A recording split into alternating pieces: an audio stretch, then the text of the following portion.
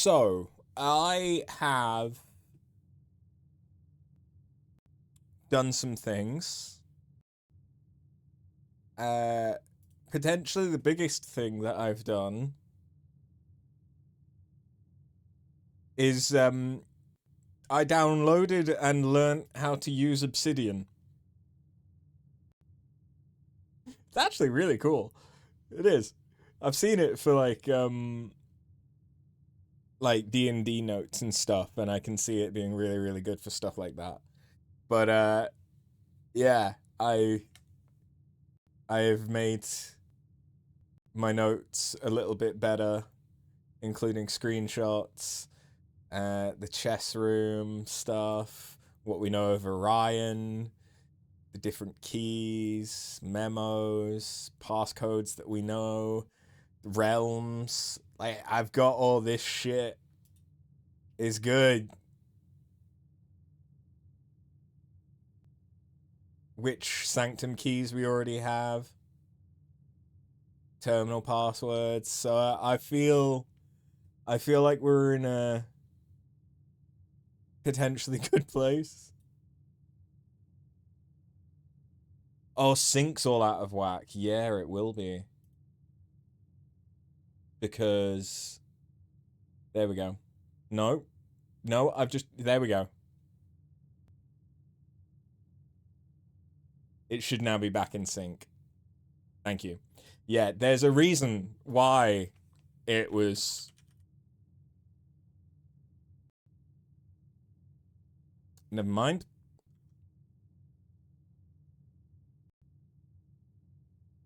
There we go.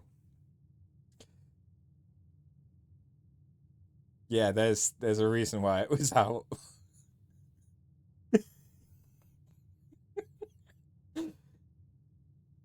Enjoy that.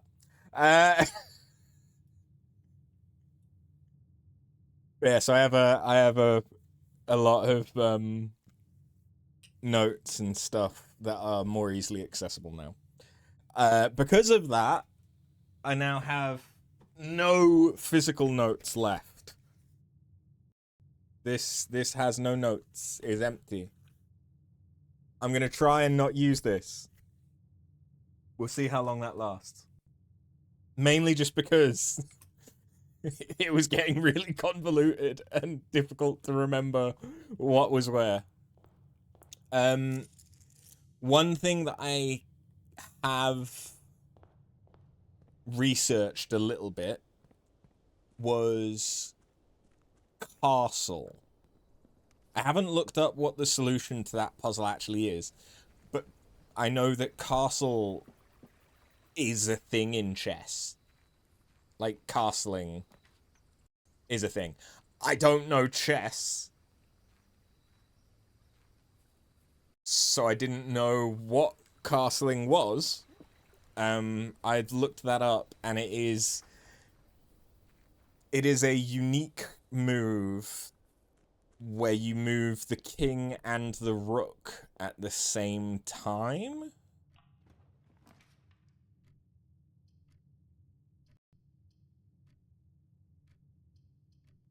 So I'm wondering, we still need, I think that's the last book that we haven't read. I think so. I still can't read anything from these, right? No. Oh yeah, I made the classrooms free. The attic is tempting because it's early. I've not been up to the attic, and one of the sanctum keys is high up among all the clocks.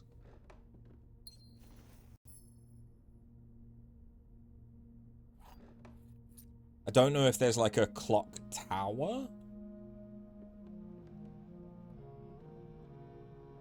Ooh, that's nice.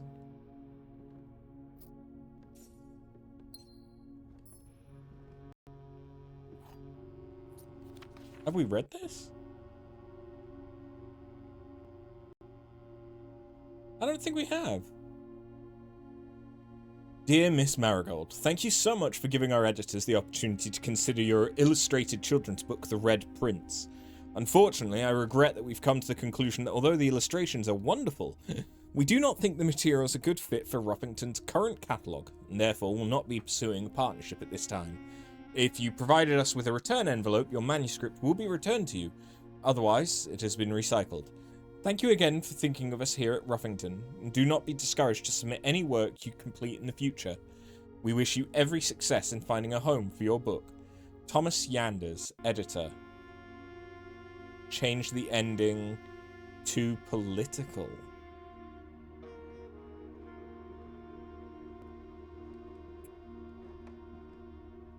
Okay.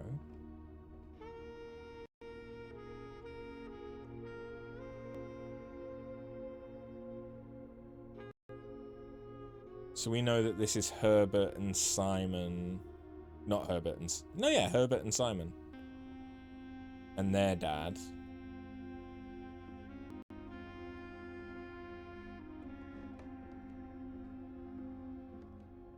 Don't know if there's anything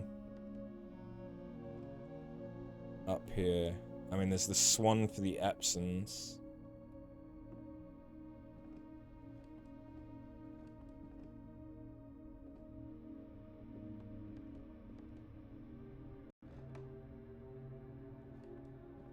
But okay, yeah, I don't think there is anything up there for... I mean, there's no clocks.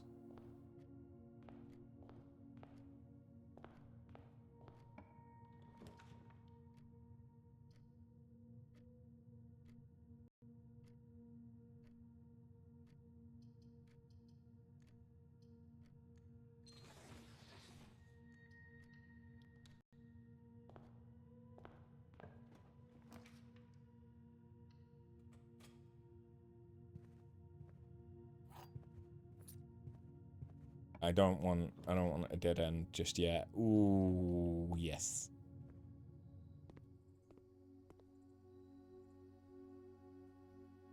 Okay. I mean, that's already common. I can only have that once. And that's already common as well.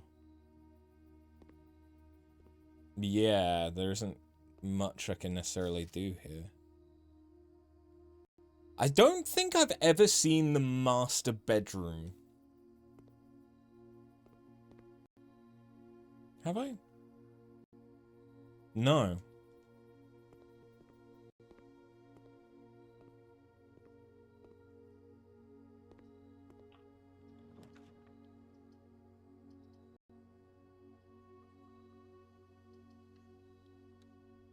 We've got quite a few stars, so hopefully... Hello? Actually, that's a point. Have I fed you? I don't think I have. Because... Gwyd and I did a night rain run. Yeah, I don't think I've fed her. Whoops.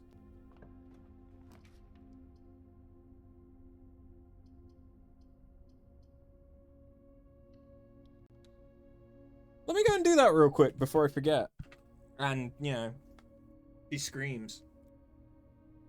I'll be back in just a sec.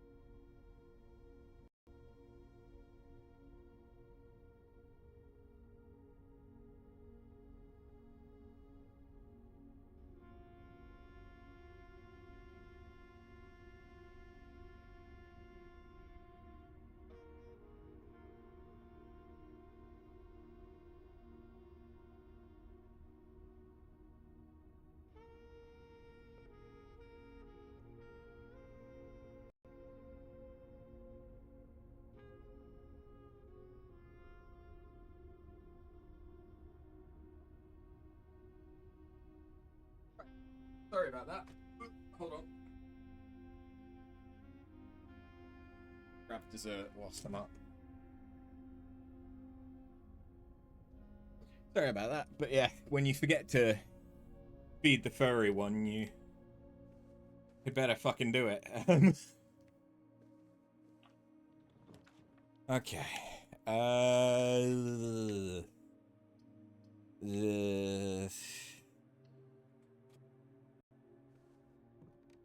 Battery's not bad. Battery is not bad at all.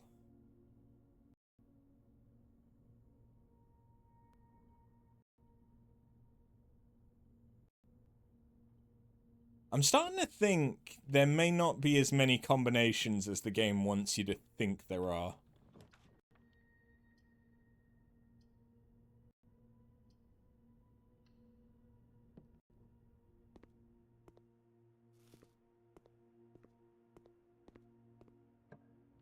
I really need some gems.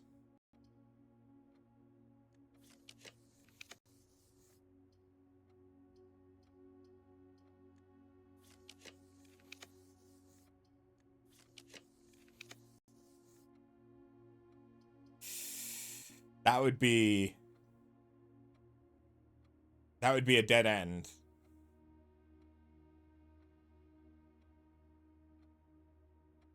That would be a dead end. But it would also be good because I'd get all of the letters, which might have more clues for the different realms. Alright,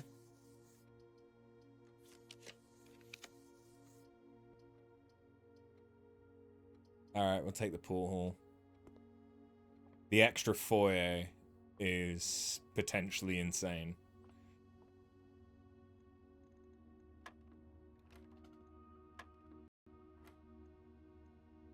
Uh, 22 minus... Hold on. 10 minus 7 is 3. Times 6 is 18.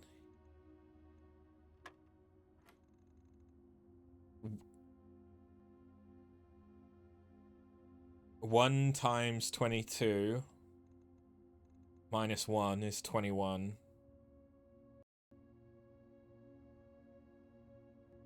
No. 40, because it's 20 times 2. 39 divided by 13 is 3. 5 times 6, 30 minus 20, 10 times 1, 10. Keycard. I feel like that very consistently gives me the keycard now. What's good about that is it does mean if things go wrong, I do actually have a way to continue today because the keycard means I can get in through the foundation. Which is good because apparently that's exactly what we're going to be doing.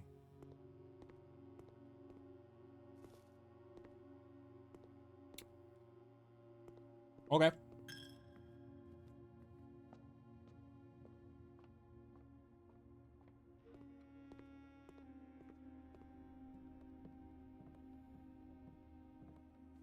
This does mean, however, that we don't have like any access through the house. So I might need the garage.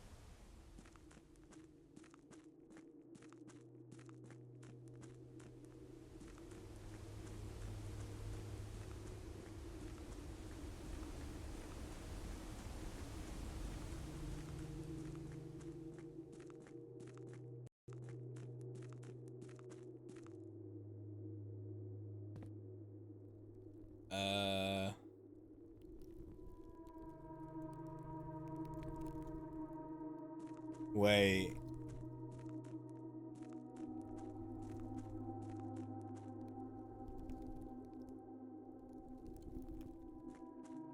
No, I just went the wrong way. I didn't need to take the lift. I needed to go through the cliffside entrance. I've burnt through a lot of steps.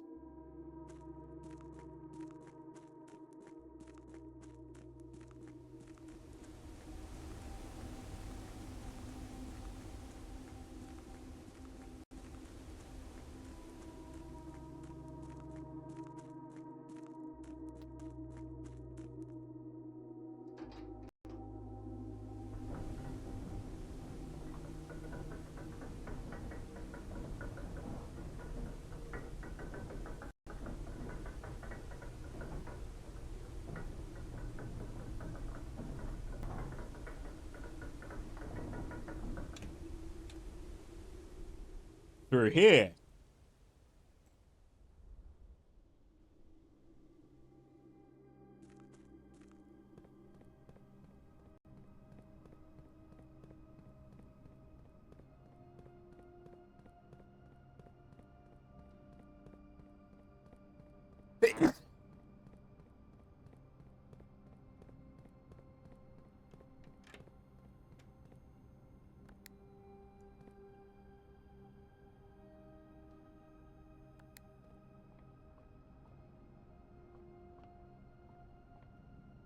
Crush me. Ugh.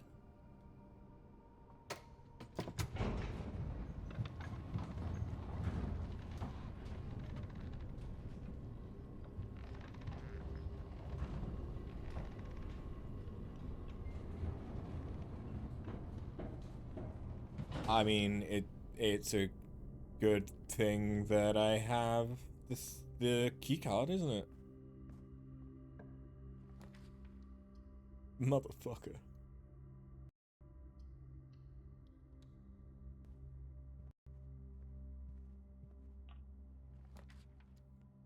Gallery?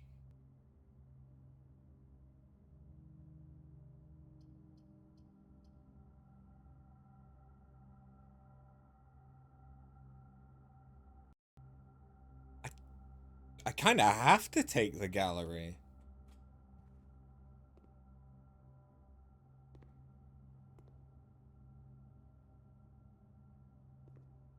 Christopher Manson, acrylic and oil on canvas.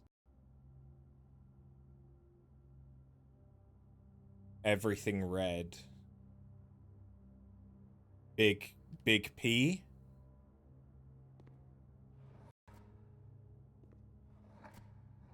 Oh.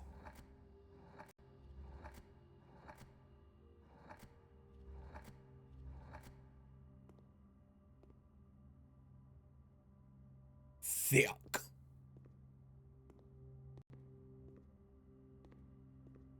We have a puzzle. So this is it going to be in like date order maybe? No.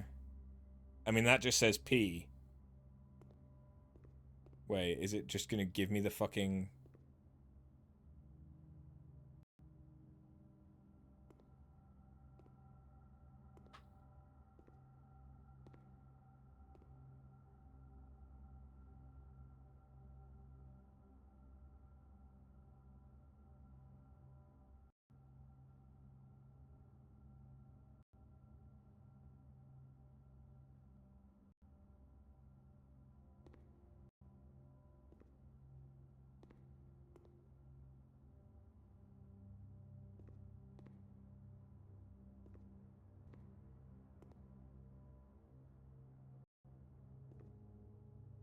Wait, are they each a puzzle?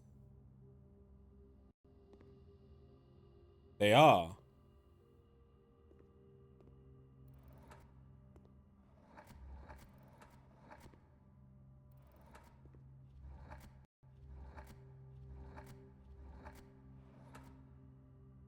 What is that?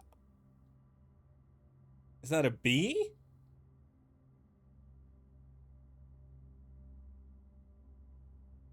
It's got to be a B.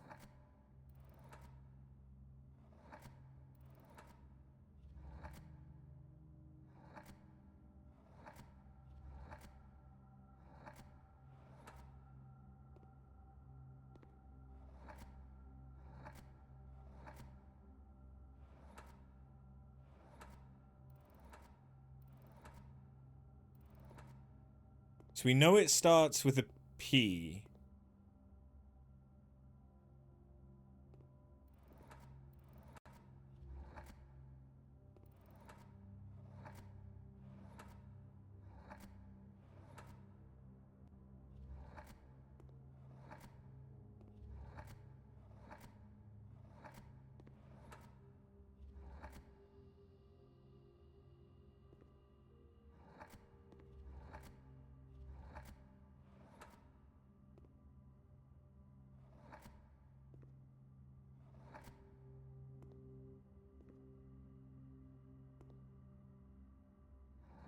Well, we know it starts in P, because it has to start in P.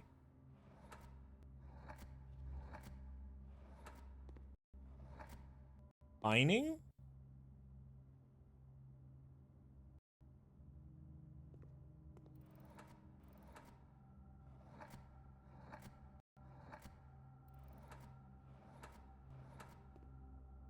Hold on. There's a... Fuck, okay. That didn't last long at all, did it?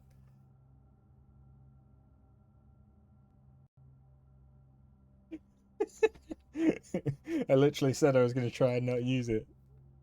No. No. We're not using it. We're not. I will make this work. Wait.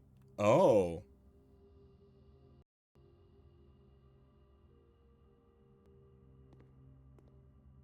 Never mind. Okay. It's not necessarily P then.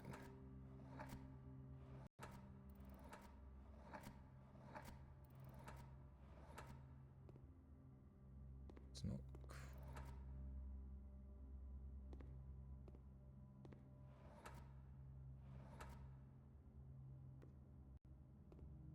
It's only 5 letters, and I'm thinking it's got to be something to do with red. Rouge? But there isn't an R here.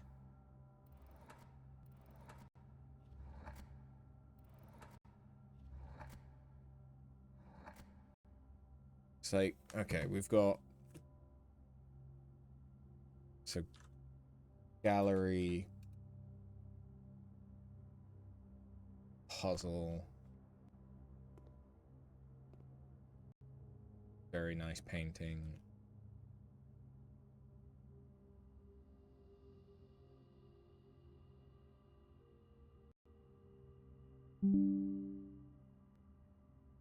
Screenshot of the painting.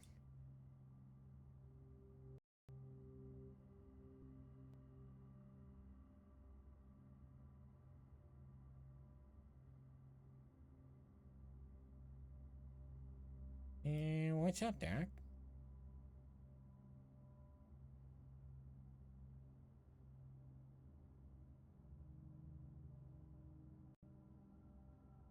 So then... Painting...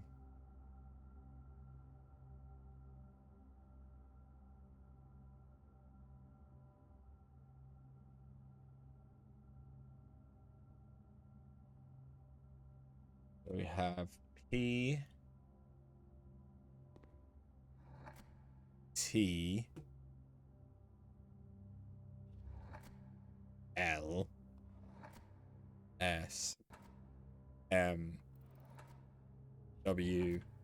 B... C. Okay, but then we also have O...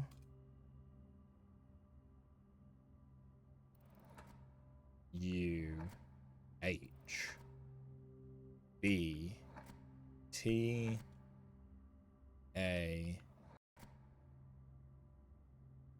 E... I...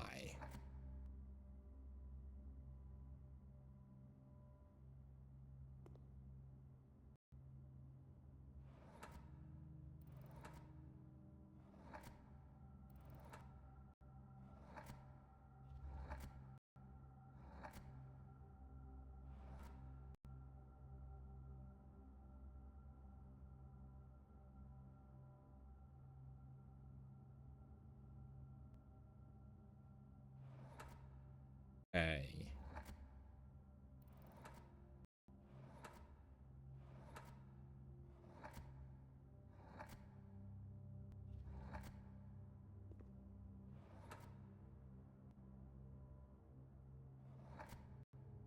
A lot of bees.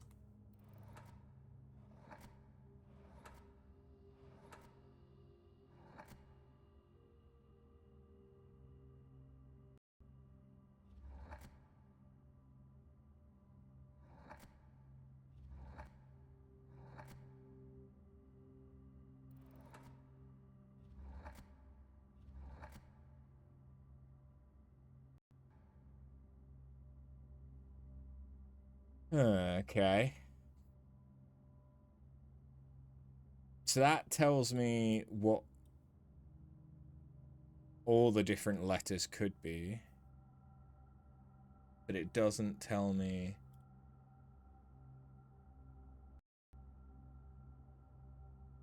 what the answer is.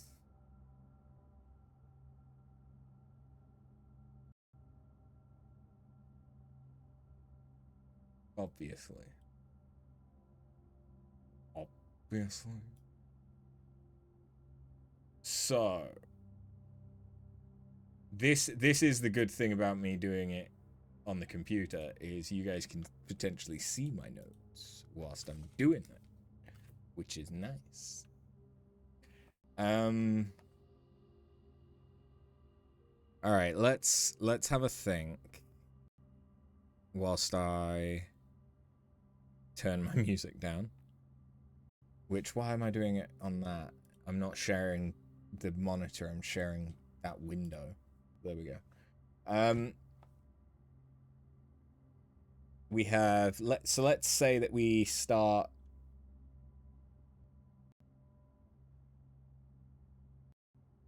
with T.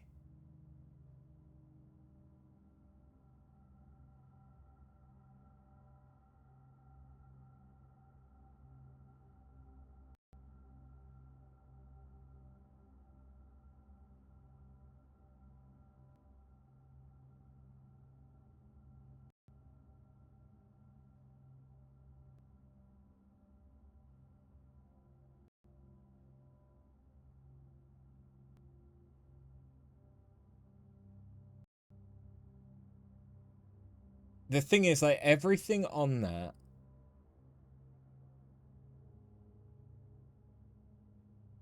I mean, I'm assuming it's a P because there's a P in it.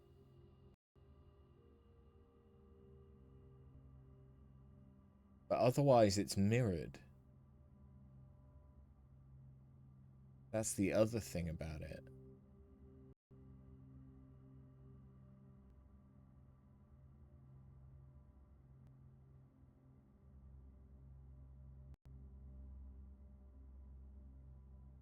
It's not paired because there's no R.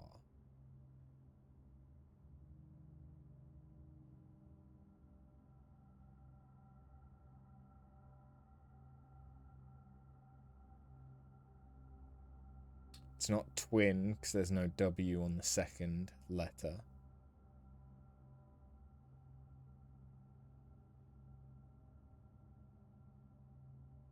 I mean, thinking, what, how, 5-letter word for red.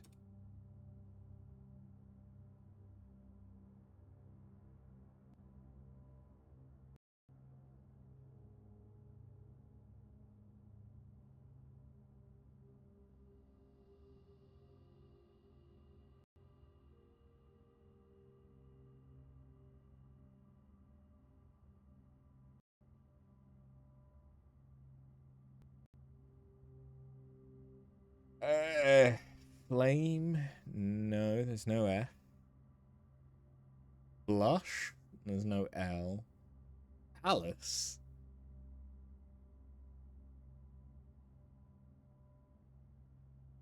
Wait, it's not 5 letters, it's 6.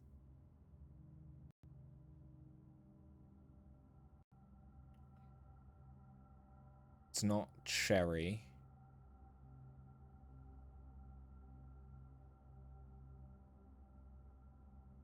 claret. It's not color.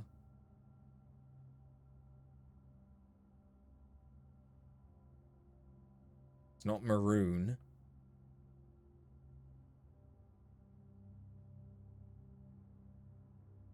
So it's not red.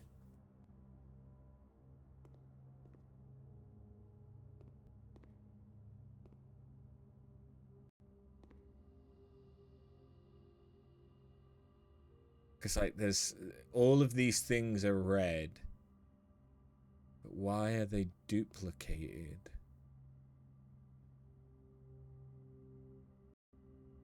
And what's with the big P? It's a lot of penis.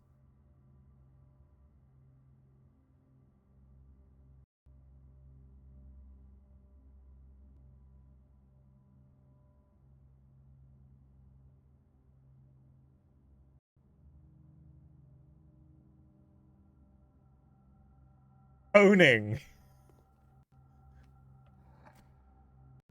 Pooning.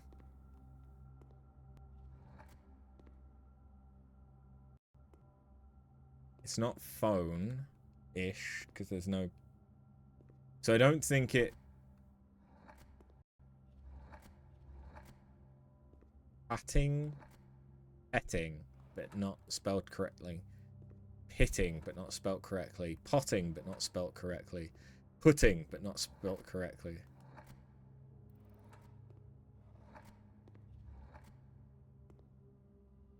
Passing, but not spelt correctly. Essing. Pissing, but not spelt correctly. Posing? Posing is spelt correctly, though.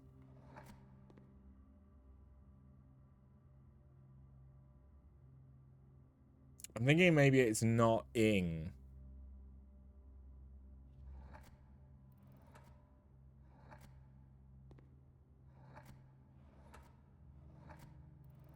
So the thing is that there's A, E, O. I don't know, maybe I need to...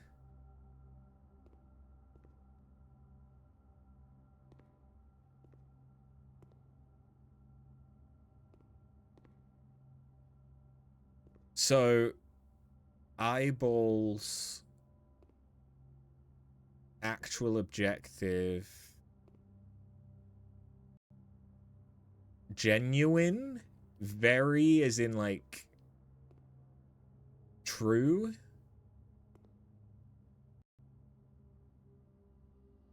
But then 7-word letter for truth. Oh, these are the sins.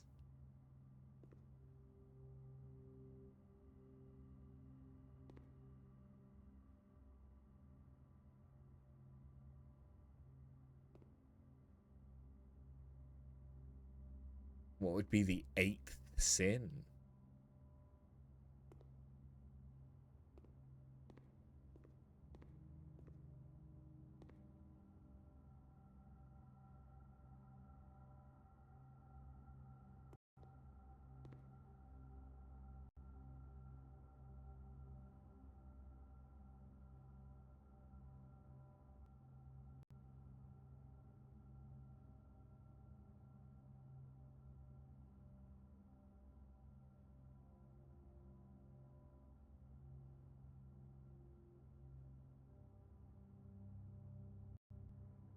Art.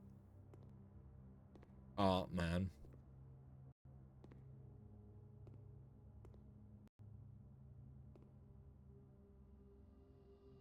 I like how he has a mustache.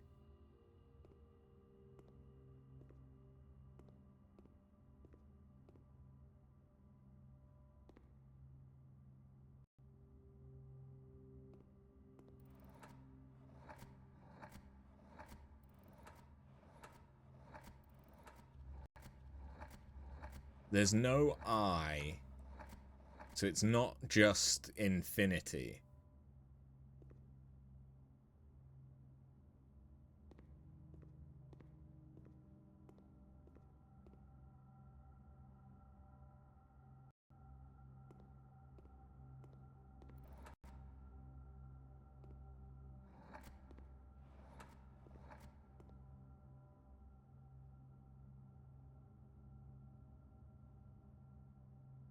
Hold on.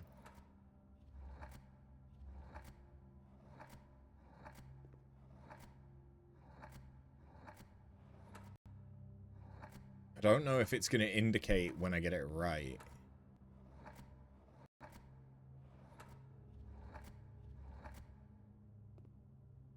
Poison? I don't know why that would be poison, but it says poison.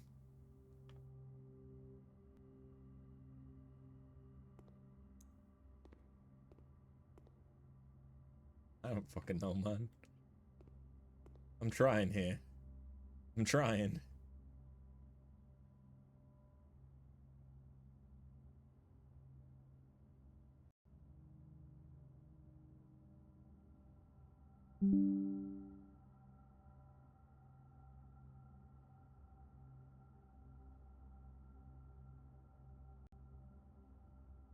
Alright, then this one.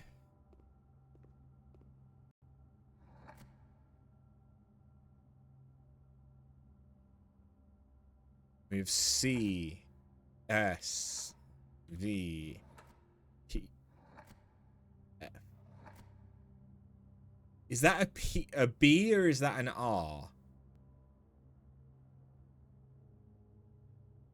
I think that might be an R, actually.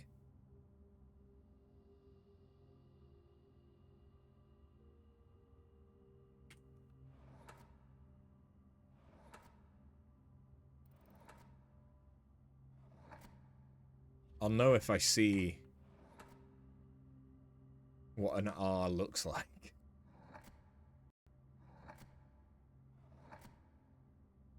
There's a lot of vowels.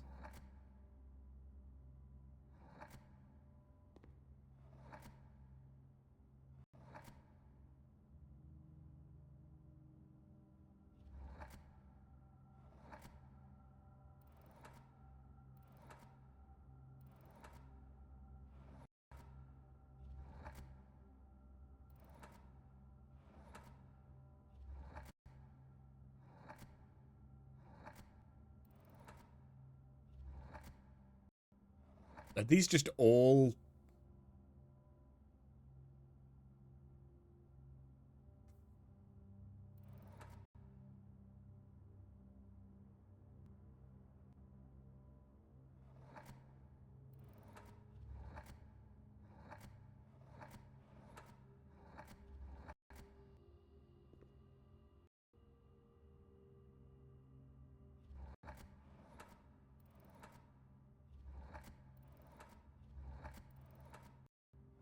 That one has more letters,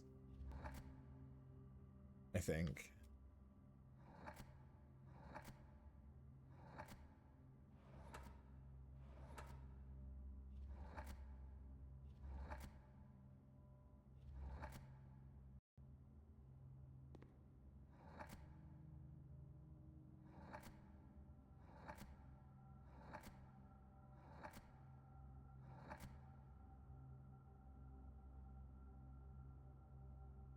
Every single one of these has R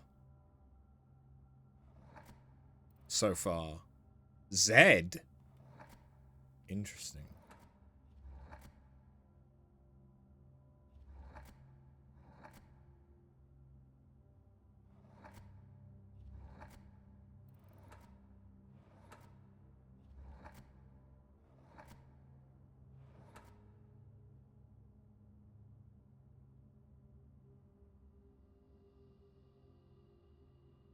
Literally every single one of them has...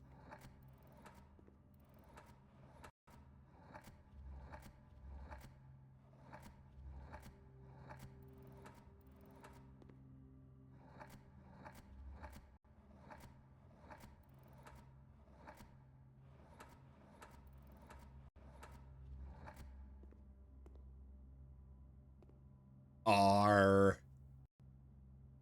Okay, so that confirms...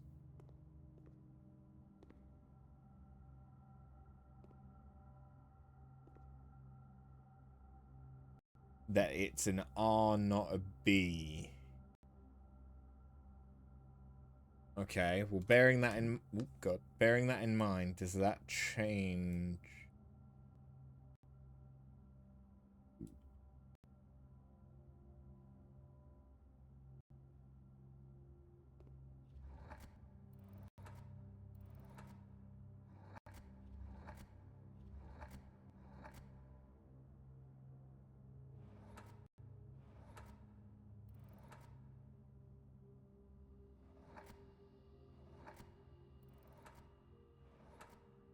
No, because that is definitely a B. So never mind. There is Bs. They just look like that.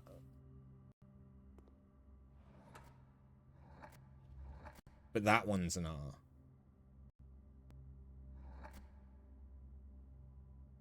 Okay.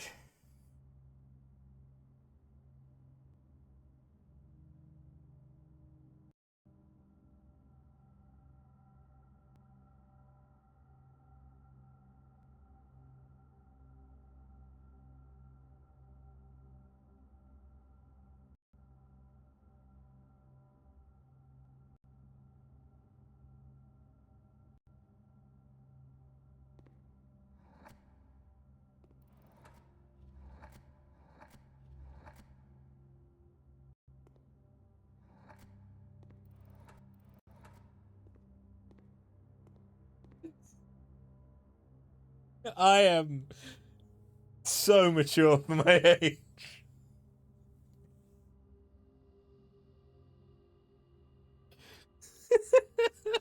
That seems right, yeah.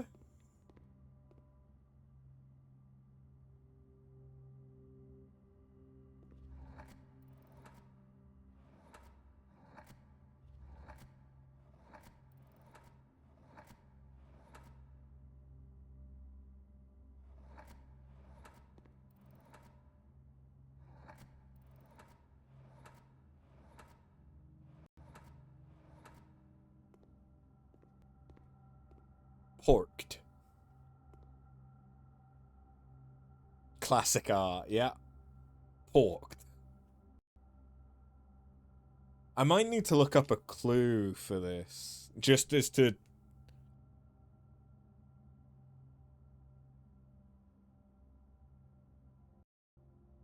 Like, if it turns out that I should be looking for words in Orion. For fuck's sake, how's every username already taken, I'm assuming? How's it going? You'd suggest a hint. This one is way too out there to figure out. Okay. Well, in the interest of me not looking things up that I don't want to see, would you like to give me a hint, or would it be better off if I look it up and get a hint? I do know sites that I can look it up and it will give hints rather than the answer, but I'm doing all right, thank you. Just we came across the gallery for the first time,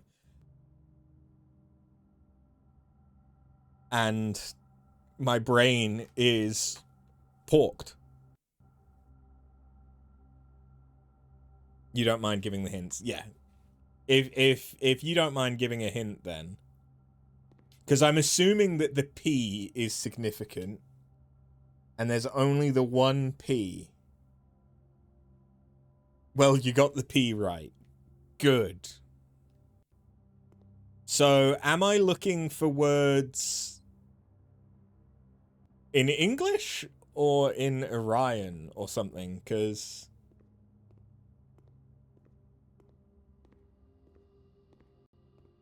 I don't know.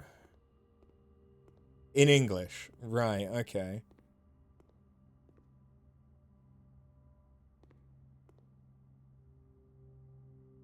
It's not partner, because there's not enough letters.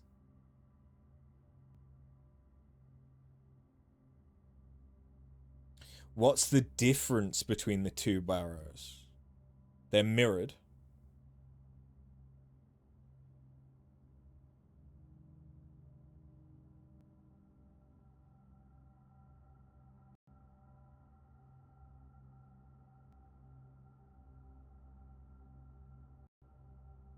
So what's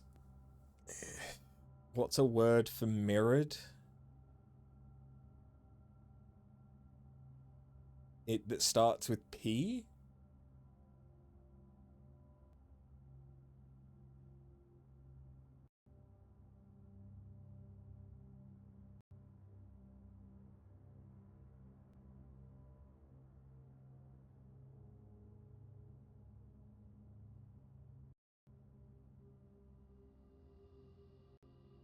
No, the word is in 3 halves. P I got right.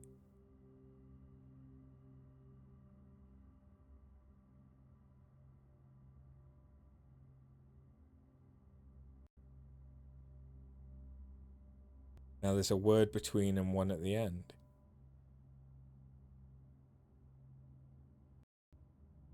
I'm sorry, the word is in 3 halves? All of them have something in common. They're red.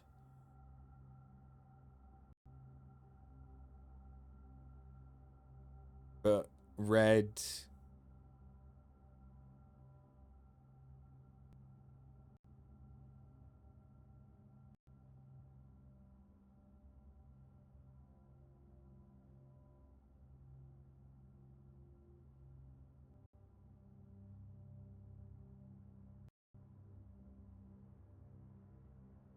Mirrored. Another word for mirrored. Reflection?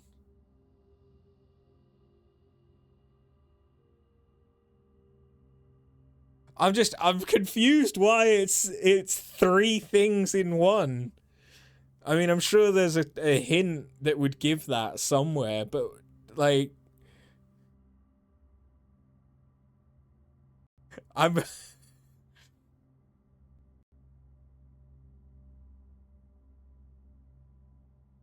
so P red.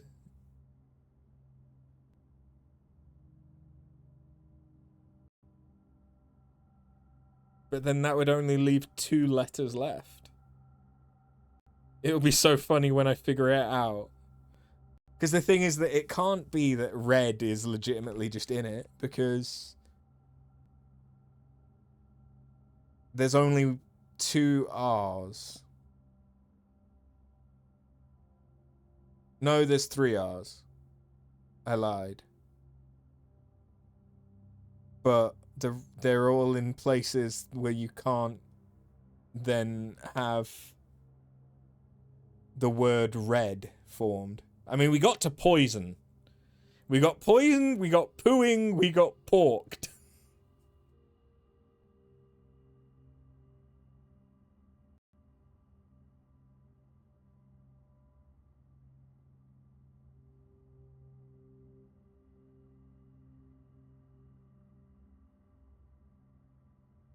Everything's red.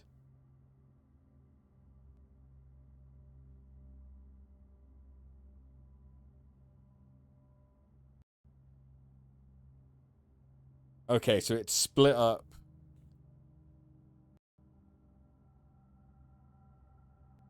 How the fuck is it split up like that? What the shit?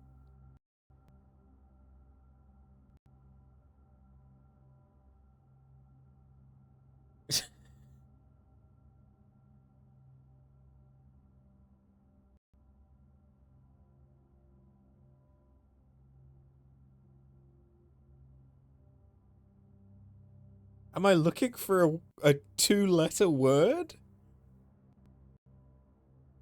that's to do with mirrored?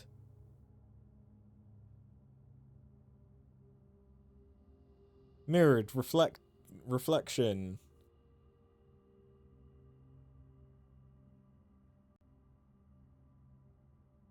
Trying to think of other words that mean mirrored.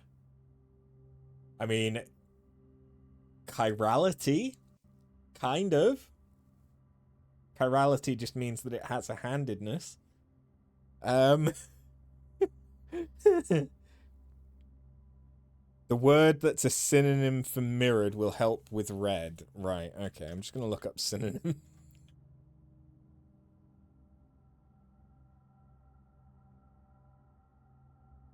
Oh, reflect. Repeat. Mimic. Copy.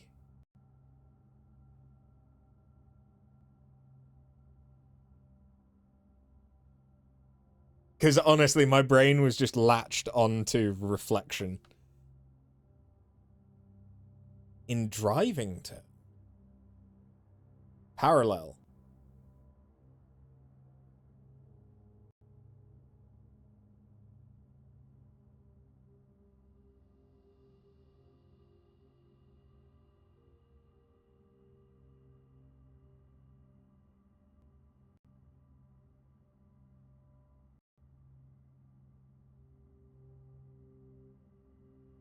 In driving terms, oh no, it's the Prindle.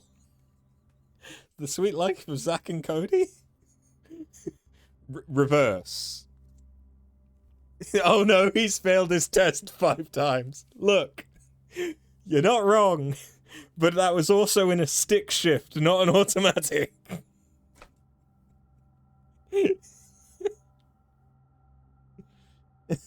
So...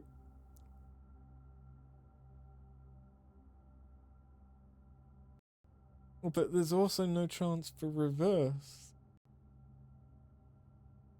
The problem is that, like, you're being incredibly helpful. Don't get me wrong, I'm sure you're being incredibly helpful, but it's making no sense. Like, I'm making progress, but I don't know how it fits together.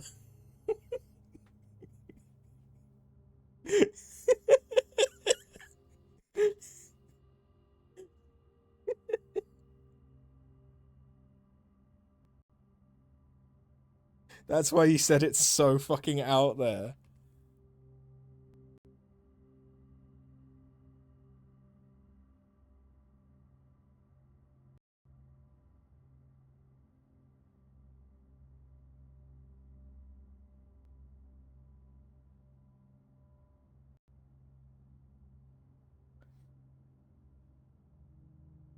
Because the problem is that both red and... Is it der, but there's no Ds? No, there is one D.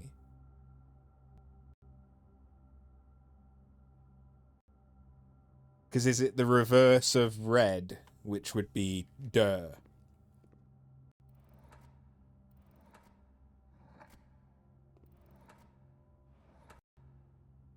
Also, that was a R that I had marked down as a B.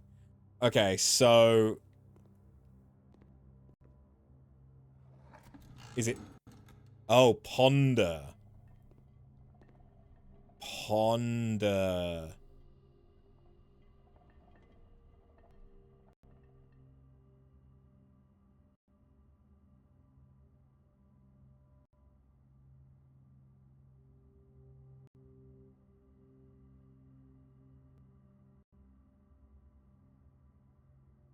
Sorry, just noting this. This has got to go in the notes.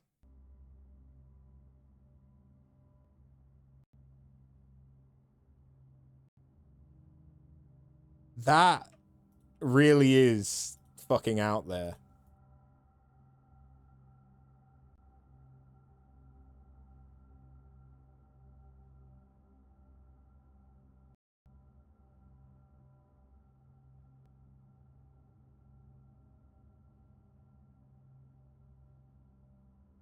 So the P is on the red, but red is reversed.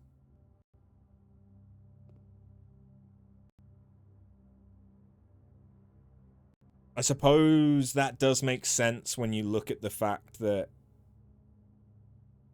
the stop sign is reversed, because if that was the right way up, it would say, like, pots.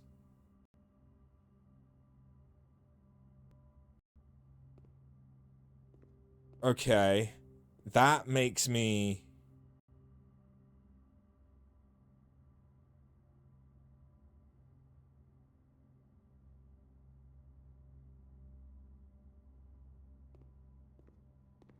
No, not you two. Don't agree with them. It's like, well, no, when you say P on red, but the red is like, knowing that that's the logic you're supposed to use, I can see it. Would I have gotten there without help? Fuck no. Like, that's ridiculous.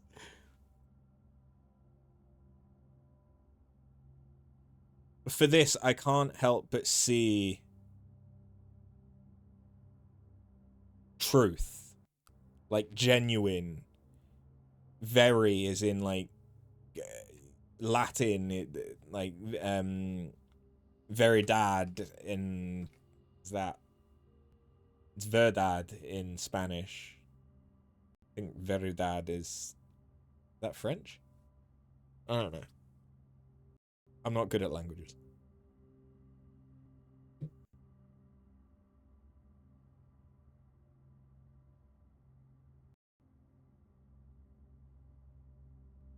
But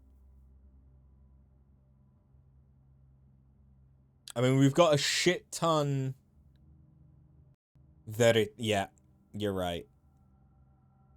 But still, like the VERI, that to me that is like that is leaning me towards truth. Genu could be genuine, but the INE is missing.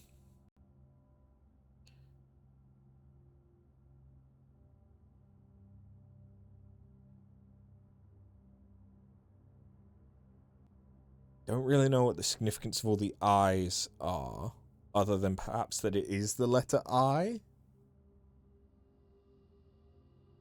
There are 3 possible I's.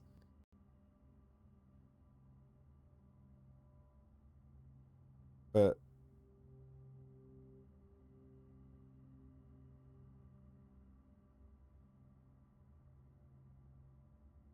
you initially thought this was lack of focus.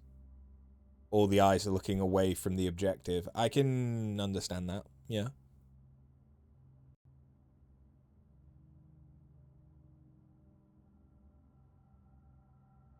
I I had a thought, and now I can't think of the thought. Shit.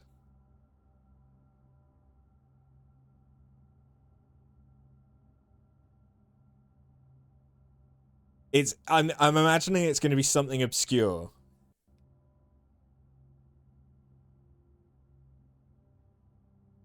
Because like ponder. But genuine very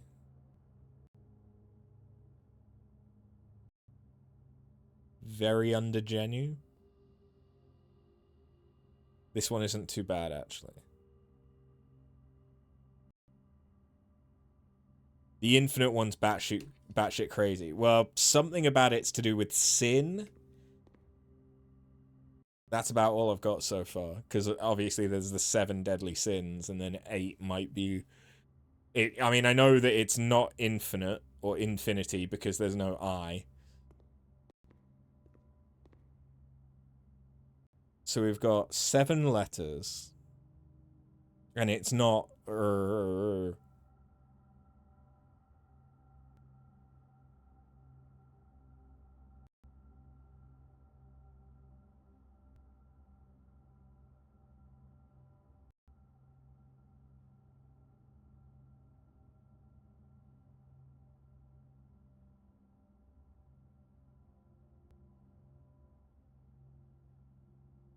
So again,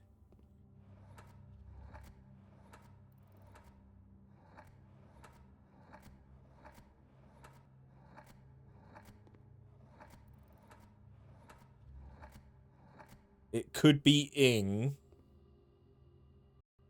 ring,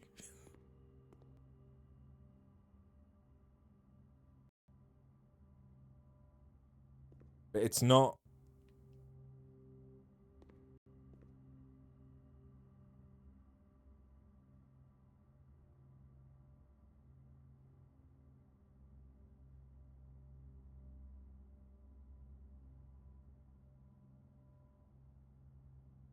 Is like truth?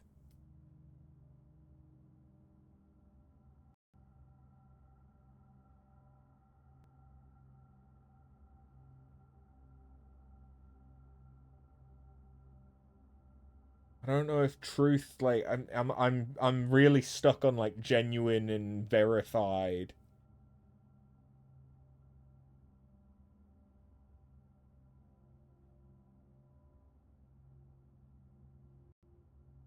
I also don't know if there's any significance to the fact that the U and A,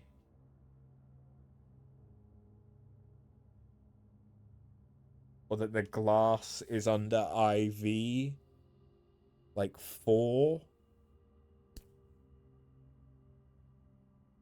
I feel like I'm thinking about this too much now, which simultaneously means I'm not thinking about it right. Because it could be something so simple, but my brain just isn't getting there because I'm looking at the wrong things.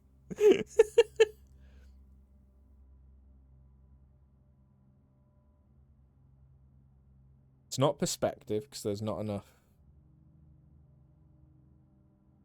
Genuine is on the right track.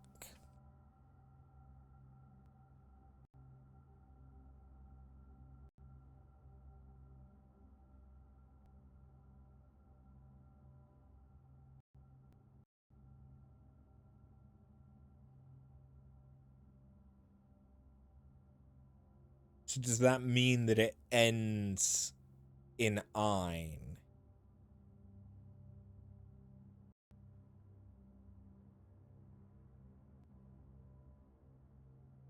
And it's on the bottle. Genuine bottle.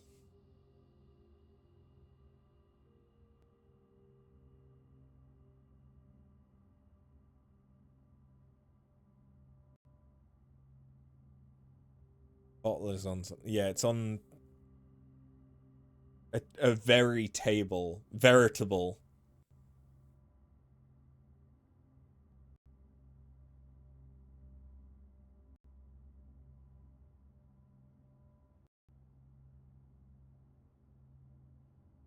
Okay. This doesn't necessarily help me. So we have genuine, veritable, but those. I mean, genuine has enough letters, but it doesn't have the right letters. And veritable is too big. Another word for genuine and veritable.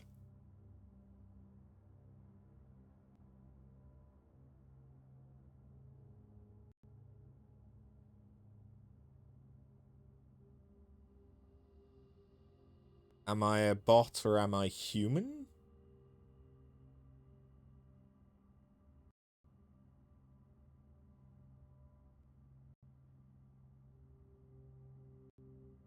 Uh,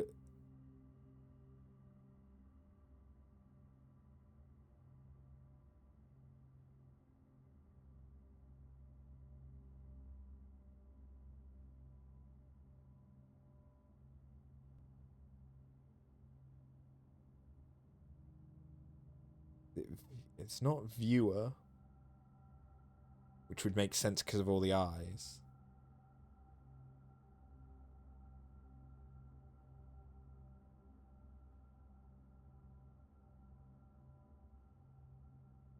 What about the actual objective?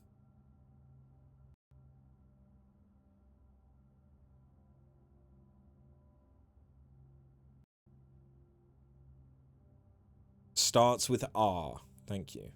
So I got one letter right.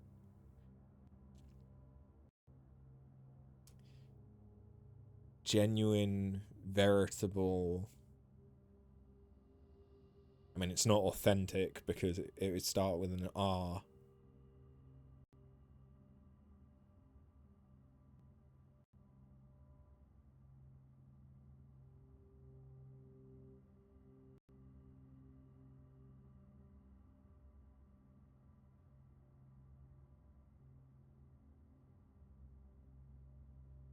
Reputable?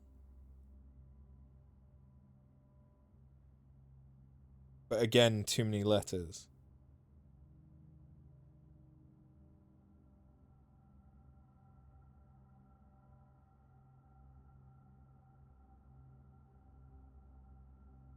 In case you're wondering what it is that I'm staring at. That. Think 4 letter. True.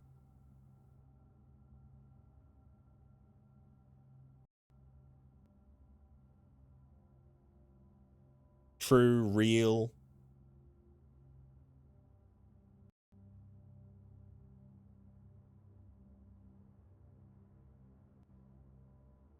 It's real. Okay.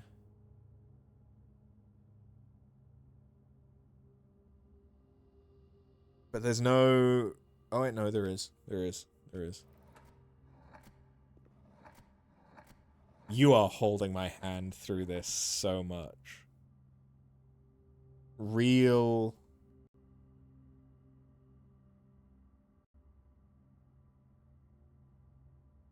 Reality? Oop.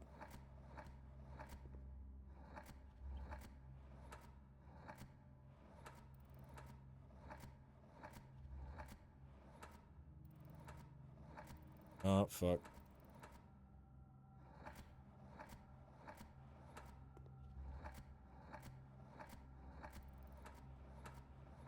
Oh.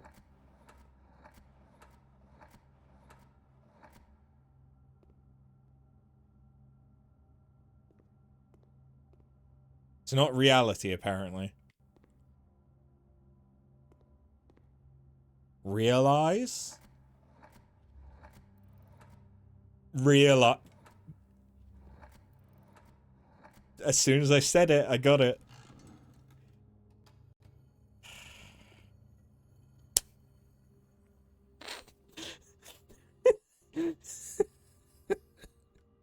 Okay, okay.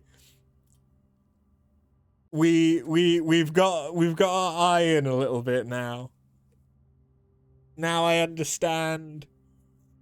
I feel like it needed to like give you one of these.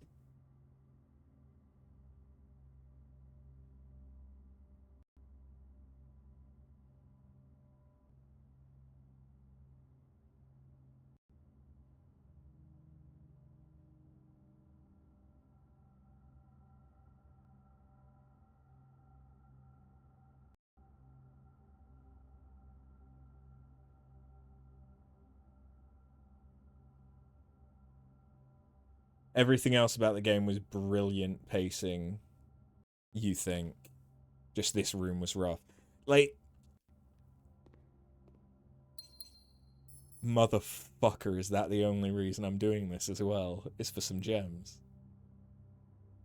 It better not be. There better be something better than gems at the end of this. It does feel like you needed a note or something explaining how to think about it. Like if there was a note here that was like someone working this one out and they got to like pee on everything's red mirror, like, and if it laid it out like that, that might be too simple, but at the same time, like, that then gives you the idea of like, okay, I need to be looking for stuff like that, because otherwise, like, how you're supposed to jump to that. You think you read somewhere that it might be there in the study, but you're not sure, like the hint to this room. I don't think there's a hint in the study for this. The study has, like, the chess puzzle. Unless it's a hidden hint in the pairs that weren't used. Kind of thing. It's like we've got nails.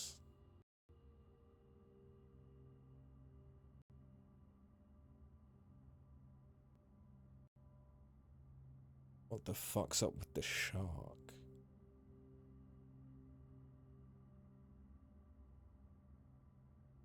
Nails in fin sin. Nails in fin sin. Hold on. I need to follow. Ooh. I need to follow the methodology that I've been doing so far. So, screenshot.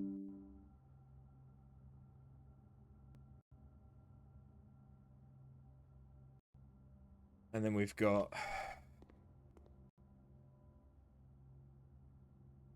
T D G H L M N R. Then we're back to T A E I O U H R Y. Back to A. You'll be right back. You'll let me try this one on my own for a bit. Thanks. I think. Thank you for your vote of confidence. It's a lot of R's again.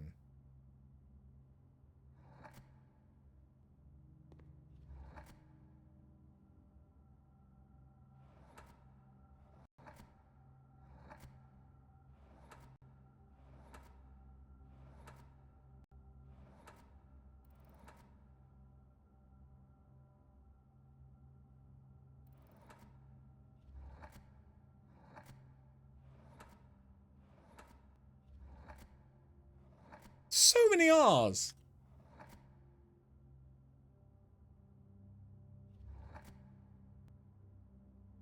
I need to remember to put in a line break or I'm fucking myself.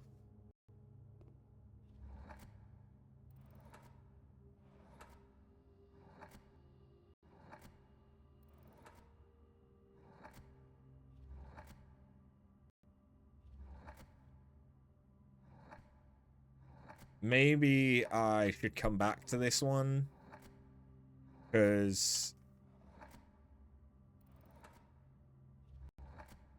obviously this one is longer than, I think, yeah, that one's only 5. Whereas this one is 8.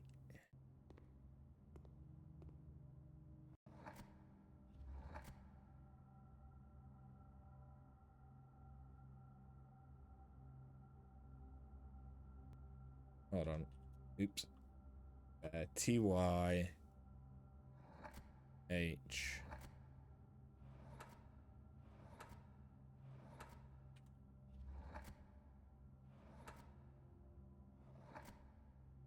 Okay.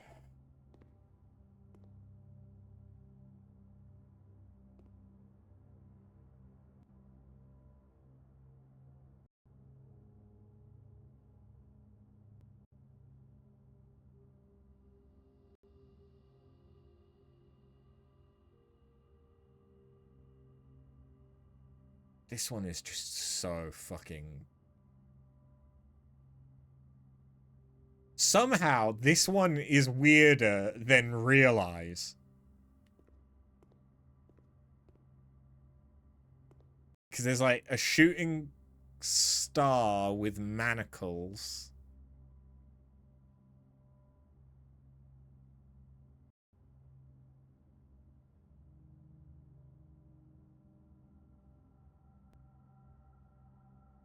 Just is the K mean that it starts with a K? I don't know.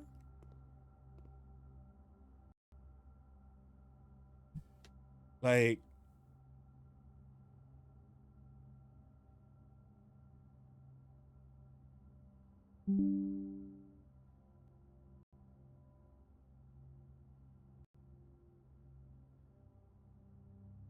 what have we got for this one?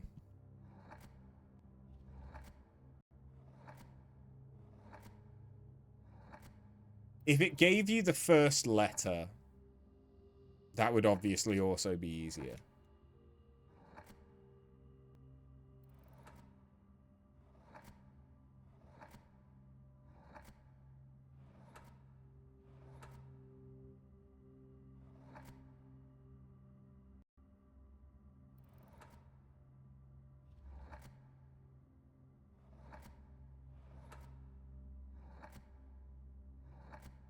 Might have an idea already.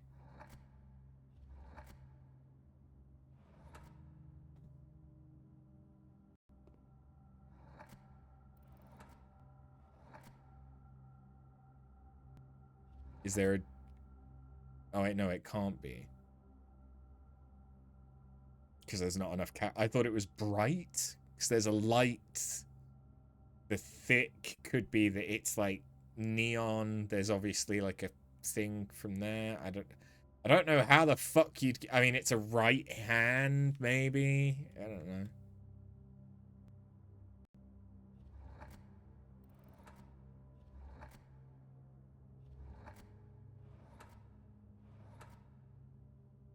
A lot of eyes.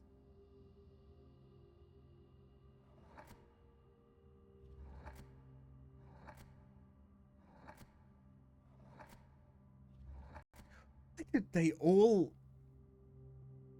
have R's. No, the first one didn't have an R. But like, there's so many R's. They really like R's.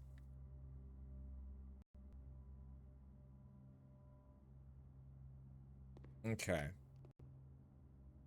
So you guys can inspect the art whilst I think here.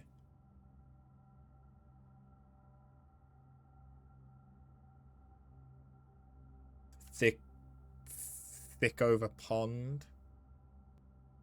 Thick puddle.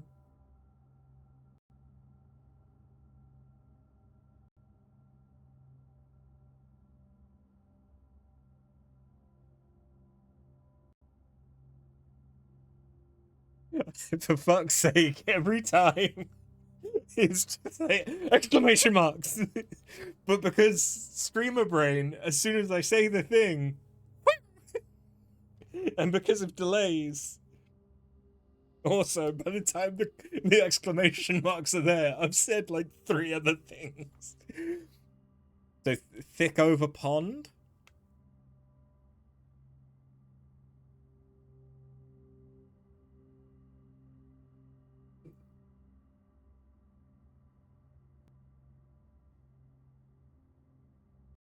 I don't think thick over pond is anything.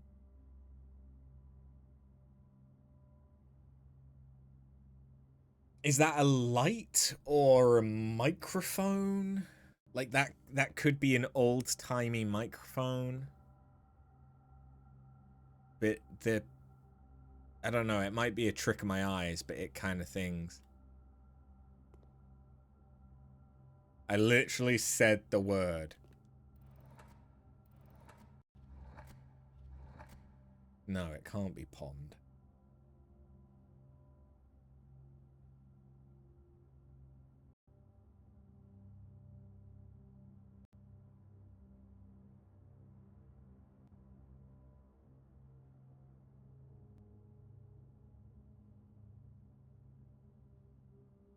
It's not puddle.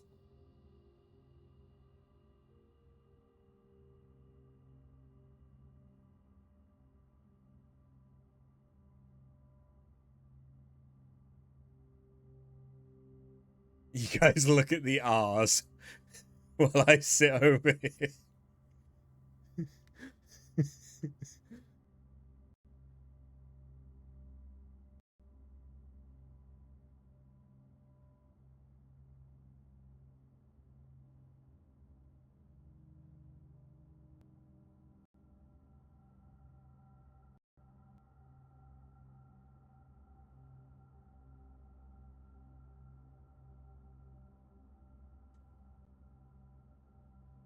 I mean,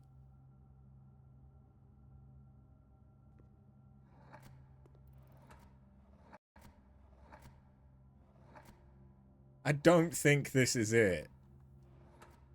Because that would just be too easy. Thin K.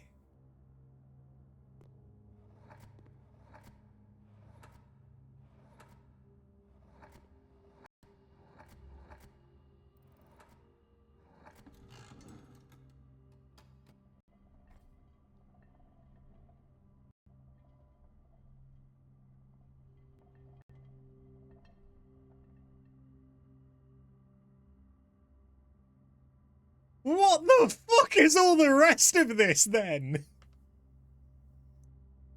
Look, what the fuck's the hand with the manacles? What's that?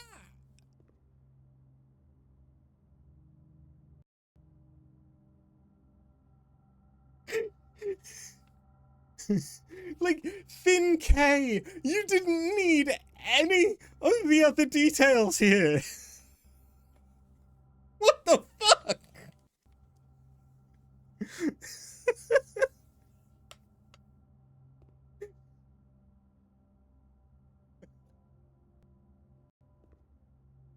Oh, shit.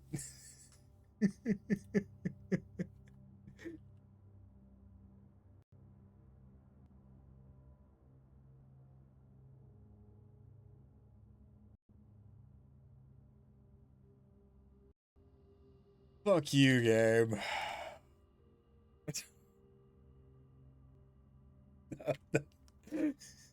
Oh, God.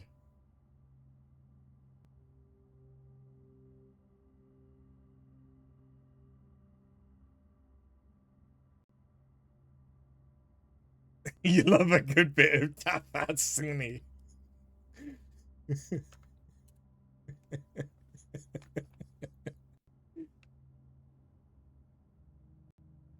Let me fucking mute that group chat. Alright.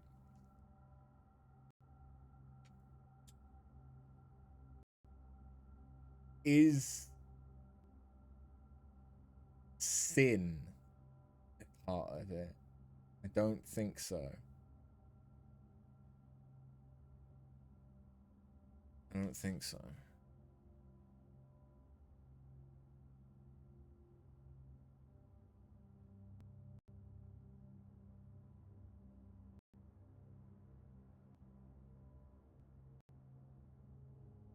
I see nails. I see a fin. I see sins. I see skin. These could be pins. I'm seeing a lot of IN words.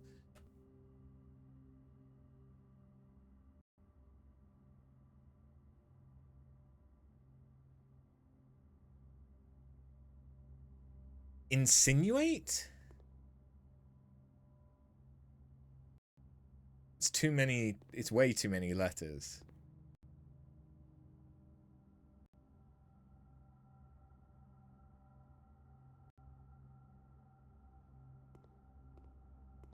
Pininate.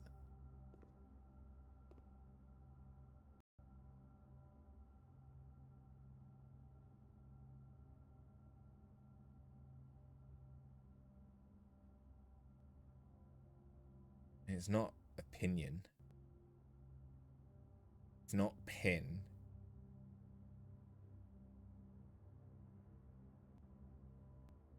Close, but you got the idea. What's the setting of the picture?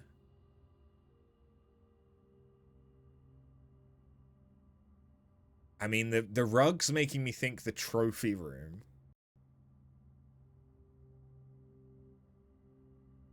But it kind of looks like a dungeon.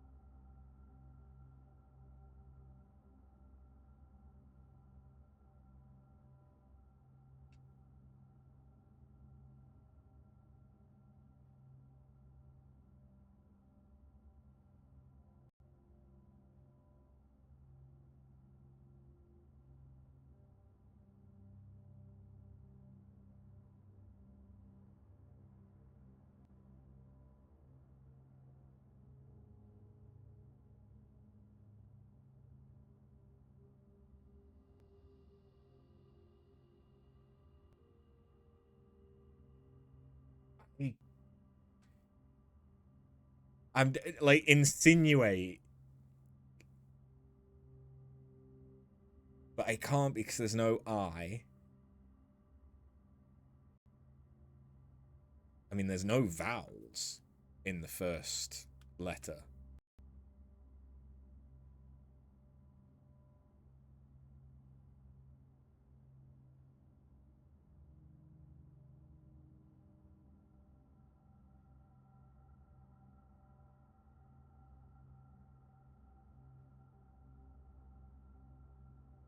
It doesn't start with in, yeah. It doesn't start with P either.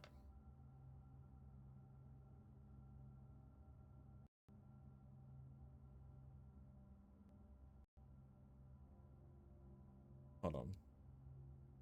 You guys can see what I see again.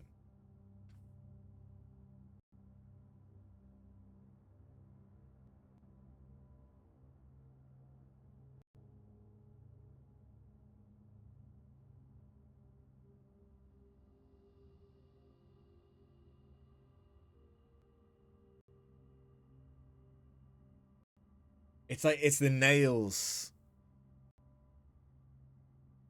that are kind of throwing me off. Because I keep thinking of like pin, in, like on. There isn't any vowels in that first one. There's no P. There is an N, but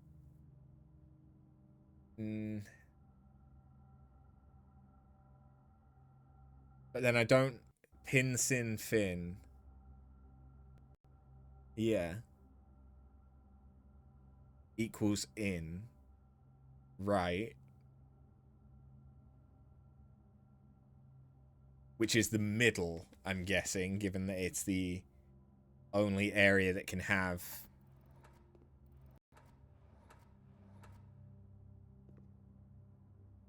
Tefincy. Tefincy.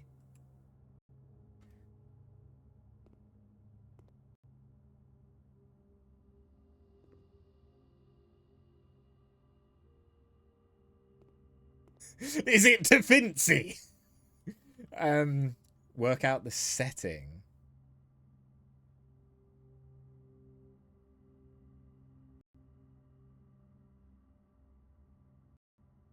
Like the dungeon?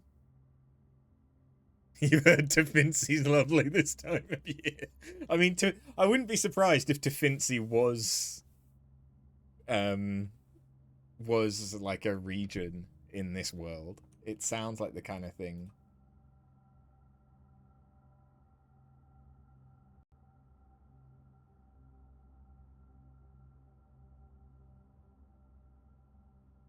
But it's like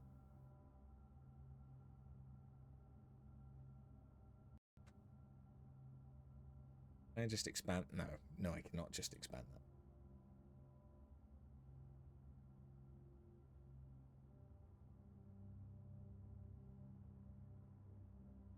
You can't figure out an opposite for exclamation marks to show up I'm getting colder. Just eyes. It's just just flip it. It's just eyes, lowercase I.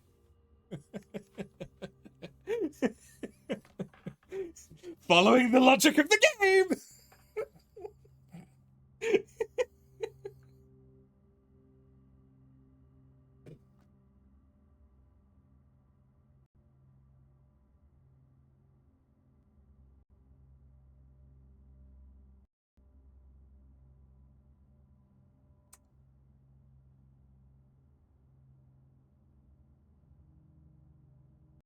Yeah, true. There is the literal upside down exclamation mark from like Spanish.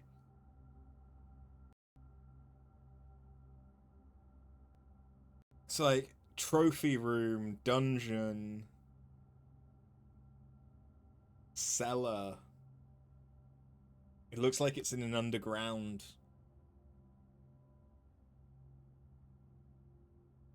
room. There's no window. I'm thrown off by the fin.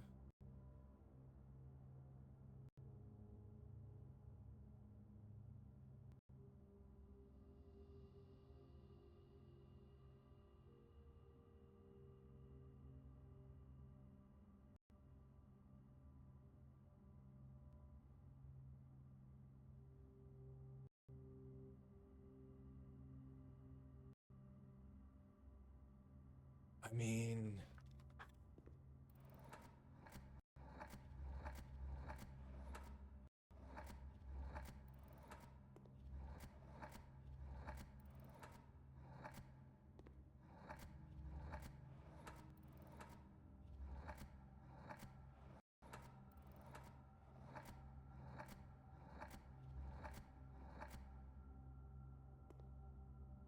So yeah, it can't be. Yeah, and then there's the upside down ones.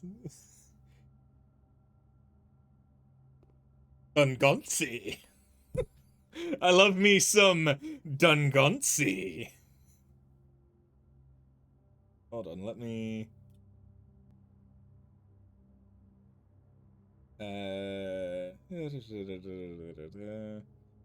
If I do like color correction.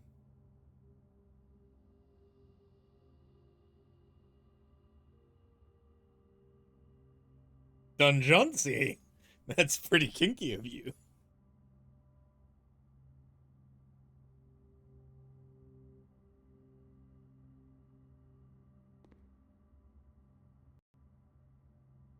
There's no P, so it's not like prisoner.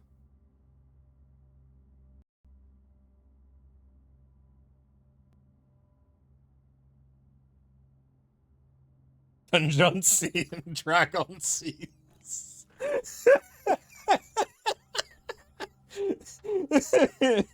Less dungeon, more room.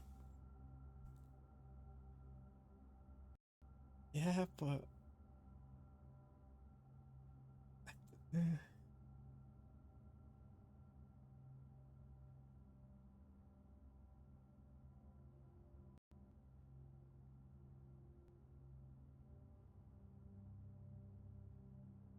it's like a basement.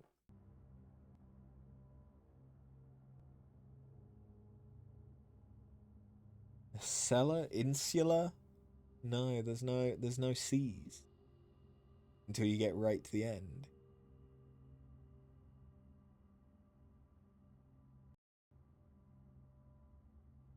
Kind of giving me the answer there. Okay.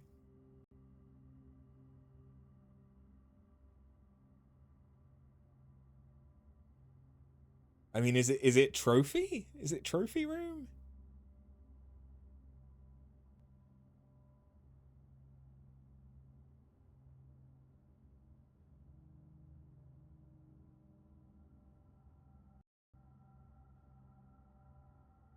Entropy.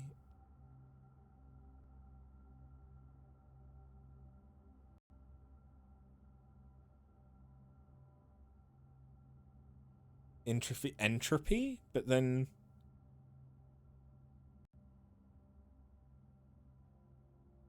again that doesn't make sense. It can't be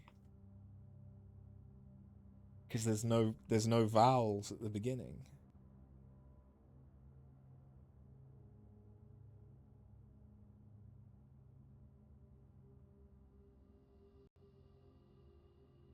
Say the words out loud, the three halves.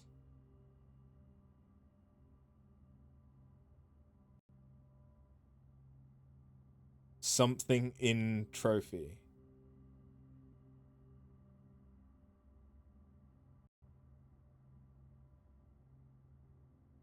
Latter half is something I know.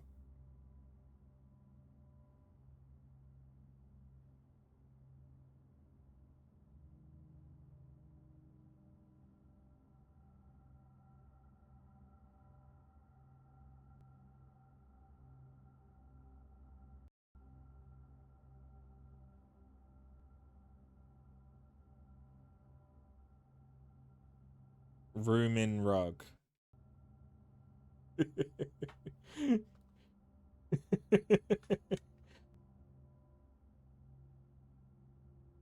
I don't even know what the clues I've got are yet. Like I'd ruminsin, romancing.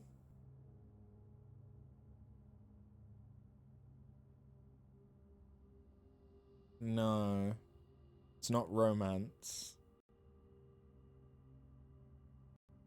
It's I mean, romance gets kind of close.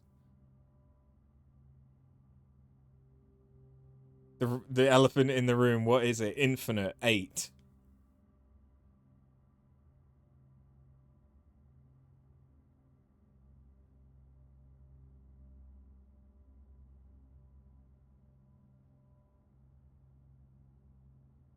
Ruminate.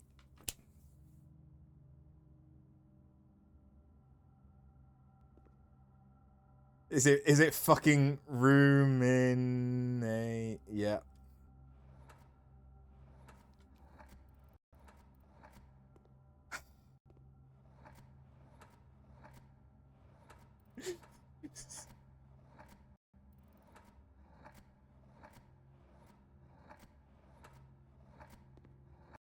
Fuck.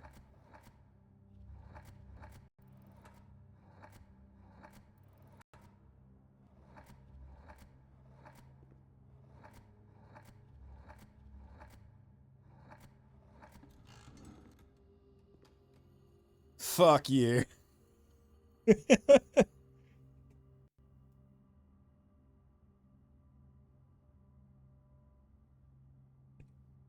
Like, so Sin, Fin, and Pin.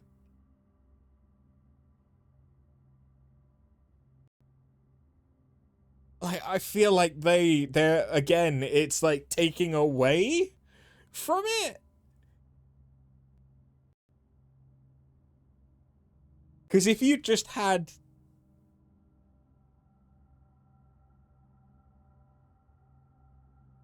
a room,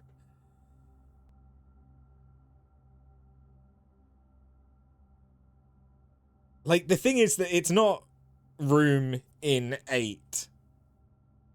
It's 8 in room. Like, how the fuck do you work out that room should go at the front?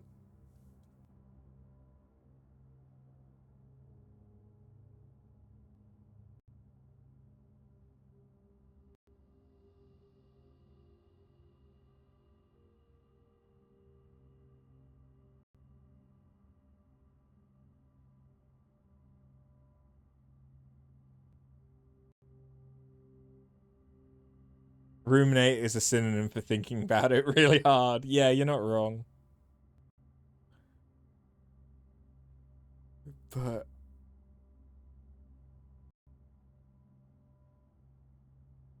there's so many details there that are just completely superfluous.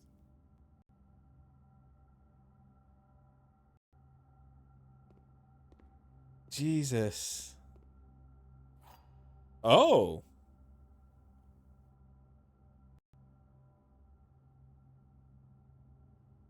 8 has pins in it.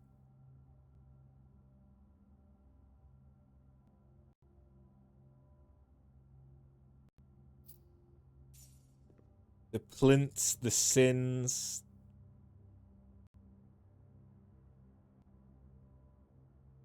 But yeah, like the fin, the sins, the rug, the plinths, the pins, they were all. If you just had 8 or infinite in a room, then I might get like 8 in room. And then you have to flip that. But it's still. Jesus. Okay, we've not seen a room 8. Unless this functions similarly to the secret garden key. And I have to use it on rank 8, presumably.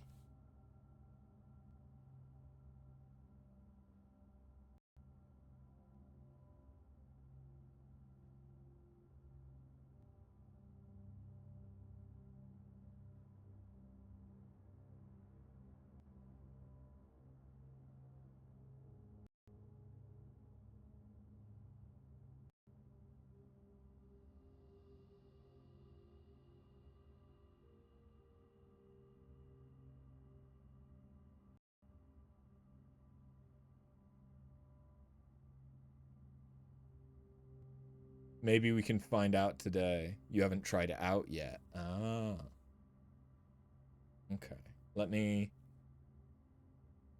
Hold on. Let me set up Stream Deck to streamline this.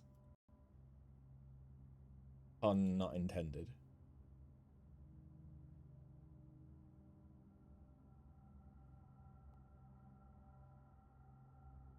Why are you following me?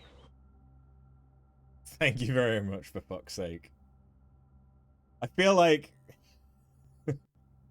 I say that and oh, source visibility. There we go.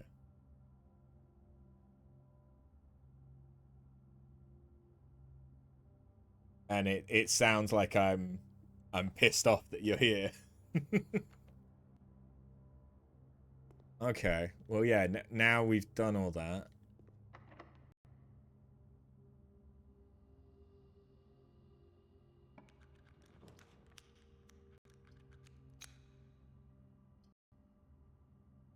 Give me the den, because I don't want to lose. I've got so much, like, dead space down here.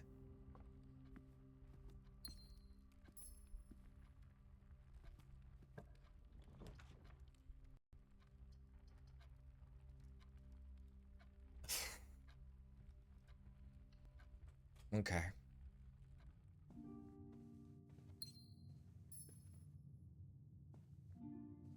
Hold on. I don't know why this would work. I mean, it must not, because it's not giving me the option to even try it. I mean, we know that that's Araya. That looks more like an hourglass to me, though. I don't know if it is Araya or a Raja, but I'm in my head, I'm assuming Araya. Does it never end? That has got to be...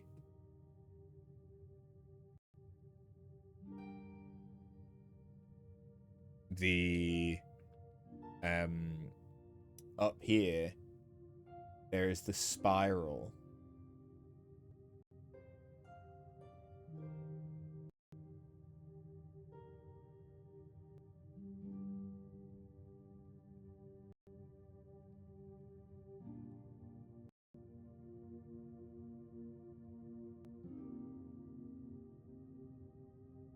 So that's going into the sun?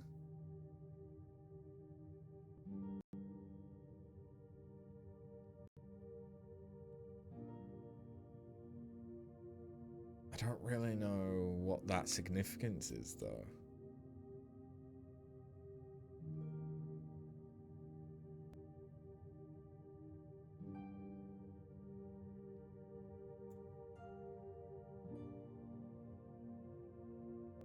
There's nothing, like, hidden in the points other than that they are stars.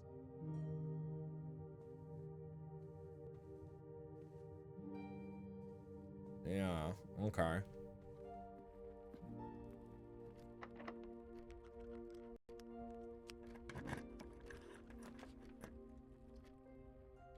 Alright.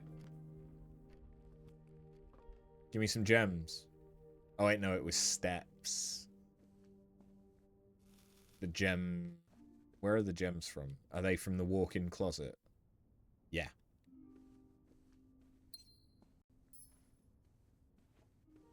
There must be some safes that I'm missing.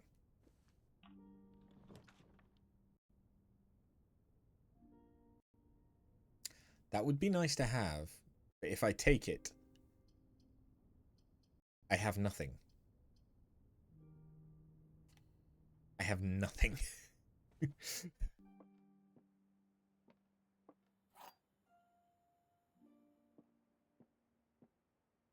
A box next to this box displays a false statement. Okay. A box next to this box contains the gems. So if that's got to be true, because there is no box next to this that contains a statement.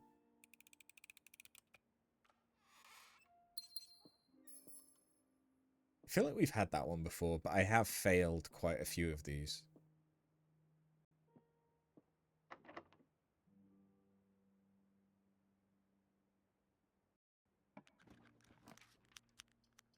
Oh yeah, that's right. We were in the classroom.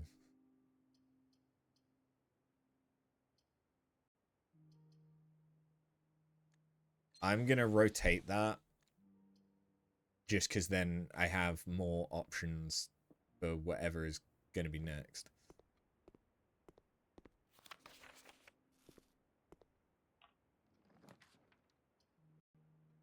Office is good. Hold on.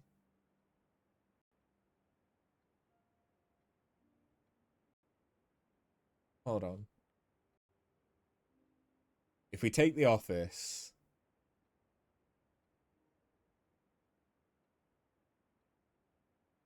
Yeah, if we take the office, we could do the chess room again.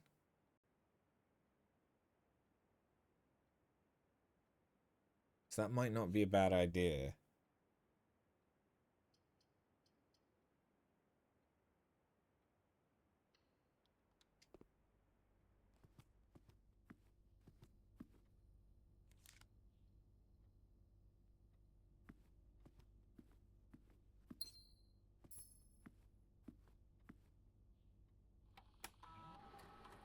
I was about to say, have I read the emails in the office? Yes. It was the only room I could read the emails in.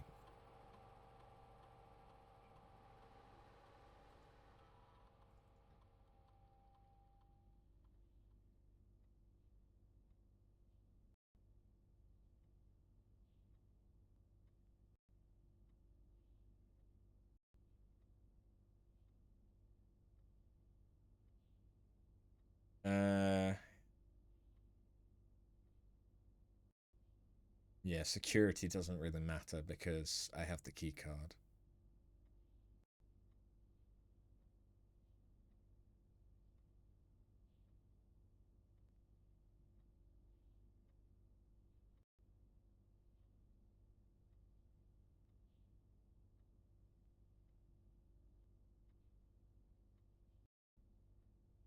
Okay.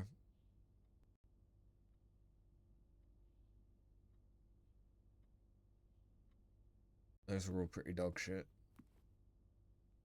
That's fine. They really want to give me the coat check.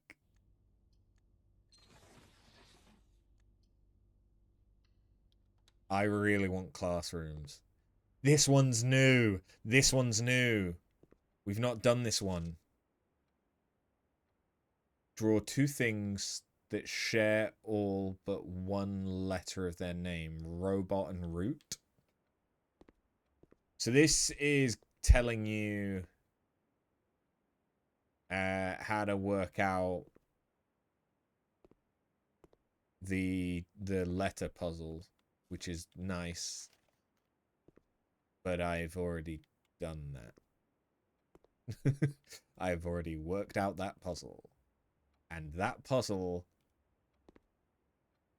I mean, I suppose it is helpful because it helps you know that all of the safe combinations and stuff are dates, but that, I mean, I didn't even work out all of it, but I think I've worked out all that I care about, which was 8 dates crack 8 safes. There's a little bit more to it at the beginning, but it almost doesn't matter what it is.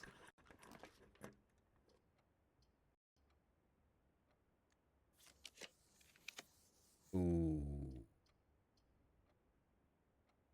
The trophy room's tempting because then I will have a fucking shit ton of gems. Yeah, fuck it. We've not seen the armory this run. But we've also accidentally locked ourselves out of quite a few rooms. Oh wait, no, that's the next level that we'd need to do that, maybe. I am running low on keys. Keys. Keys are an issue.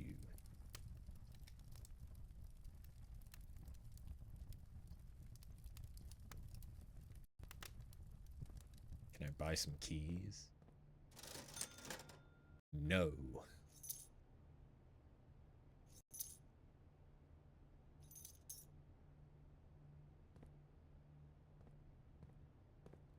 No, I cannot. If I go back to the workshop, I could make something.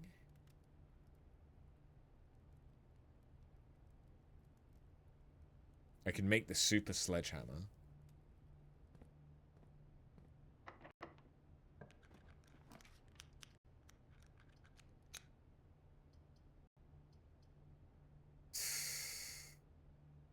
I need to graduate.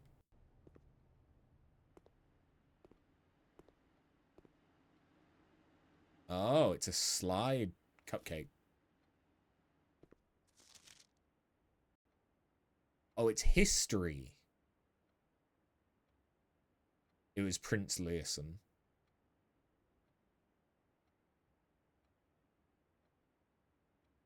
Oris. Fourth king of Arindia had 66 sons? No. Oh no, they had 2 sons and 1 daughter. How long did the War of the Fifth Era last? 22 years. Which realm did not ally with Fen-Ares during the war? It was Araya. Which flag was forbidden to be flown at full staff after the war? The black flag. So it must be that they got... Question 3. They must have gotten everything except 1 and 5, right?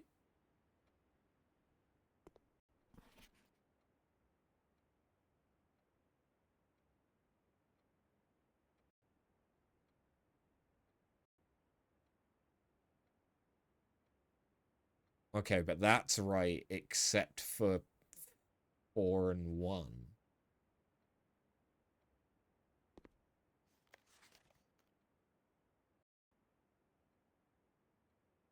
Wait, what?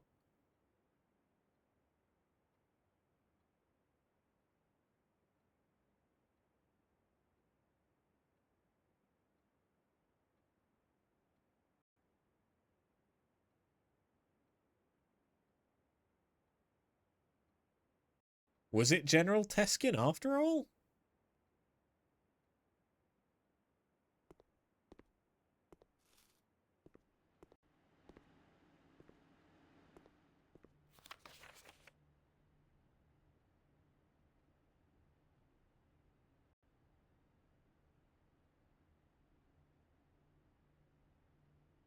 It must have been.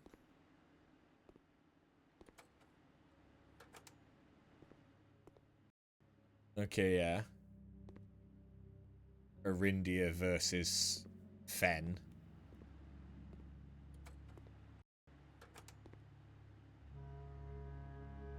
The end of the war.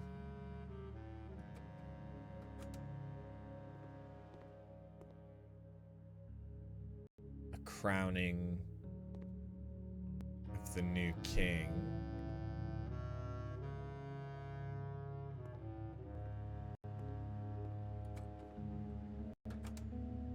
Building the railways. Or breaking the railways? Why are they cutting up the wood?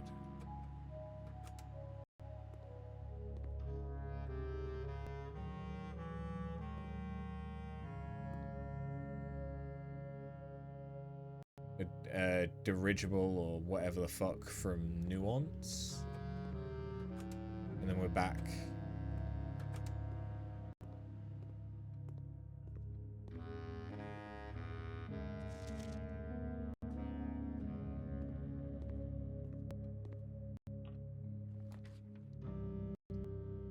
Casino's interesting.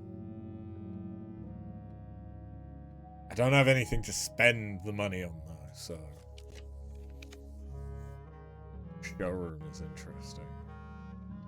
But no, we need to graduate. What class are we in now? Grade 7. It's time for algebra. Oh god. Oh, okay.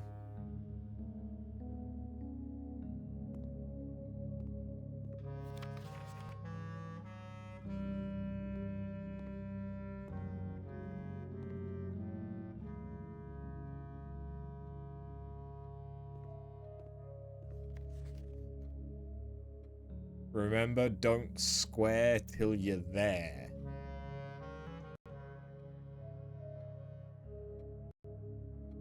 What? What the fuck does that mean?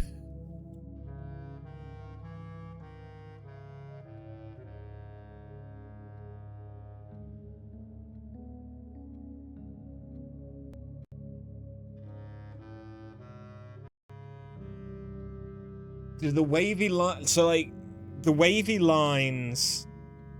Normally, there is an equal sign that has wavy lines, which is shorthand for approximately.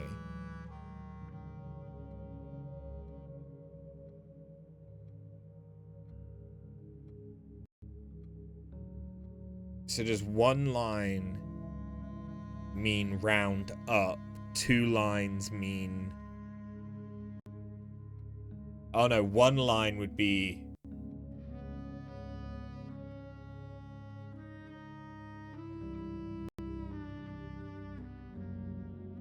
One line's round to the nearest number. 2 lines around to the nearest 10. And then... Why is 3 lines?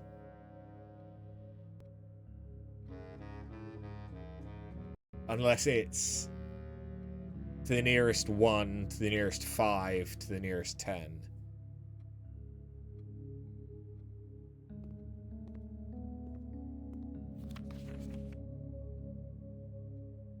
But they might just not be right.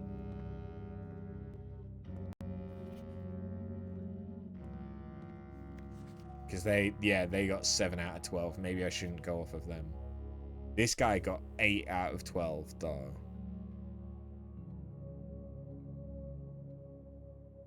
Wait, what's the...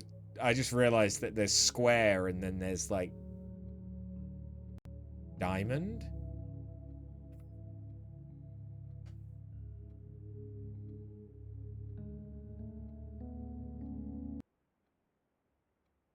That was a very abrupt cut off on the music. It's like the square is obviously square.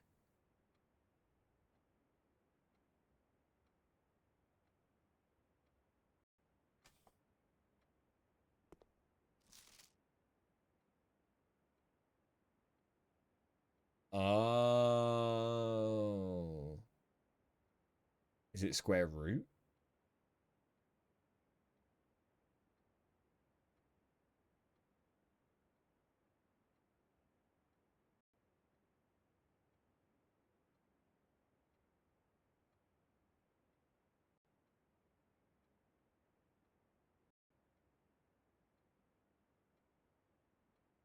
I think we already did. I think I think we already did square root though, didn't we?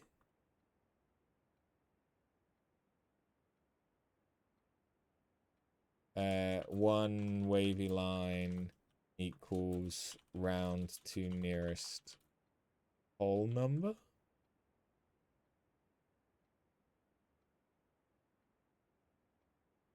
What the fuck are we gonna get? I suppose if we're dividing, you could get not round numbers. It's the 3 one that's really throwing me off, though.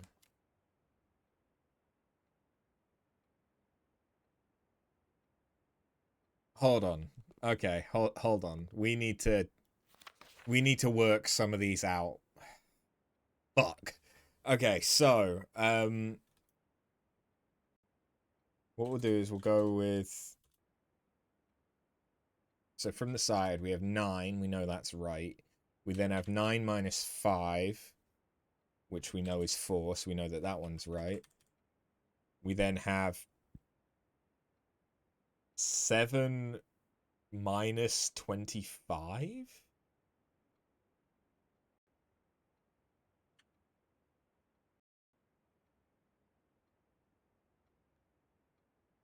Or don't square until you're there could mean that it's square the product of 7 minus 5, which would be 2, which would be 4, which means that that would be right.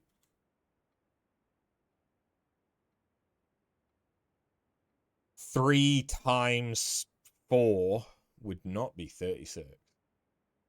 Except it would, because it would be 6 squared, which would be 36.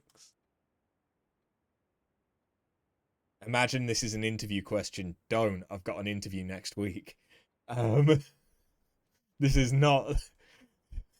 Imagine me going into the interview with this. Like, look, I can work this out.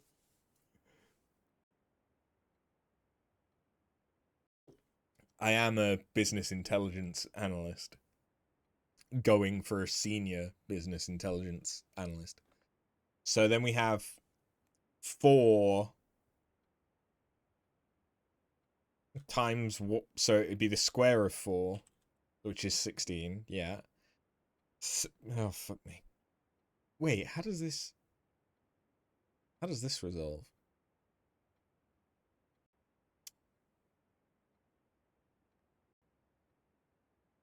Is it that we treat each blue like it's its own, like, bracket?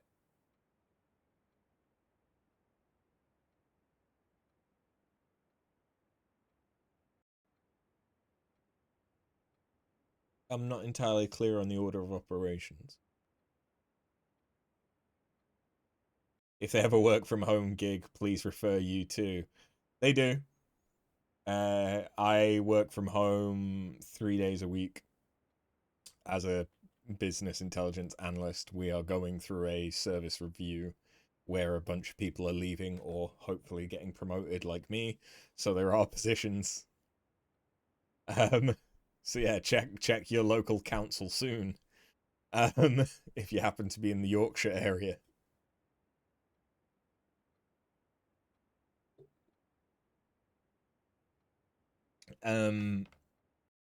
Okay, so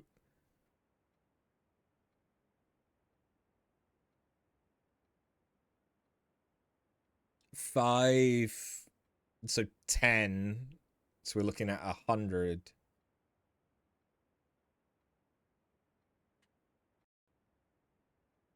And would that then be... I'm not sure. I mean, it's just addition, isn't it? The blue? So it'd be 105 minus 90. Oh, wait, no. So that would be 10 minus...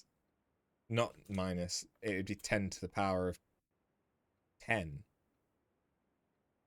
No, 10 squared. 10 times 10. You work an undecided number of days from home, depending on if you feel like walking to work. Yeah. Where's New Yorkshire? I don't know where New Yorkshire is. I can tell you where New York is. And for some reason, Americans decided to call the state New York as well.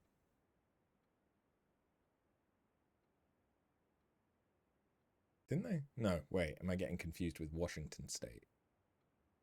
And Washington, D.C. I think I am.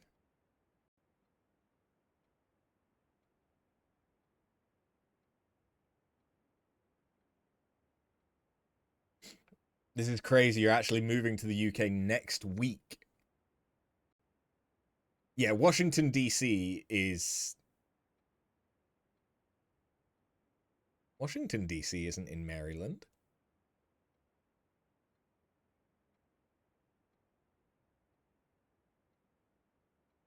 Washington, D.C. is further south.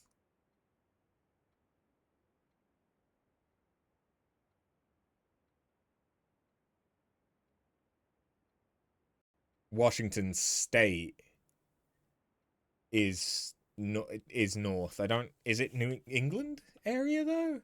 God, this is showing.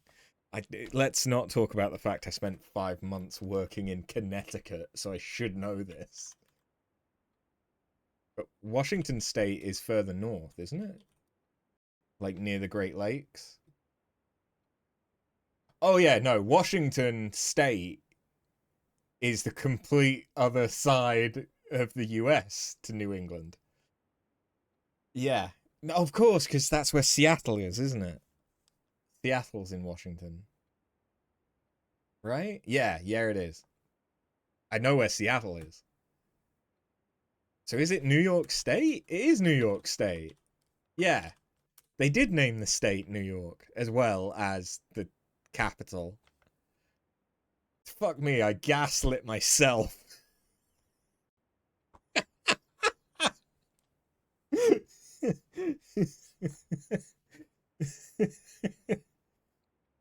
Where is Washington D.C. isn't in. Yeah, it's in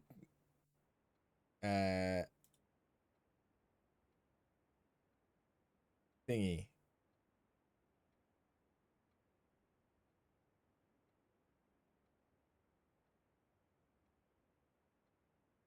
Isn't it? What the fuck am I saying? My brain. It's in Philadelphia. Yeah. No.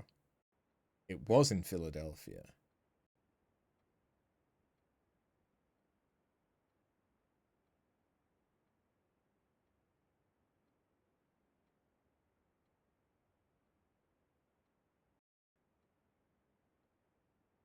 In Virginia?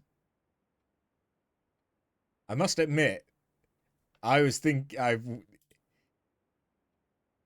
DC is in its own area. Okay, so it's like Vatican City. It's its own separate thing. But it's Maryland and Virginia. Yeah. Because I in my head I was thinking Philadelphia, but that's because of Hamilton. DC has petitioned several times for statehood. It should be recognized as such, but they aren't. Well, because it's the political capital. It Yeah. It is a bit like the Vatican where you don't want it to be a state because then it needs to govern itself.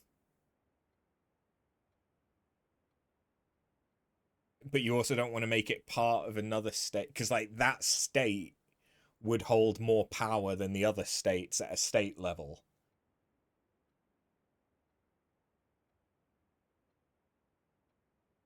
It already does. They just don't get the benefits. Fair. Anyway, back to math. Uh, so they got the bottom left one wrong because it should be 100. If the diamond is square root, then 4 is right. Square root of 12.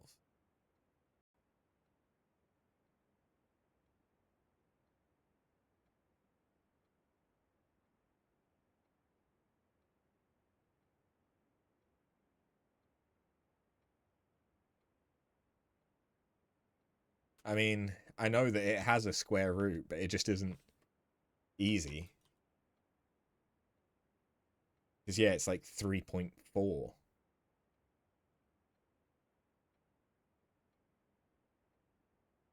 What?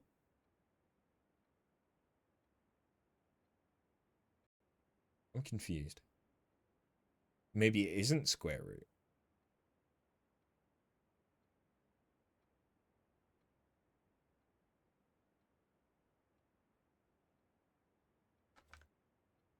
The problem is that 12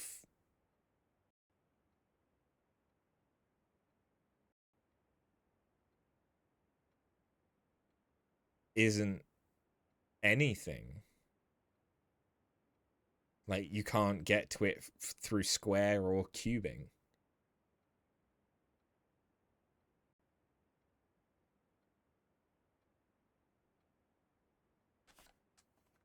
You're right, maybe they got that one wrong.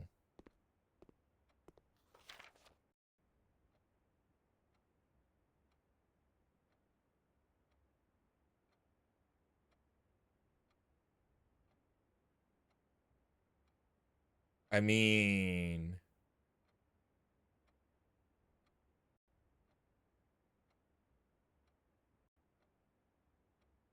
he got the 9 and the 4 right. All the other ones on the left he got wrong. So that's 4, which means that he's got one of the ones on the right wrong.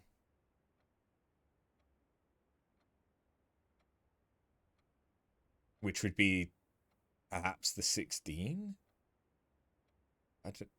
Is it? No.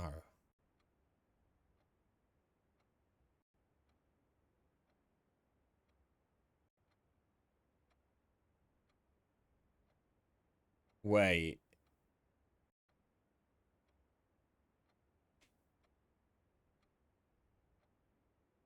Motherfucker, it's just inverted. Because 16, swap the numbers round, becomes 61.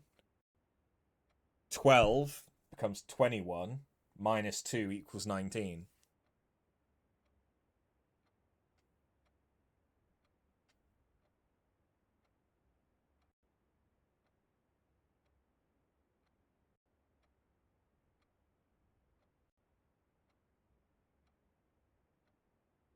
So in which case, it's not, it is 61. That one is 19. 30, that would be 52.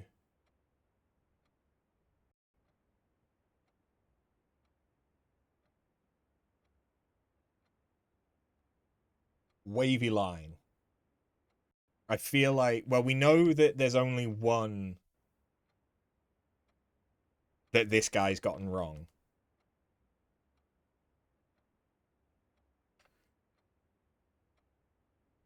So 22, 20, or 1 is wrong.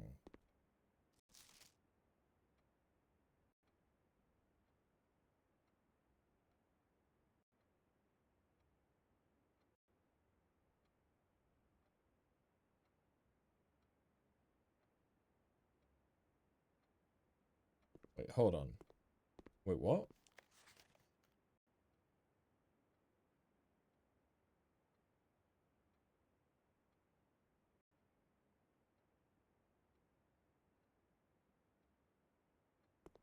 Yeah. Hold on. So they got their 16 is wrong. The 36 is right, their 16 is right, their 100 is right. So the 7 minus 5 squared is 16 thing is wrong, but they got all the other ones on the left right. So they got 3 of the ones on the right wrong. I do think that the waves are rounding up and down. It's just for what level. So they've got 3 that they can get wrong on the right. They've got 3 that they have gotten wrong on the right side. We know that 1 is the 30 minus 5 inverted because it's not minus 400. So 2 of the other ones there are wrong. So I'm thinking that the 1 line is rounding to the nearest whole number. 2 is rounding to the nearest 10, either to the nearest 5 or the nearest 10. But then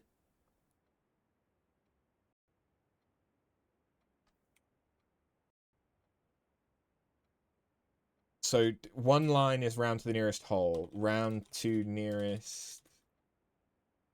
It's either 5 or 10. 3 wavy lines might be nearest 10.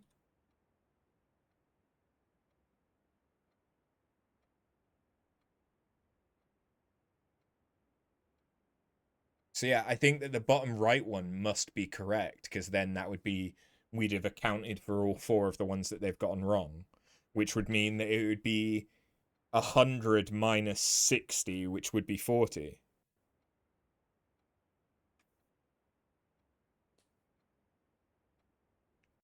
Yeah. So I think 1 wavy line is nearest whole number, 2 wavy lines is nearest multiple of 5, and 3 is nearest multiple of 10.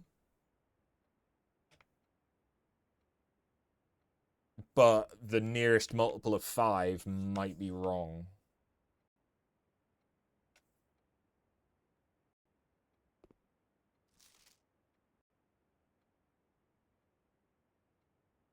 So they got bottom left wrong and the top 2 wrong, which means that they got all the other ones right.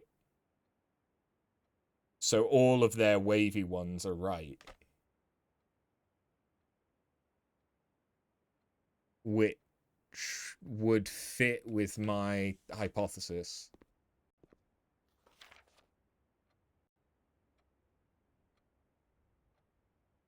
Yeah, okay. But yeah, it's rounding down to 20 because it's rounding to the nearest multiple of 5. I think.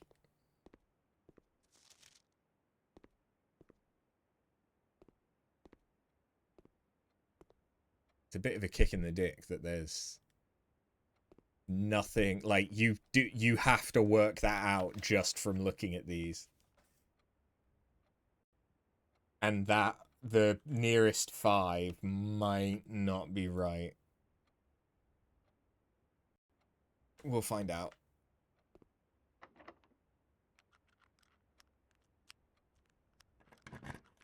Oh. Oh.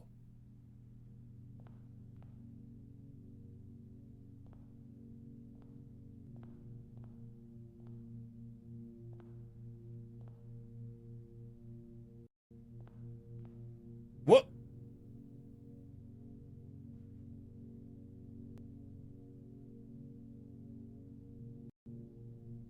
Okay.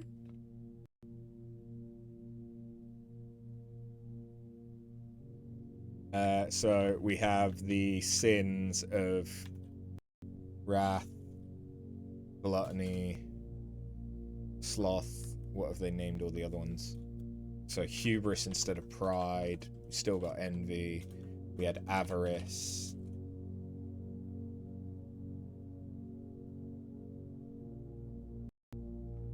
Lust, of course. And mundanity is new. Mundanity? Is that the 8th sin?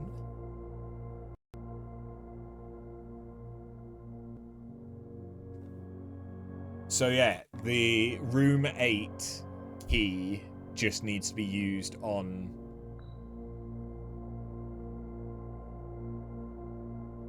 the sum of my sin as it is penned is a number within the room we are in.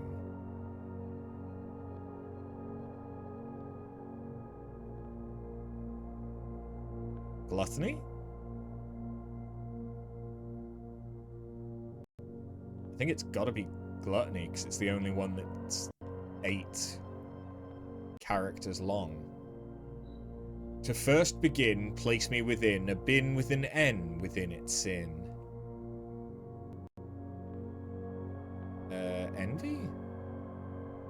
Or it's either envy or mundanity. Hold on. So we have... Was that a penguin?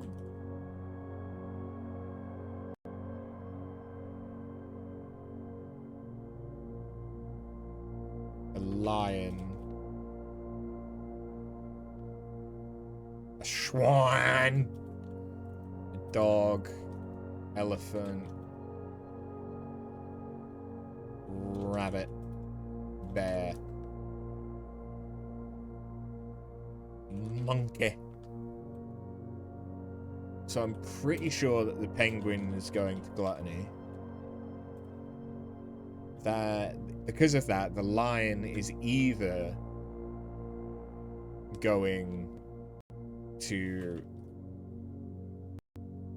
envy or mundanity. I recommend you think again if I am ever in a bin far from the fin.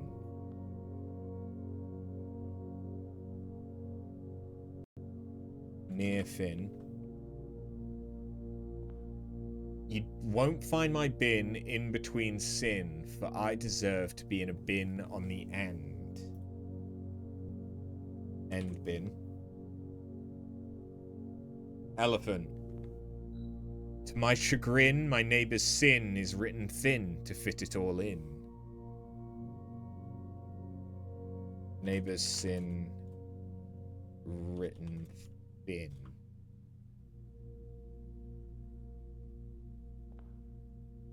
I mean, that would be gluttony, wouldn't it?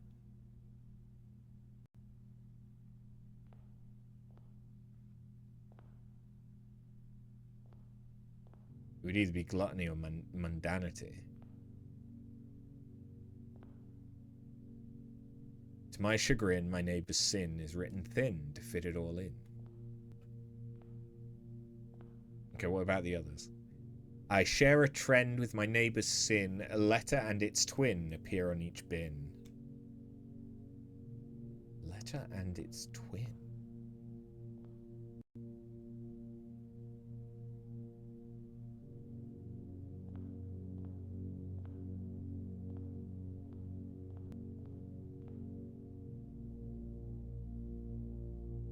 A letter and its twin.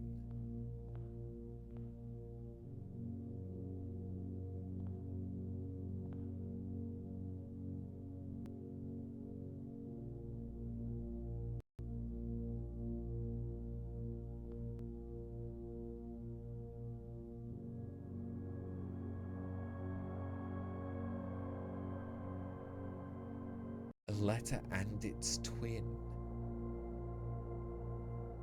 That one I'm not sure about. If we spend a min or 10 lounging in the den, you'll know which bin I'm often in.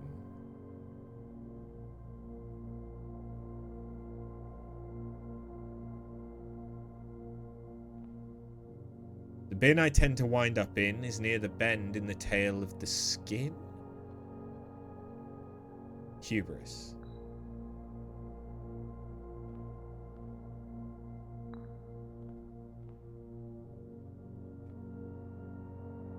Monkey. Tail of skin. Hubris. Bin I tend to wind up in is near the bend in the tail of the skin. To first begin, place me within a bin with an N within its sin. Well, this would then mean you deserve to be a bin in the end, so you'd be mundane. I recommend to think again if I'm ever in a bin far from the sin. So if I put you in lust, much to my chagrin, my neighbour's sin is written thin. So you could either go in wrath or sloth.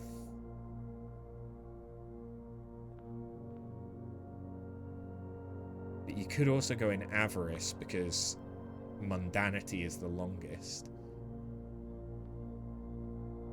Share a trend with my neighbour's sin. A letter and its twin appear on each bin.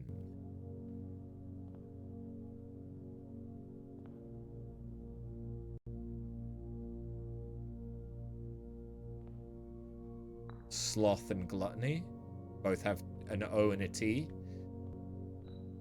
which would put the bear in wrath, even though I would have associated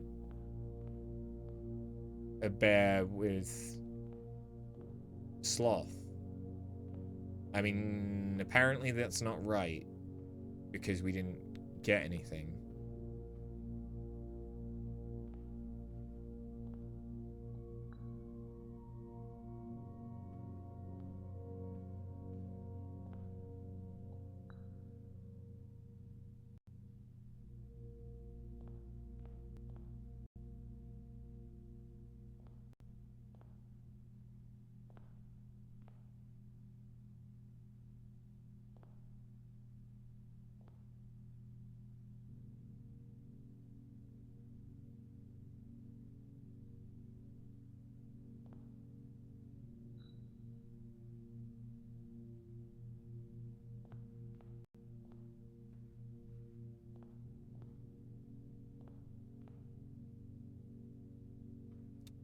The sum of my sin as it is penned is a number within the room we are in. So the thing is that gluttony makes sense because it's 8 letters long. But I'm also thinking, what about Roman numerals? But I don't think there are any that add up to 8. Because you'd need VIII. And the closest we get is 6 from avarice. So yeah, I think this has got to be gluttony. But what if the monkey goes near the tail? I don't know.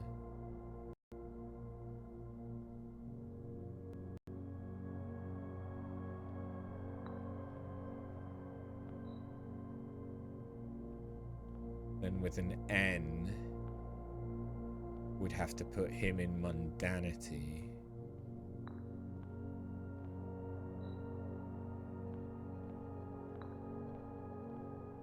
That isn't right.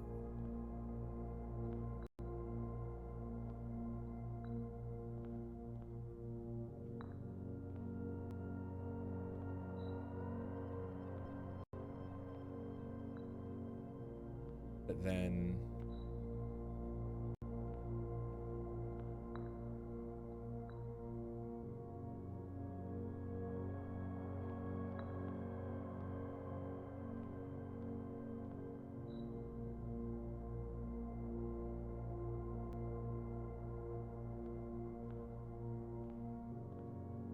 so it could only be envy, gluttony, or mundanity.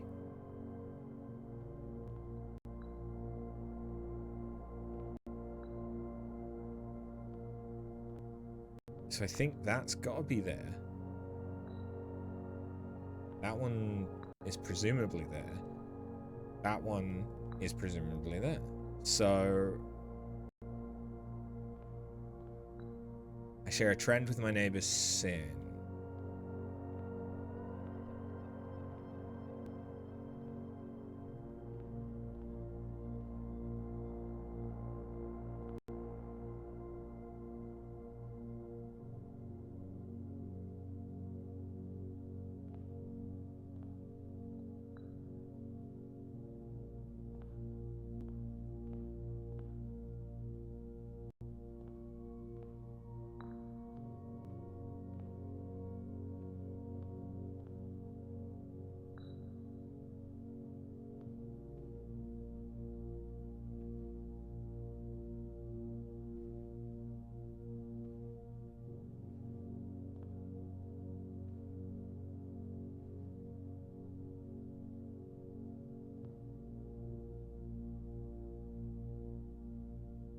Still, I can only think of this as being sloth.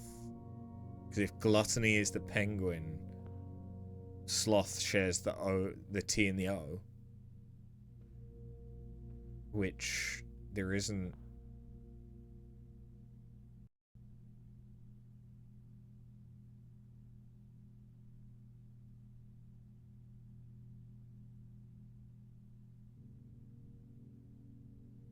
Unless it's the A and I, but they're not twinned. Between avarice and mundanity. But then that would just put me back the same way that it was.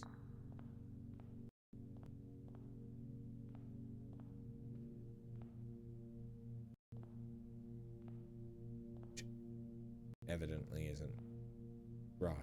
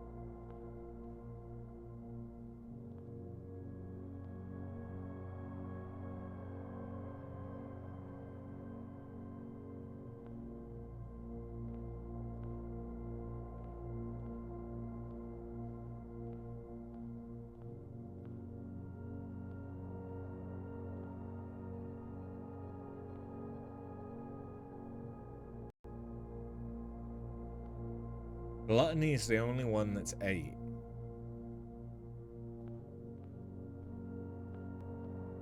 Well, yeah, I would think that the bear is sloth, but...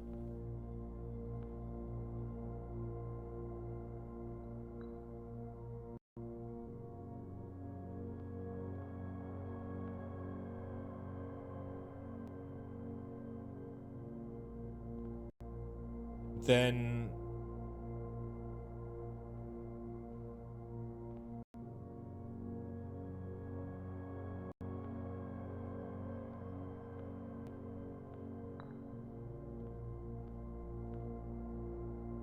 I have a den.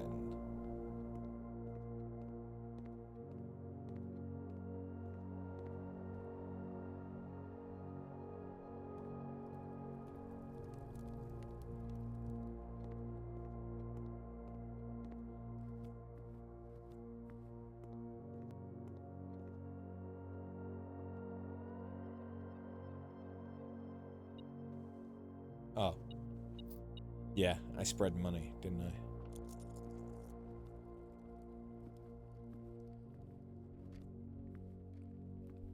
Is there a...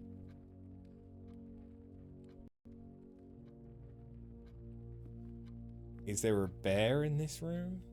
I don't think there is. In which case... his thing would make sense to be in sloth.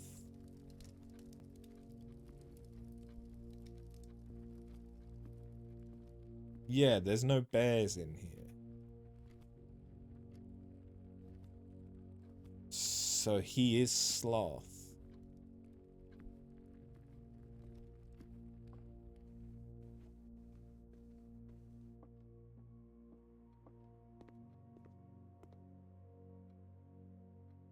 That's a lie. Bear right here.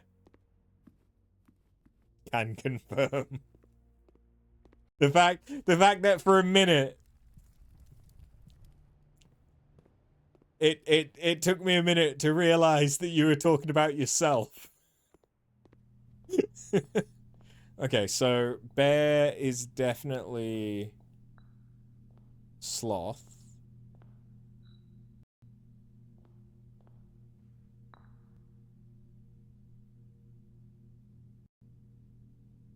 So if bear is sloth,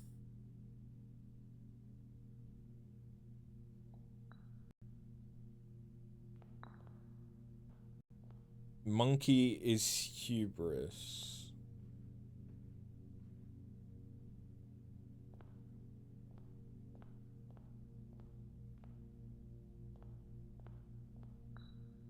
I share a trend with my neighbour's sin. A letter and its twin appear on each bin. So I think that they might be on gluttony. because unless I'm very much so mistaken, gluttony and sloth are the only ones that share two characters that are next to each other.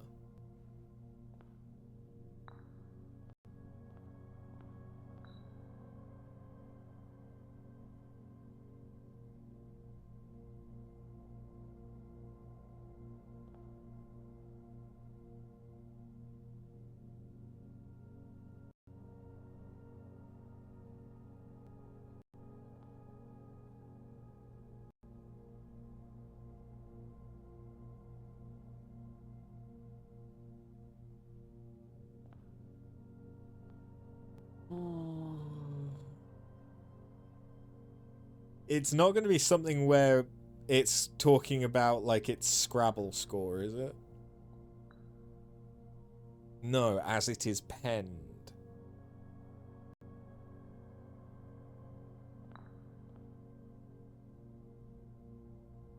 It's a number within the room that we are in.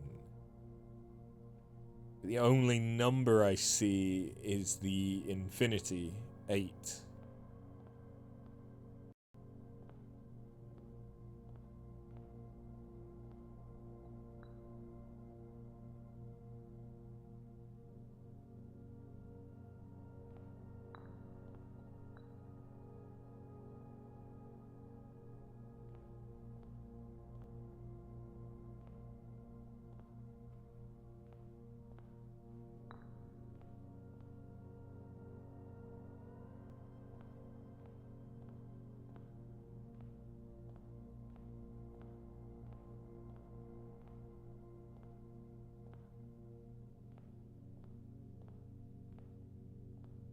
They're checking for, like, hidden numbers.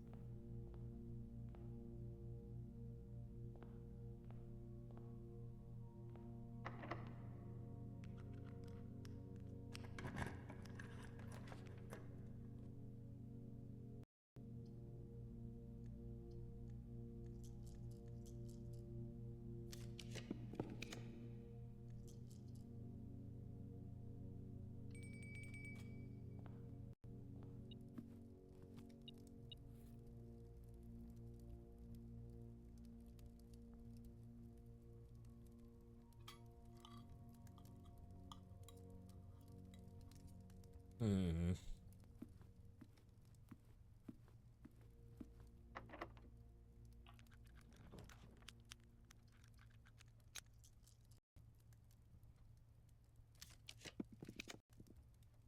Fuck.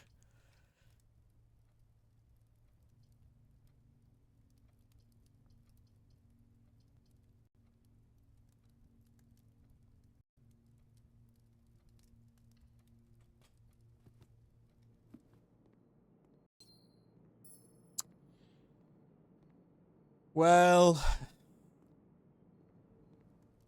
we didn't get to grade 8 or 8th grade. We did get to room 8 though.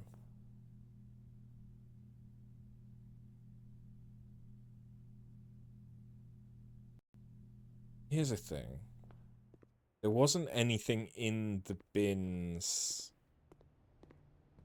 in the gallery, right? I don't think there was.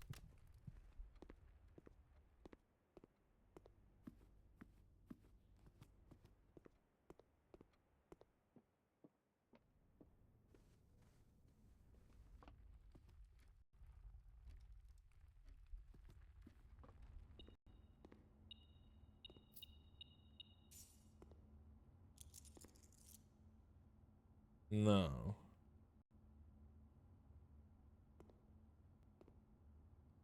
But we can't see mundanity.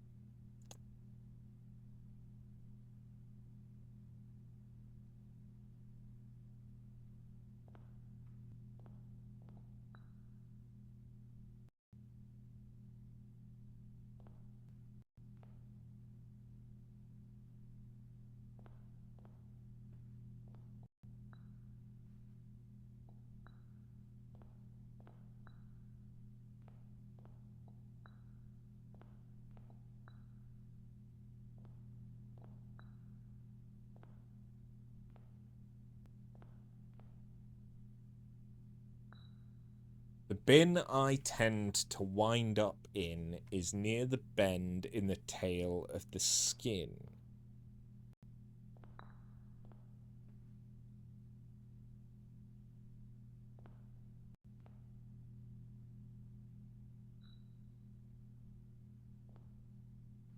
Then that would mean that the dog has to go into mundanity.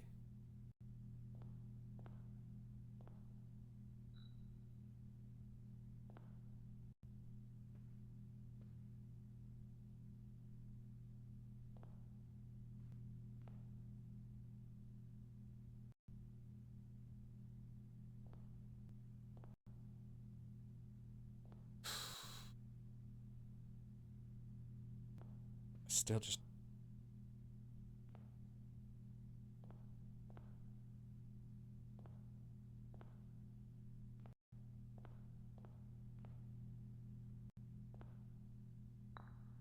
I can't...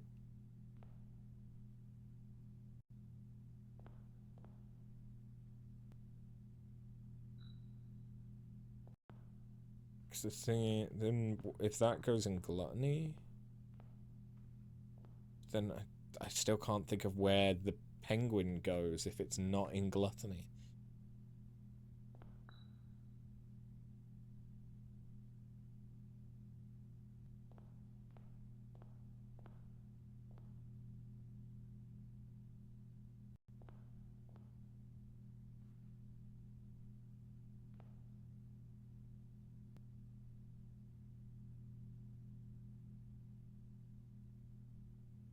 Is it...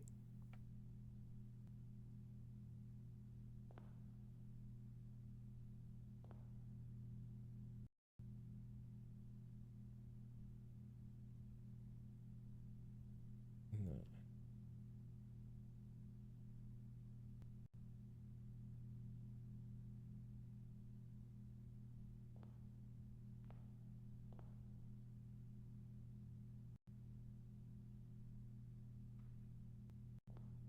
Letter and its twin.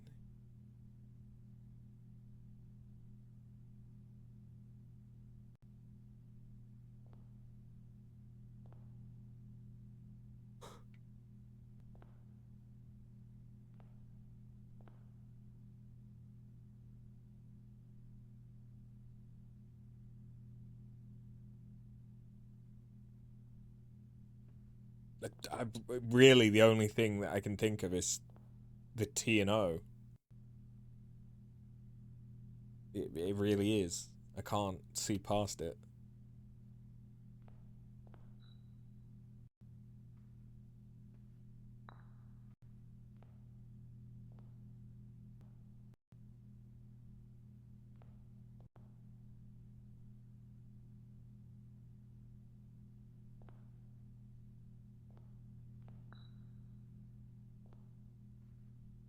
Don't know.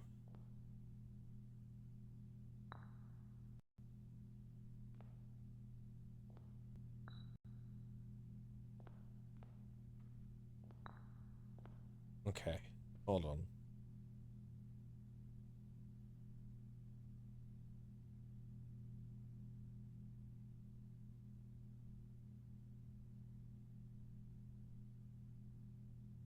Let's get a hint.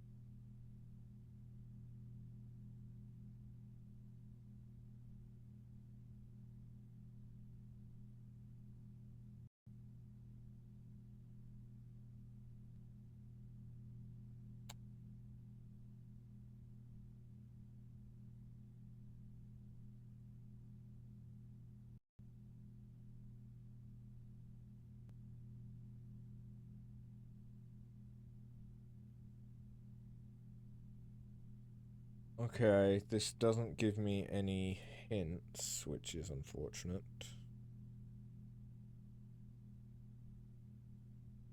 Apparently there is a hint in one of the places for it, but I don't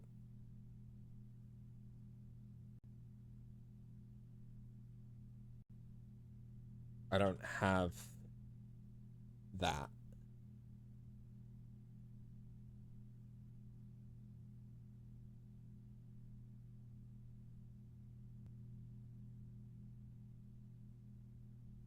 Let's see if it'll tell me.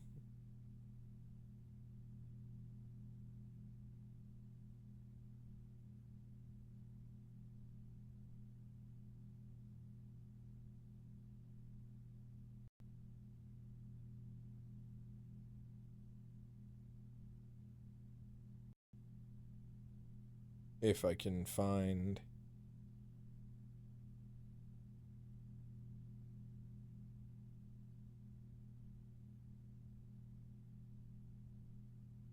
Okay. So... I'm cheating a little bit.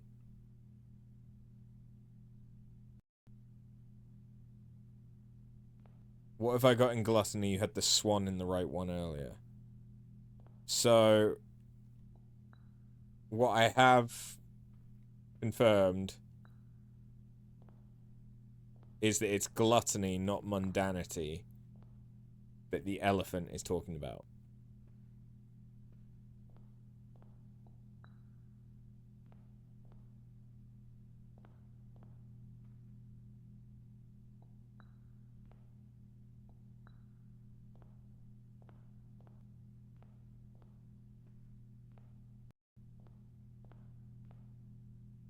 So, the sum of my sin as this is penned, blah blah blah blah blah, that one's gluttony. It's the only one that makes sense. It just is. That's got to be envy, because it's got to have an N. That's got to be lust, because it's got to be near the fin. Which then means that this is in avarice? Because of the A and the I?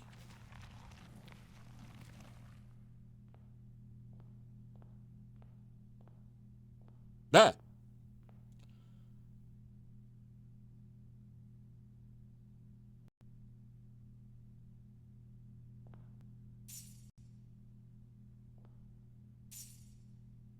It's the fact that, yes, gluttony has been written thin, but so was mundanity.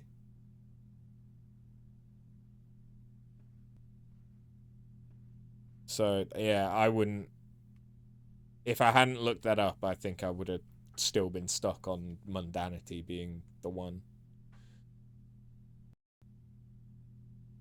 Some messages could fit in multiple places, yeah. But it's like, until you work out which one's meant to be where, you can't really go anywhere. It's a bit weird. Well, we can't do anything more today. But we got to, what grade? What grade did we get to in the end? Was it grade 7? Yeah. It would have been nice to have gotten to 8th grade.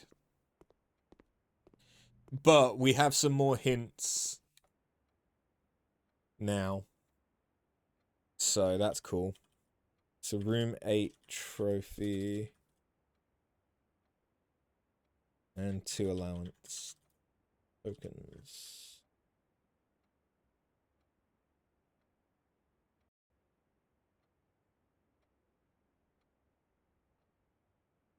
Alright. Well. Yeah. Is that now in the trophy room?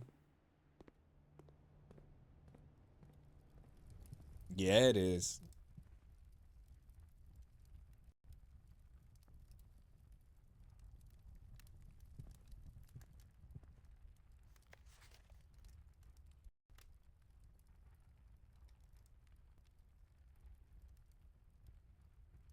Oh wait, there's only 8 workshop contraptions?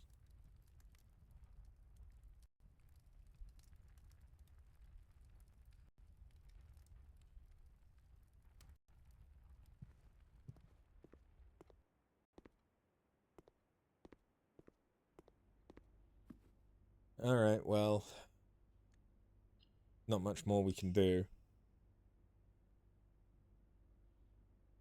Was that our first day, by the way? I think it was. I think that was our first day today, and it took us 3 hours. Puzzles, man.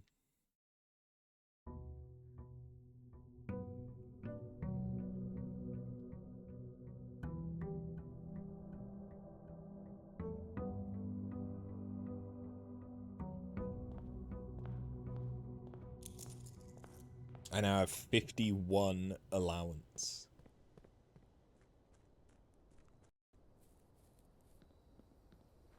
If I keep going... I mean, I'm sure there's probably not a... Well, at least there's not a 2-digit cap. On...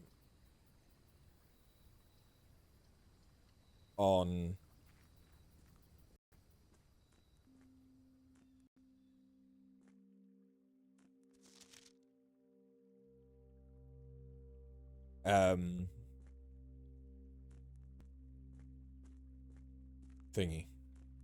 Allowance. If there is a cap, it's probably in the triple digits. So I could start the day with 999 gold. Just immediately. Oh, I could have done the chess puzzle.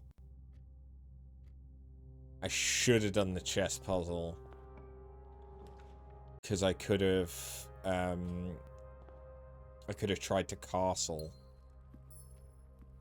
However the fuck it is that I'm supposed to do that, I don't know, but could have tried to castle.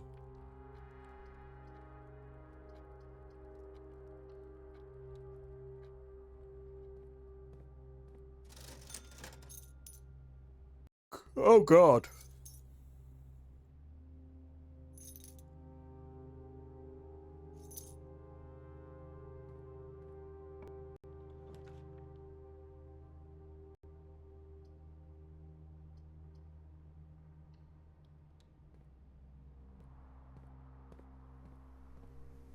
Nice. We have so much shit already. No shovel.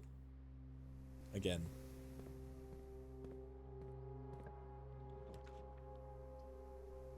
Boiler room is interesting.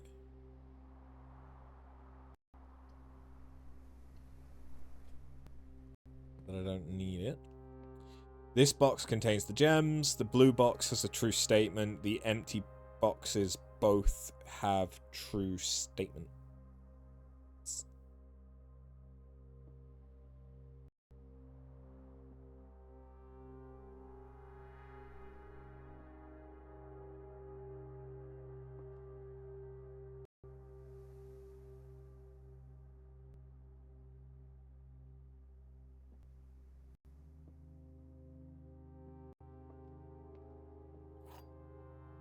Okay, so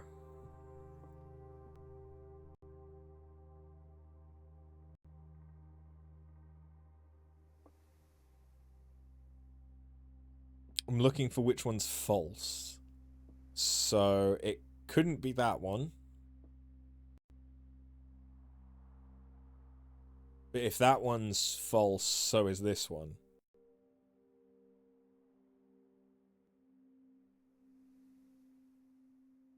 Which would mean that's true. Whereas if this one is true, this can't be true. So this is false, that's false, it's this one.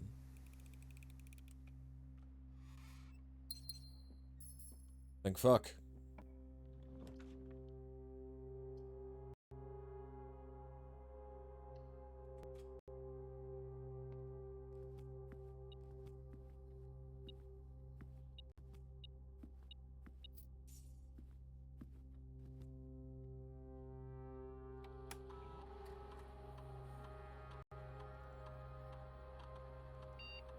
I haven't found any, like, even hints as to what another password might be to this terminal.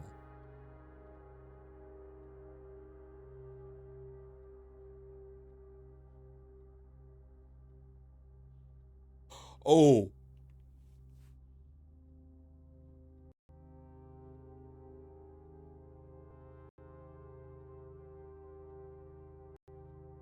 I can't forget that we need something that can scorch the sundial. So we're kind of hoping to get the armory. You read that as dogging. What? What the fuck did you read?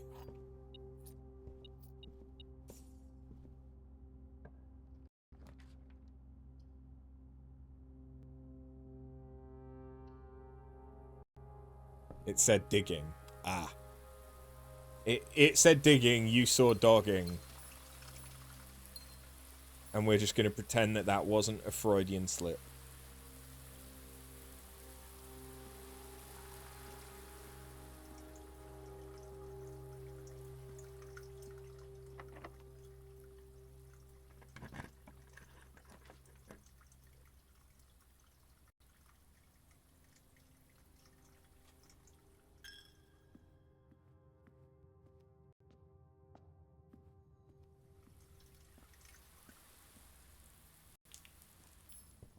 Brain power was consumed today. You don't know what else to tell me.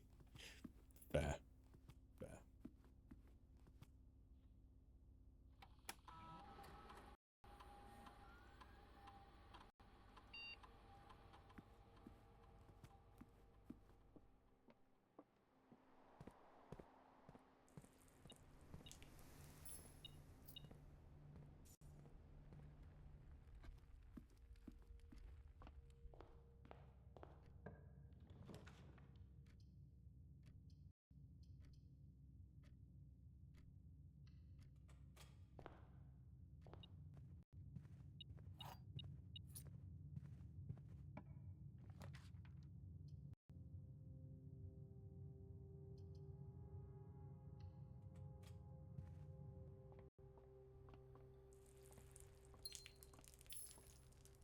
Okay, so we got a decent amount of gems. Oh.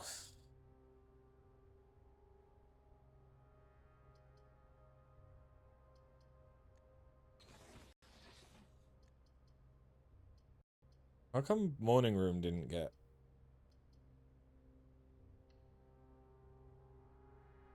Was it already the way that I wanted it? You're about to catch up to me in the story in Final Fantasy XIV. Already at the end of Dawn Trail. Right.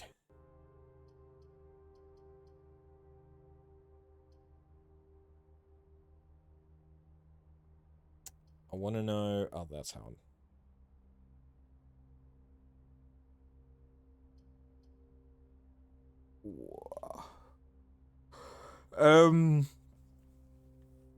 Yeah, give me a bedroom.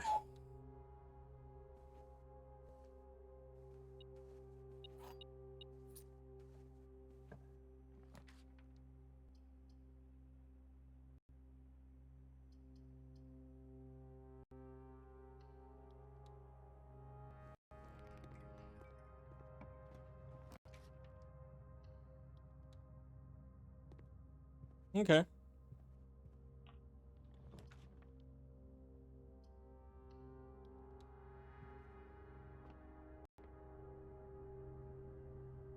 Do I have anything left in my watering can? No.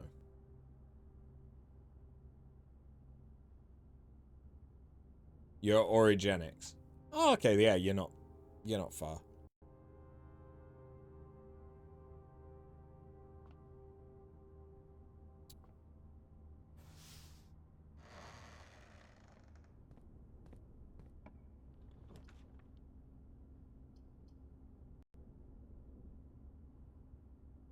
I was hoping for foyer.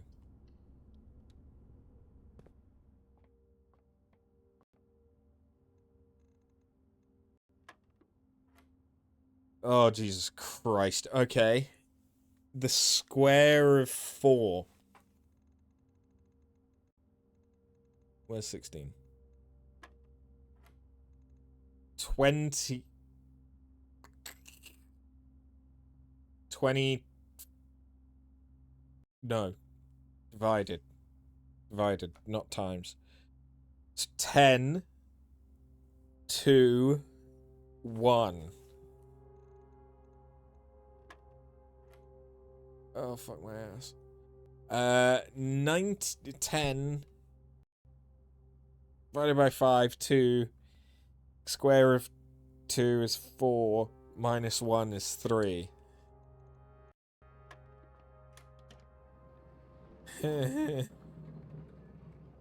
They're getting complicated.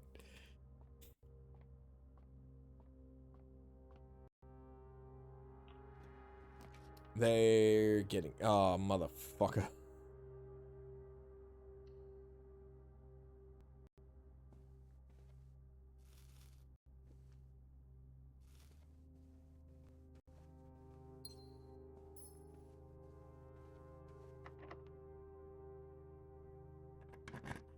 I don't have a lockpick kit this time around.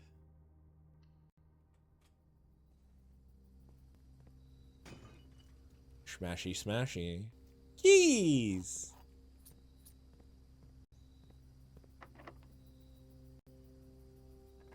Immediately burning one.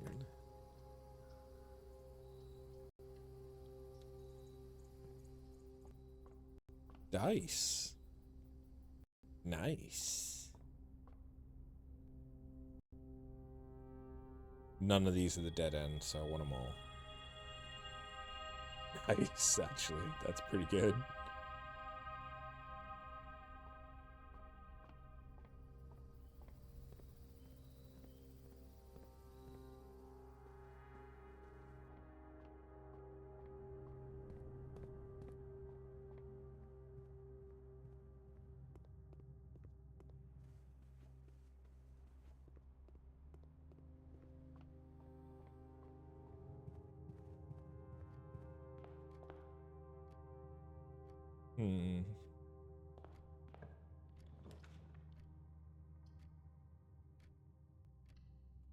Library, we can read the new book.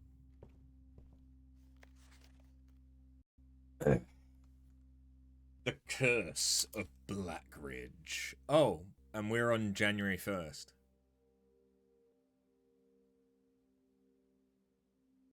Apparently. The legend of Blackbridge is one that's well known to the people of the Grand Realm, for versions of this tale have been passed down from generation to generation. With each new telling, the story has changed, becoming over the years more colourful, more verbose, and as one might expect, increasingly horrifying. However, with so many renditions and unique personal touches, the task of confining and binding this tale to text seemed an ambitious and impossible challenge. Over the course of my research, I have heard dozens of variations of the legend, and while the details would often change, I was surprised how much of the story's heart remained the same. Yet the more I listened, the clearer it became that there could never be a definitive version of this tale capable of capturing all the wonder and myth of Blackbridge.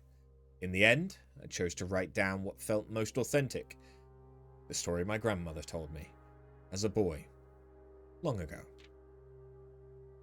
Part 1. The Berry Picker from Oris. Many years ago, before peace had become a familiar word, there lived a group of rogues so wayward that their locals deemed it inappropriate to call their number the Unholy Hounds.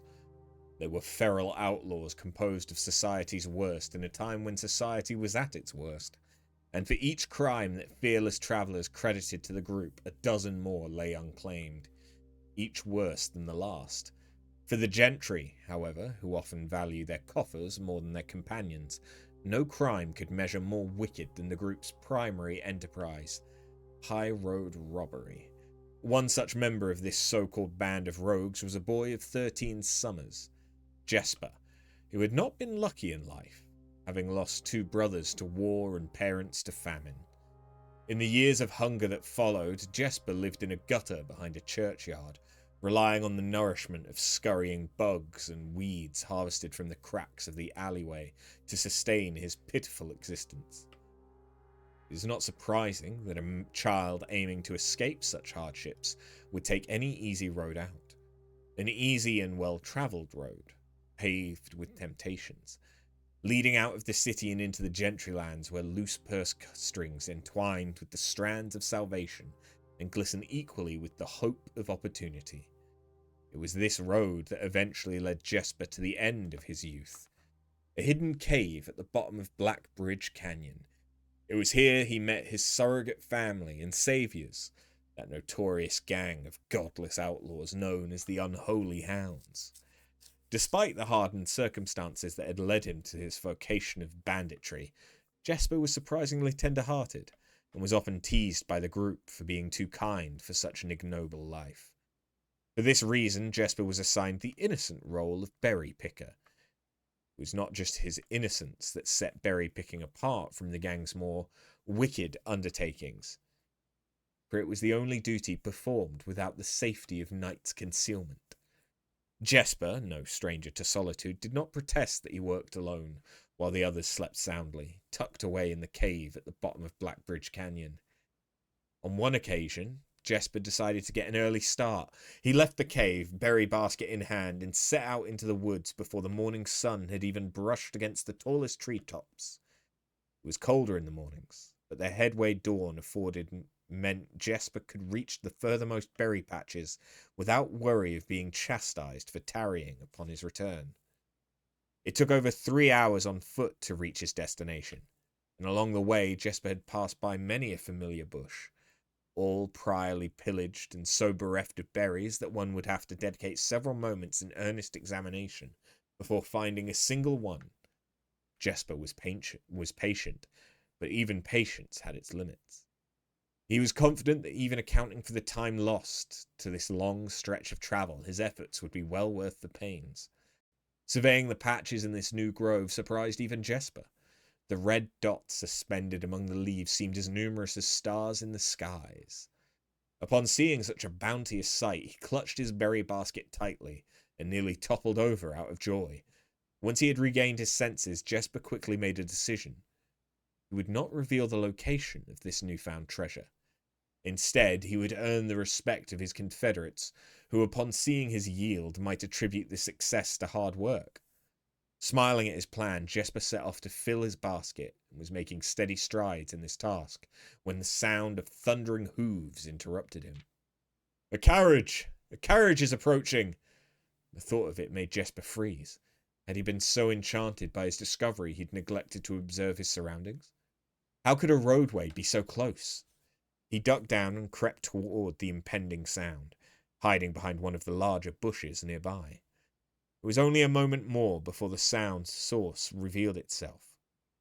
Within 50 paces of where Jesper hid, an elegant carriage with gold trim came soaring around a corner of trees, led by 2 beautiful white horses and conveyed by a stern-looking driver seated atop the vehicle.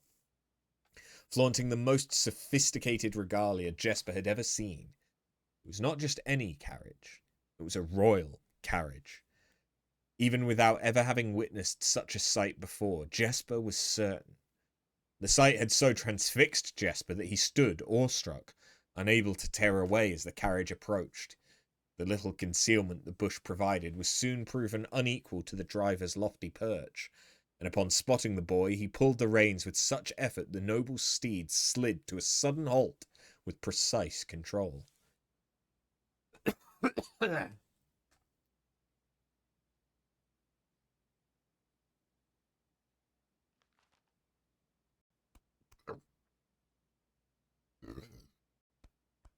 You, boy!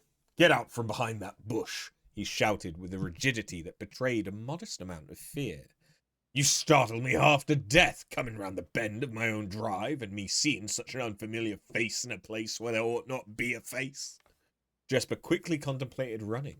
The man was much older, and his dress was suitable for courtly behaviour, not dashing through the bramble and mud. I was picking berries, Jesper raised the half-filled basket up to allow the driver to see the proof of his words. The demeanour of the man suddenly changed. It was a change Jesper was familiar with. He had many times seen the same stern expression on the most fiendish bandits melt away when presented with a berry basket. Any suspicions the driver might have had instantly evaporated, for even the notion of a member of the Unholy Hounds picking berries seemed farcical. The softened expression even made allowances for a smile. Berries, eh? Say, you couldn't have picked a better spot for 'em, could you? I used to pick berries here as a boy. Jesper took his cue to finally step forward out from behind the bush, proudly brandishing his basket. I know, and what luck I found them. I've only just begun picking, and look how many I have. It would have taken me fourfold the time back home to procure this number. The driver bent down for a closer look. And where is your home, boy? Must be quite far. Jesper replied with a scripted response. A little south of Tanner Fork, just past the burnt woods. My God, that is far. You couldn't have come all that way only this morning. It was true. Tanner Fork was in an exact opposite direction Jesper had travelled, and while that response would seem perfectly reasonable in a location closer to Blackbridge Canyon, he could see why it might seem less believable here. Sir, I have travelled much farther for much less profit. Dare say there's no distance yet made by man that would not be worth undertaking for a prize such as these. Surely you've tasted them for yourself. Jasper felt happy with this response, as it seemed to amplify the man's smile. In my youth, often, but perhaps I took it for granted, because I never had to travel very far. And even then, my father would always drive us here in our carriage, so I'm ashamed to say I never had to walk such a stretch to earn an equal reward. It was Jesper's time to smile. Then let my efforts reward us both today. He raised the basket even higher. A taste in the memory of your youth, sir. The driver chuckled and removed one glove, bending over to the seat to reach down to the basket, and at the moment his fingers touched the first berry, the dagger in turn met his throat, cutting through a superficial layer of skin and drawing blood. Jesper caught the man's startled eyes. For that taste I will have your purse, sir, in memory of my youth. The driver's arm had gone stiff, his chin raised and trembling, more frightened than he had ever been before. Whether unable or incapable of speaking, he did not respond to the boy. Perhaps he did not think his jaw could afford to be engaged at this particular time. Jesper let the basket drop, freeing his other hand to probe the man's pockets. Do not mistake me, sir. I will not kill you if you give me no cause, though I will admit the thought of taking your carriage and leaving you the indignity of walking appeals to me. Unable to find a purse in the man's coat, Jesper pivoted to search the seat under him. Why have you no purse upon your person? The driver slowly raised his hand cautiously, pointing towards the carriage door behind him. Jesper lowered the knife's edge a small degree to allow the man to speak, which he did in turn, softly. There's a lockbox in the carriage. Well, come down then and grant me the courtesy of sparing your life and binding your hands. A concession, I assure you, of my tender heart, for it would be much easier to slit your throat. The man started to comply, slowly lowering himself from the driver's seat of the carriage. Once down, Jesper guided him away from the carriage to a nearby tree, where he instructed him to get on his knees and put his hands behind his back. Excusing his inexperience, the man indulged Jesper while he figured out how to adequately bind him. The smile and kindness Jesper had seen on this man's face, now nothing more than a distant memory. In their place, cold, dark eyes displaying no emotion. I wonder, did I grant you the same clemency you're showing me? Jesper stopped, surprised by the question, but ignoring it. Secured the final bindings and then hastily returned to the carriage. With one hand on the door's handle, he turned back to the man. If there is no lockbox, there will be no clemency. Inside, the carriage was surprisingly dusty and unswept. Stark contrast to the elegant and polished golden facade of the exterior. It had apparently been many years since a passenger had enjoyed passage in this vehicle. This all but confirmed what Jasper had suspected. The driver of this carriage was not a liveried servant in the employ of some greater master.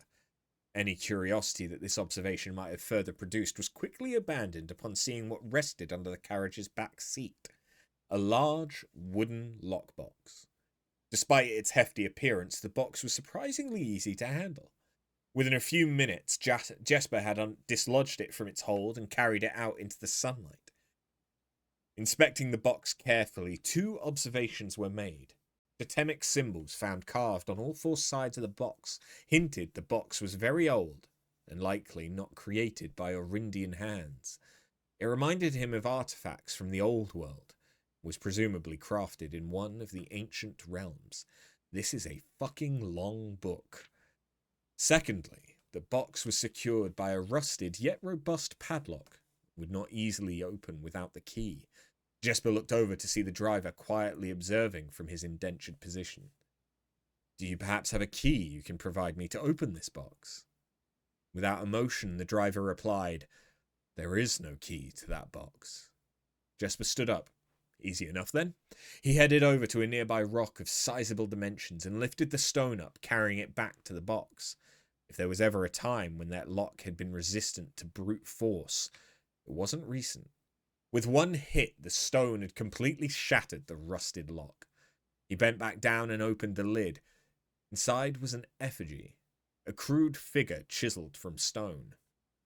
Without too much deliberation, Jesper bent down and picked it up, somewhat surprised how heavy it seemed, given how light the box had felt. Having expected to find something more akin to gold or gems, he looked questioningly to the man, hoping to find an explanation. The driver's smile had once again returned. You are cursed, boy, for deadly is the stone. You have opened that which should never have been opened, and you are cursed. Jesper carried the effigy over to the man and shoved it in front of his face. What is it? That's one. Feeling his disappointment rising to anger now, Jesper tightened his grip on the effigy. One what, you mumbling agenta? And in God's name, why have you no purse upon your person? Man did not seem intimidated. 1 pace. He paused for effect. 12 more, and you will be dead. He only had a second to flinch before the effigy struck him in the head and put an end to his cryptic ramblings. If there was ever a time when the old man had been resistant to brute force, it wasn't recent. Jesper looked down at the sculpted stone figure, now splattered red. Was it cursed? Was he cursed? He had, of course, heard stories of curses and had never doubted their validity in the past. But now he was standing face to face with the possibility of being cursed. His mind pleaded with him to be skeptical. And if he was cursed, what difference would the knowledge make? A dozen more paces would not be enough to find another living soul, to say nothing of the chances of procuring a remedy. If he did not move from where he now stood, he could live maybe another 3 or 4 days. Maybe more, given the abundance of nearby berries. A plan that, if we ignore its obvious faults, might provide additional opportunities for help to come along. But what good would that do? To be discovered here beside a body, stolen goods in hand, bloated from berries, and raving about a curse that could very well not be real. No. It would most certainly be better to face one's fate now. Take a dozen paces and see if life goes on. But Jesper found his legs unable to make that first step. His mind was unable to convince him to waste away 1/12 of his life in a single motion. Feeling the desperation sink in, he hopelessly looked around him for a solution. And if, by some stroke of luck, the gods had heard his plea, a miracle materialized before him, as if he found himself suddenly at the end of a fairy tale. 2 white horses and a carriage of golden trim were beside him, the answer to his immediate prayers. He laughed at his fortune and calculated the short number of paces back to the road. 4. Perhaps only 3 if he jumped. He made a quick survey to see if there was anything he wished to grab before taking the plunge. He thought about removing the driver's fancy coat, as that appeared to be of some value, but the additional risk of undertaking such a task too great to chance. And so after a profound breath, he took his 2nd, 3rd, and 4th steps, though they were quite large. Seated now behind the horses, he reached for the reins and suddenly realized he was still gripping the effigy. If the curse was real, then it would most certainly be better left here. If, on the other hand, the story were fictitious, there might be some appraisal that could be made of the figure. It was, after all, found within a lockbox, whose typical function oft secures objects of value. Having witnessed firsthand the horrors of destitution, Jesper found his mind equally reluctant to allow his hand let it go. If it is cursed, I die. If not today, then tomorrow. If I die, what care have I? And with that statement said aloud, to the horses, seemingly, Jesper took up the reins with confidence. Part 2. Below the Black Bridge. Okay. Not massively more. Miller awoke to some light nudging from a familiar foot. Only one person would have the cheek to awaken her in such ill-mannered fashion. Shaking the sleep from her eyes, she glared up at him in the darkness, but did not say a word. He nudged her again, teasingly, and stepped back into the dim. After taking a moment for her eyes to adjust to the darkness of the cave, Miller remembered. She was on third watch today. Quietly collecting her things and wits, Miller turned as she left, waving to her young friend, who was more than likely already asleep. She crept through the cavern's main passage, careful to not wake the sleeping bandits around her. Like a hero in a book, she often mused. Quietly, she grabbed a bow from the haphazardly formed pile of weapons, shaking the accompanying quiver in the darkness to assess how many arrows it held. She then walked toward the sun-drenched mouth of the cavern, ready to start her shift. Above her, in one of the few trees found in the canyon, Miller could see that Ravia was already posted. She waved, and Ravia waved back. Calling out to each other was strictly forbidden. Anything louder than a gesture in the canyon was forbidden. When Miller reached the tree, Ravia lowered a braided rope and pointed to the ground behind her. Miller turned, following the finger, and saw a pail of water resting beside a nearby log. She turned back to Ravia, nodded, and secured the pail to the rope. The pail went up first, and in turn, Miller followed. Ravia reached across to grab the water. Miller leaned back to give her space. There was not much room for maneuvering in this tree post, a necessary concession for the concealment the outpost demanded. Ravia tilted the pail up to her mouth dramatically, illustrating how thirsty she had been. Miller laughed silently as water poured out, splashing onto Ravia's face. It was a bit too daring and noisy of a joke, and had the others been around, they would have certainly been scolded for the unwarranted sound. But Miller appreciated the efforts Ravia took to verbalize the silence of the morning. They'd been on third watch together for over a month, and during that speechless time, their friendship had grown into something special. Affection was unsurprisingly scarce among the unholy hounds. She had felt camaraderie before, of course, but intimacy, never. From their elevated vantage, the girls could see both the concealed entrance of the cavern as well as a clear view of the bridge that spanned across the canyon. Black Bridge was the link between the Gentry lands and the northern mountains, the overpass that connected Orris and Reddington. To the city-faring travellers of the realm, the bridge was an unavoidable crossing. In the day, the task was to ensure that travellers passed by without stopping. At night, the task was to ensure that they do. Like most of her band, Miller preferred the night. The biting glare of the sun might be tolerable to farmhands and bricklayers, but to a cavern-housed bandit it was a source of constant annoyance. In the day, there was no shroud to conceal her expressions, nor to hide her thoughts. She felt exposed. Ravia touched her elbow and pointed up. Miller, striving to suppress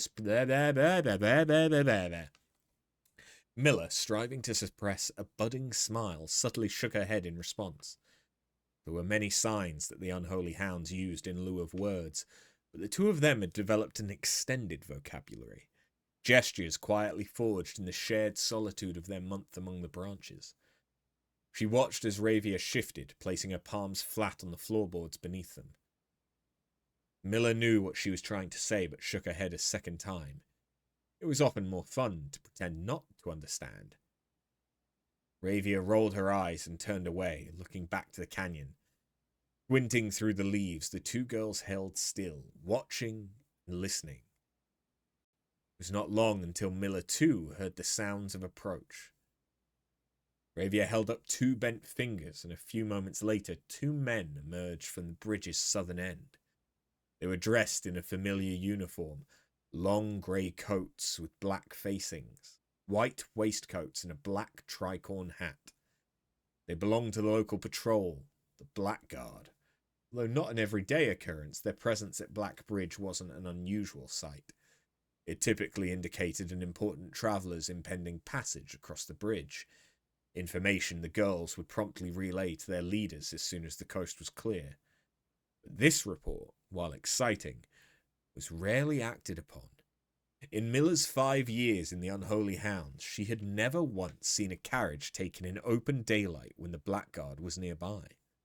The men had nearly reached the bridge's north end when Miller heard the horses. Faintly at first, but growing louder with each passing moment.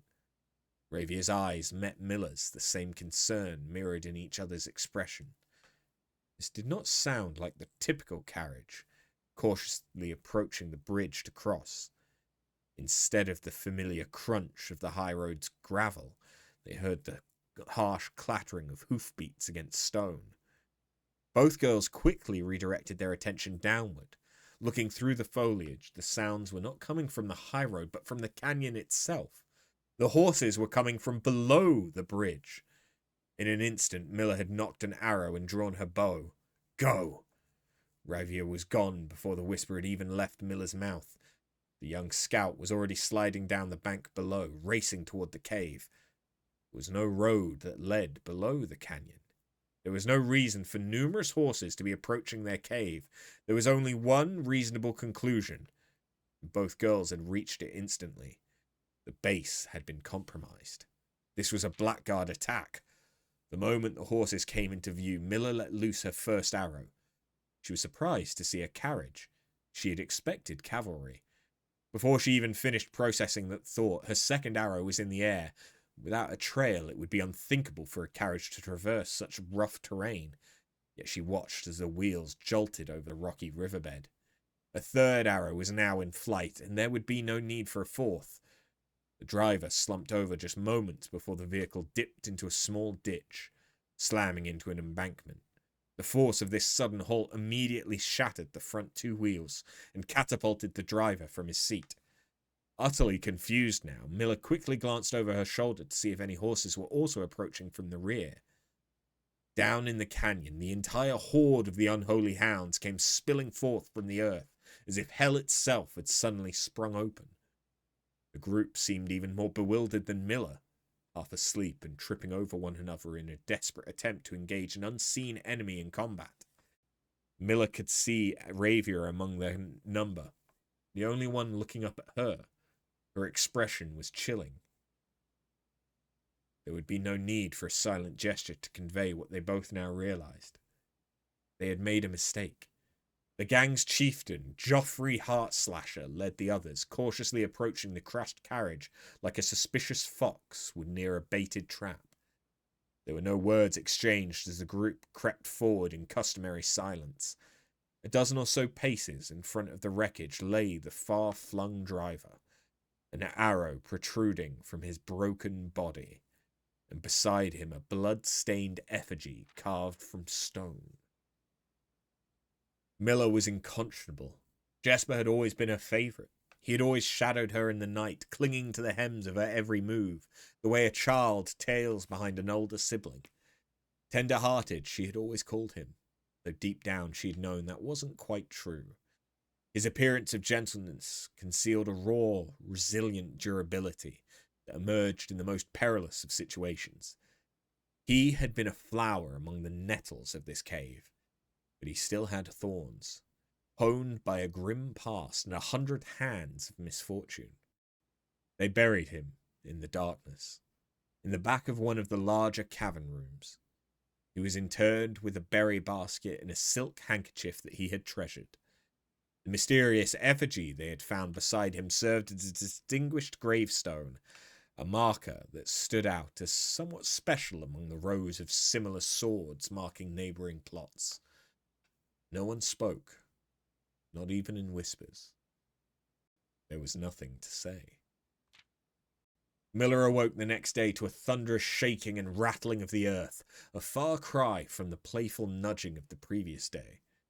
She strained to adjust her eyes, but the choking sting of stirred-up dust caused her to flinch. Panic was also in the air. The sounds of scurried footsteps and clattering feet filled the space around her, but even in alarm, the silence was louder. What was it that sounded so strange? Miller closed her eyes tight and used her feet to guide her along the passage. The whispers around her were getting louder, and intense voices could be heard ahead. Louder speech than she had ever heard spoken in the canyon. A growing dread grew as Miller approached the mouth of the cave, her eyes now open despite the dust. Shouldn't it be day? Miller felt a hand in the darkness pulling at her. It was Ravia. The two embraced, and Miller did not need to see her to understand. Ravia placed two bent fingers against Miller's cheek. With that touch against her face, Miller felt the same sinking feeling from the previous day. Two bent fingers confirmed that what Miller had suspected. The girls had forgotten to relay one critical piece of information to the others. An hour or so later, the screams began.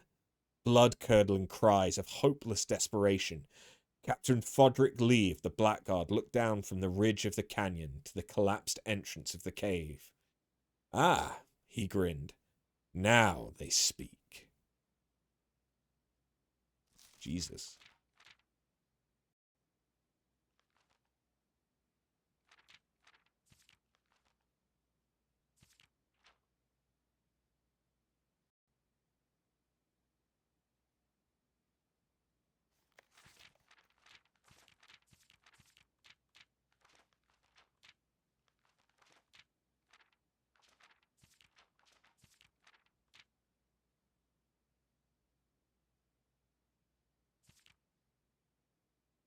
So there's a sigil of Arinda in there as well. Or Arindia.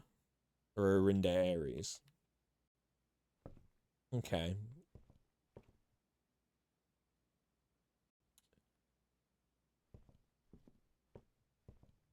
Fuck me. Because that was a lot more reading than I had expected.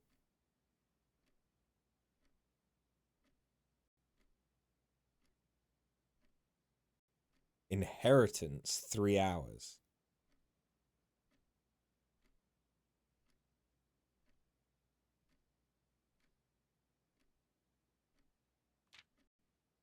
That was a whole bedtime story. You did good.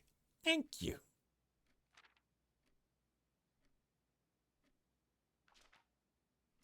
Oh, God. Okay, I'm getting close to having solved 40 parlors. Wait.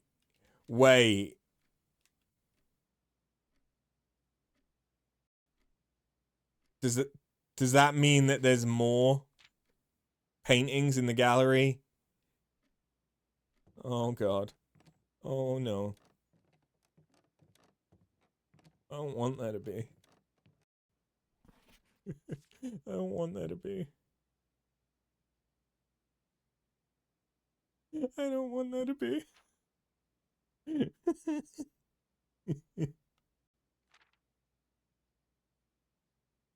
Okay, so there is one. It's the detector shovel. If there's 8 things to craft, the only one we haven't crafted is the detector shovel.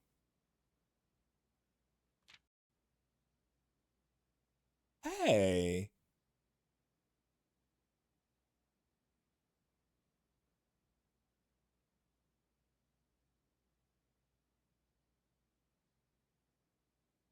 Okay, that's cool.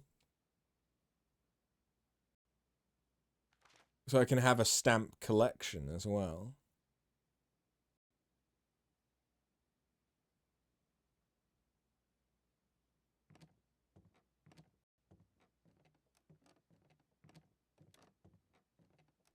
ever keep less than 5-minute queue. Reality 50 minutes?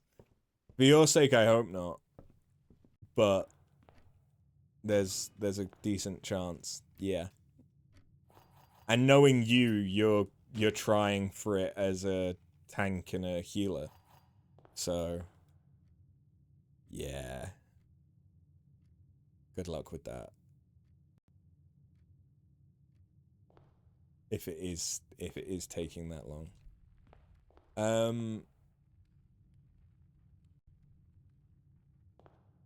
Let's head to the trading post.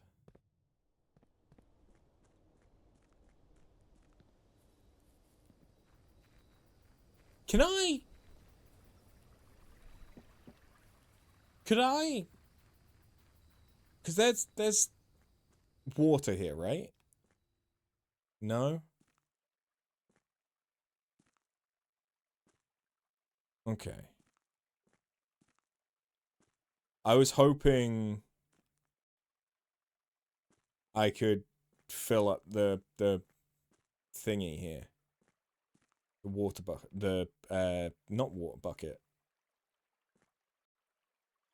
Watering can. Watering can. I guess. I mean, this is a still, isn't it?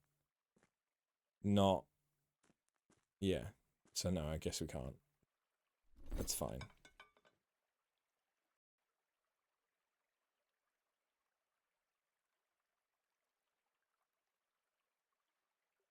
Could get a secret garden key. Really, really wants to give me a battery pack. Like, really wants to give me a battery pack.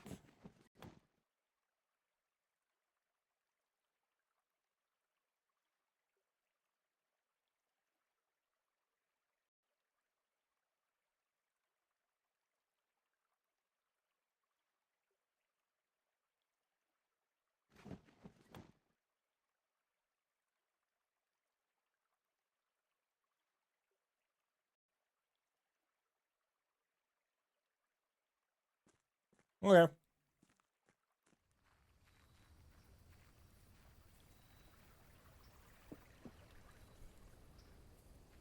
Nothing, like, super amazing, but...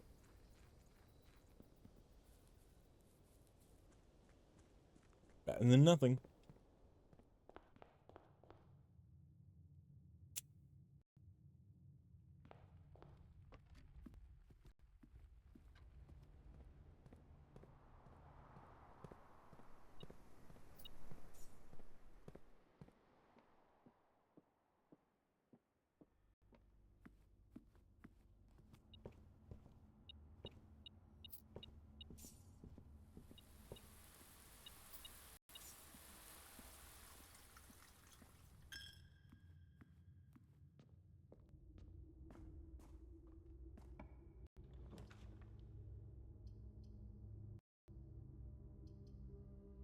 Give me the jackhammer.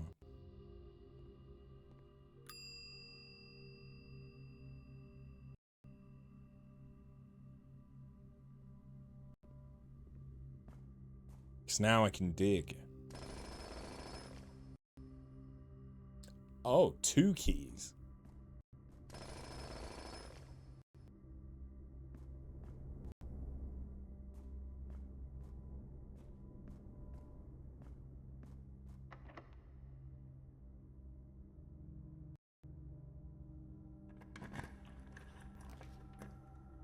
I mean... I'd be an idiot not to take the cloister.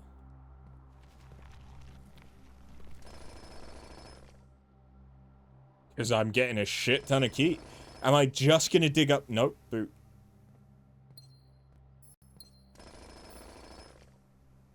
There we go, gems. 3 gems. From 1 dig spot. Gimme the thingy. It didn't give me the thingy, but it kind of is fine. Because there's loads of stuff to dig in here.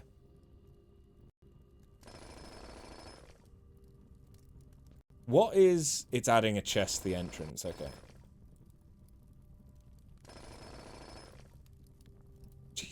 Christ. I'm gonna hope for a freezer at this point.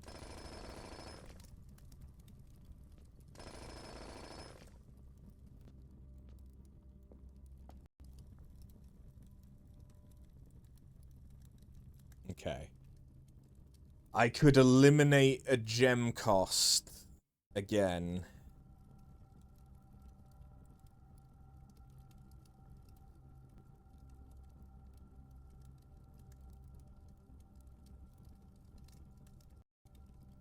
I've seen all 46 rooms.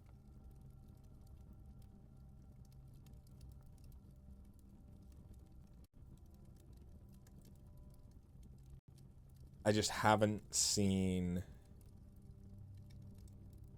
one of the bedrooms.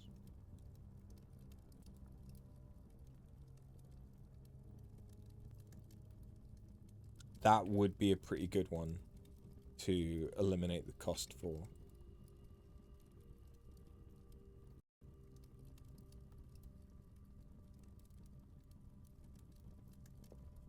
I've already eliminated the cost for the classroom.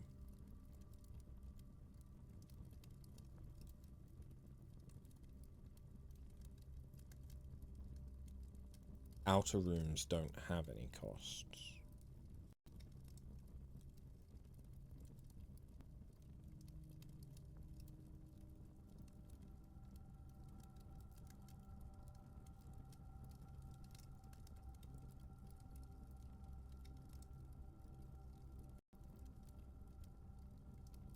I do think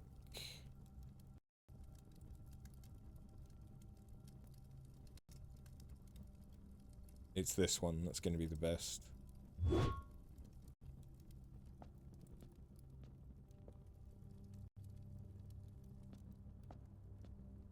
I don't think the sale affects this room.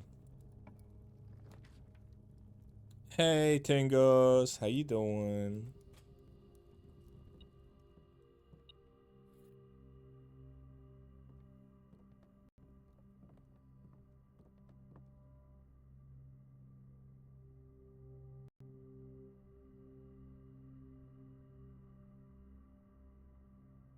Could make the power hammer.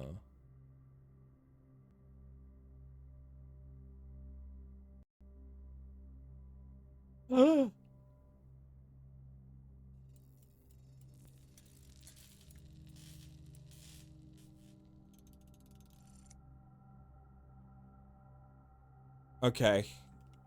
I know what we need to do now.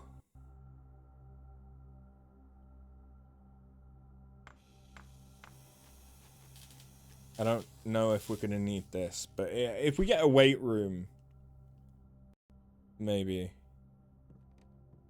Although I really don't want a weight room. Well, no. Okay, hold on. We can get a weight room. But first... You're tired, currently laying down in bed. Fair. I mean, Jesus, it is 10 to midnight. This is only our second day.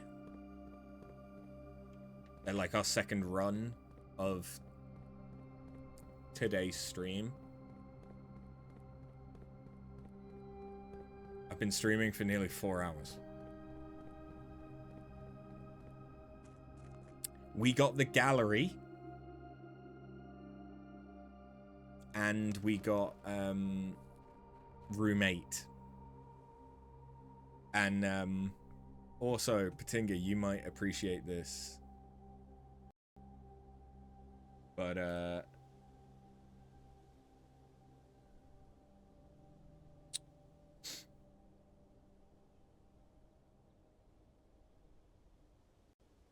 I have started using Obsidian. My notes. So yeah.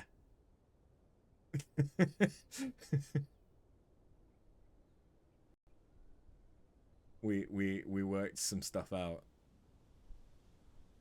It's It's been a good stream. The gallery puzzle is bullshit. Gallery puzzle is some bullshit.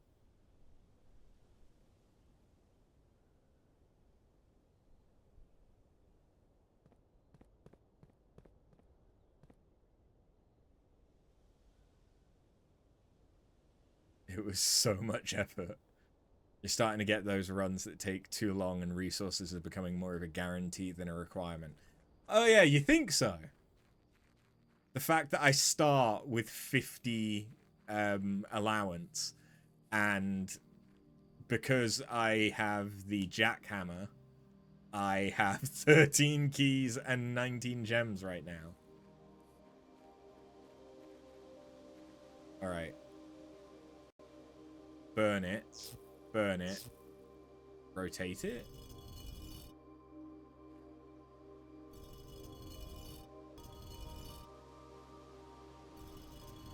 I don't know what way I should.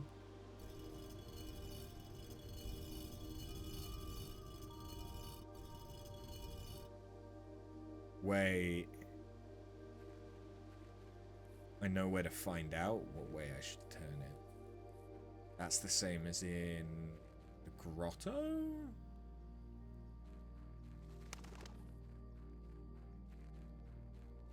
Maybe?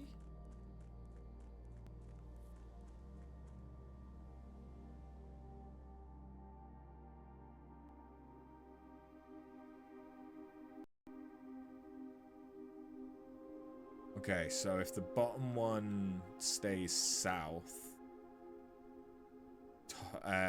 center north, and middle west. Center north, middle west.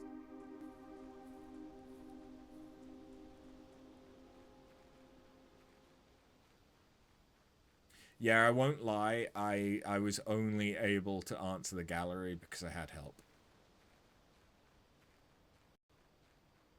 Especially for working out the first one. Because... Jesus.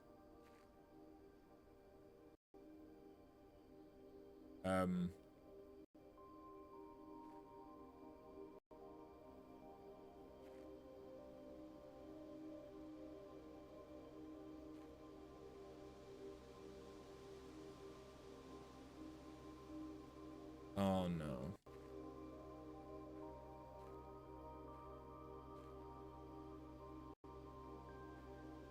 Did I only get the one? Did I only get the one attempt? Okay. In which case... Sundial... Center, north...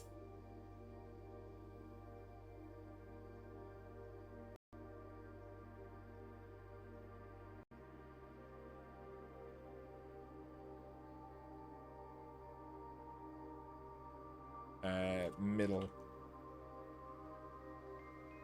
West...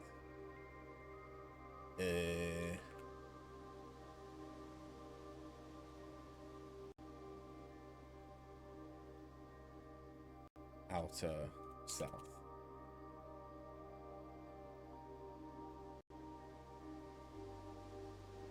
And I've gotten to classroom 7. Yeah. Yeah, I did.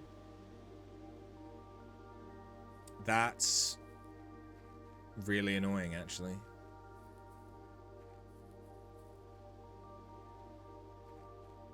That it's done that to me.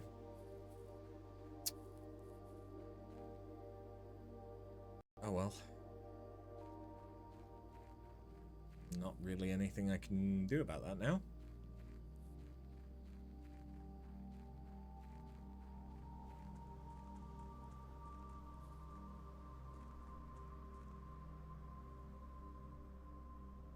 It's not exactly a difficult one to get.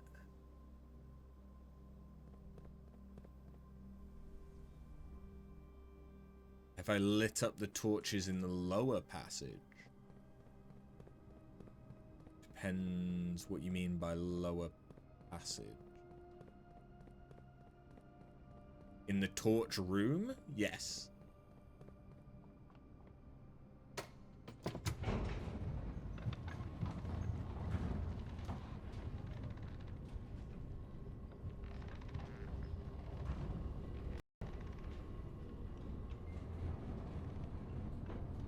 Oh yeah, I did the one. You meant the tunnel. Which tunnel?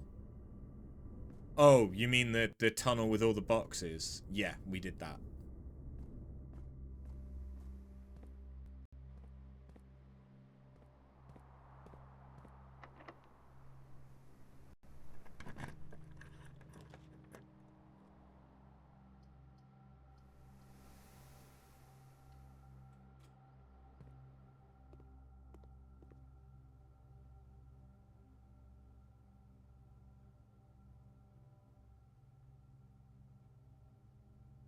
Wait, what? Oh!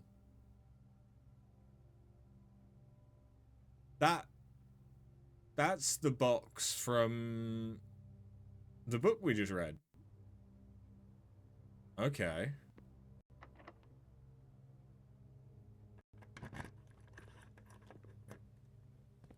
Interesting. So I could deliberately curse myself? Not sure why I want to do that, but okay.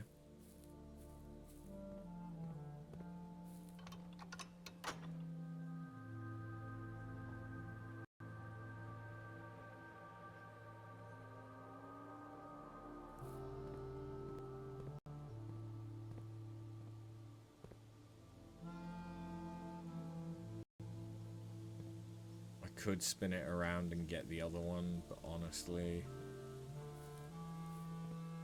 can't be asked. I'll do it if I need to do it.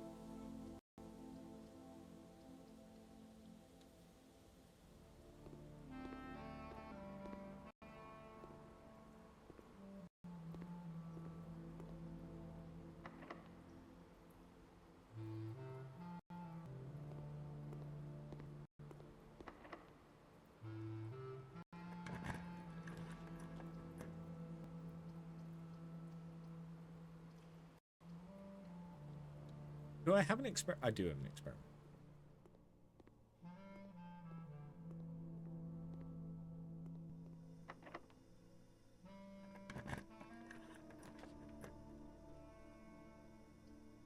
You motherfucker. Hey, it's the first time that we've had the electric eel.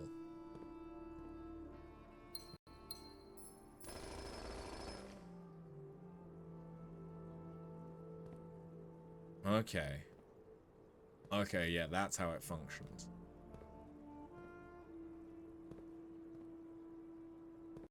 That's right. I need the patio.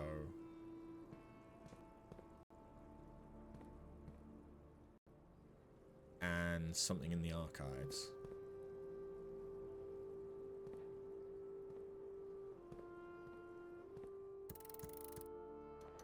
Oh yeah, I haven't actually. My bad. I'll do that in a second.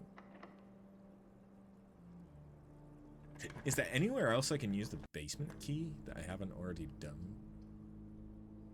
There's a shit ton of letters.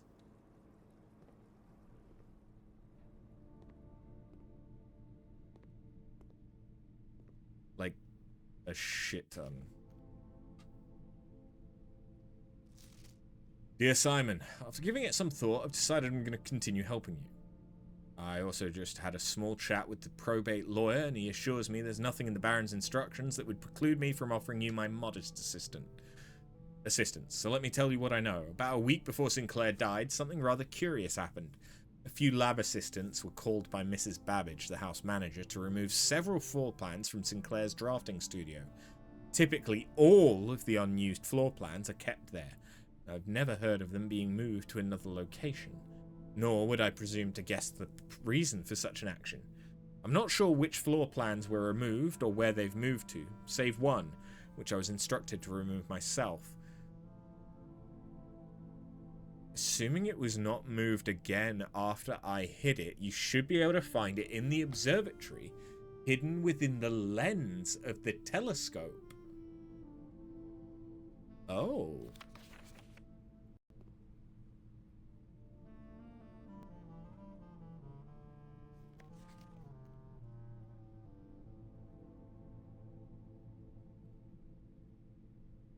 I don't have the magnifying glass anymore, though.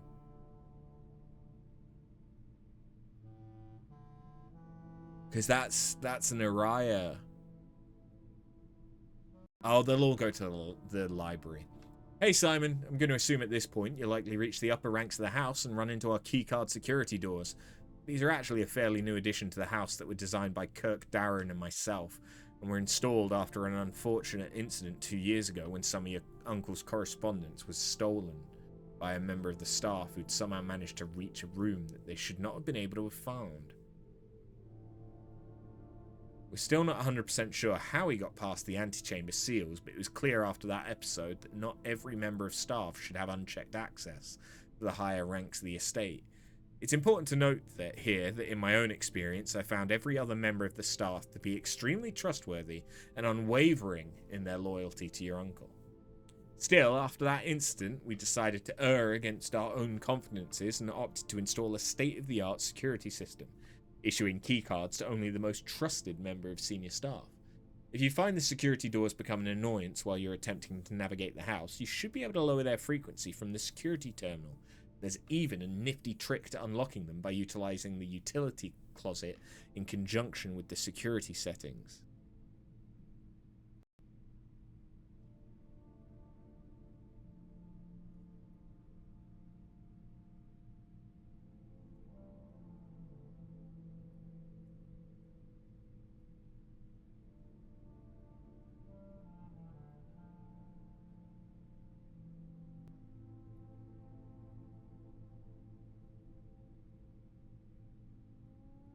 I'm not sure what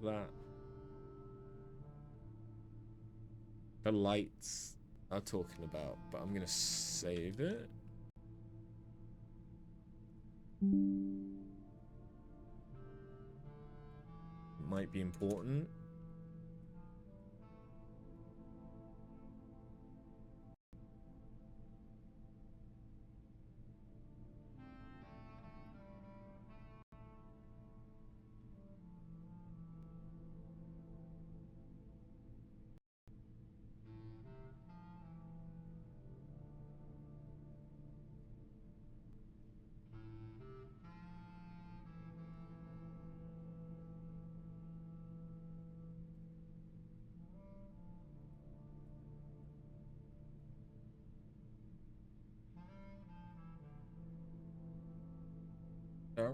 I really don't know, because the nifty trick to unlocking them by utilizing the utility closet is, I mean, it's easy, it's obvious. Simon, following up on the map I created outlining the steam-powered duct system, I thought I'd help to provide you with a corresponding map for gas power, which is an outdated system that currently is only utilized outside the house in locations on the ground. Do you a favor, say comrade? Do you want me to say comrade or comrade? Because I could say both. Yeah, sorry. I could say both. It is camaraderie, though. Not camaraderie. So I probably lean more towards comrade.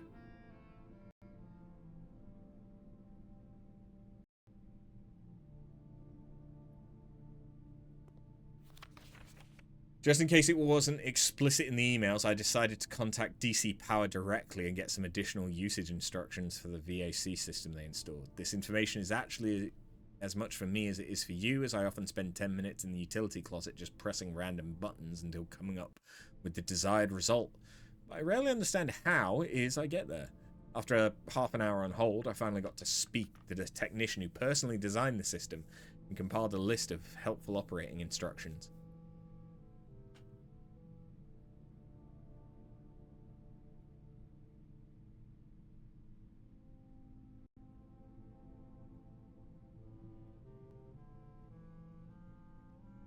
Okay.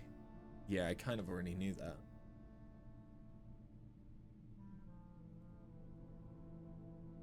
I think.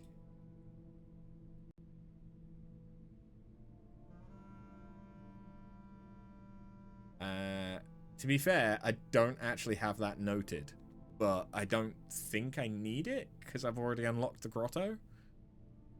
And you were like, wait, is that a thing? Do British people do that and you've not noticed? Well, it's also, I am very Americanized.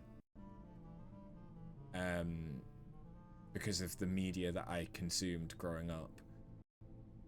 I also went to an international secondary school where I was studying with a lot of Eastern Europeans and Russians.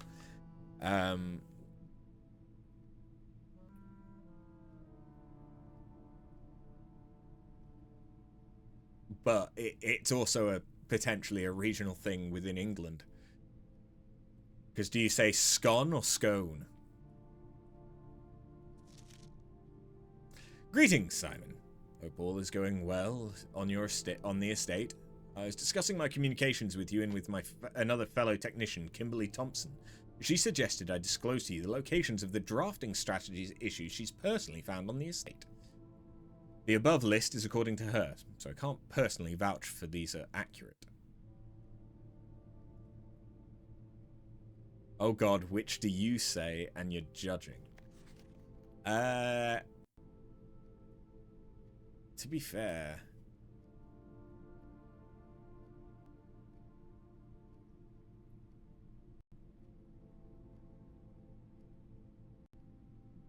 I'd probably say scone rather than scone.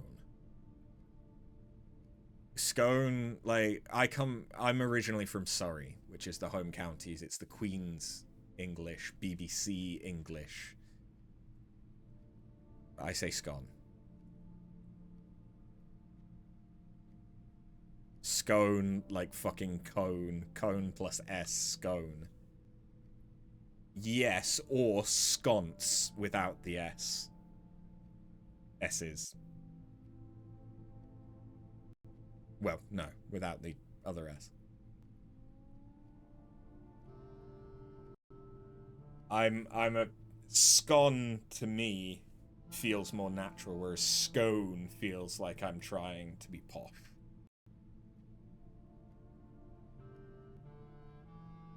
If I'm going to be mentioning members of the staff, perhaps I should give you a brief introduction.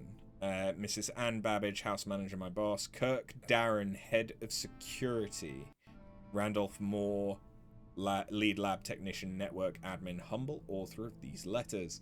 Kimberly Thompson, lab assistant and helpful sidekick. Chef de camp, head of the kitchen, maker of tasty meals. Hartley Reuter, the Baron's personal valet, retiring. Christoph, the chauffeur, Robert Nogula, the new groundskeeper. There are a handful of other names among the various live-out and seasonal service staff, but due to their infrequent mention, I thought it best to omit them from this cursory introduction.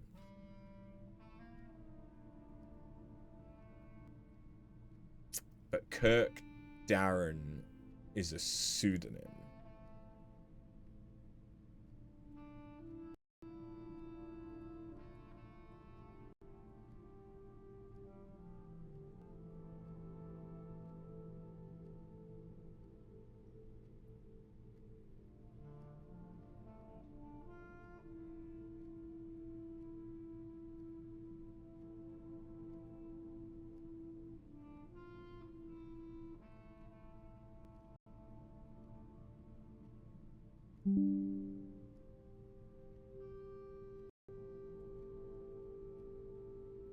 Okay.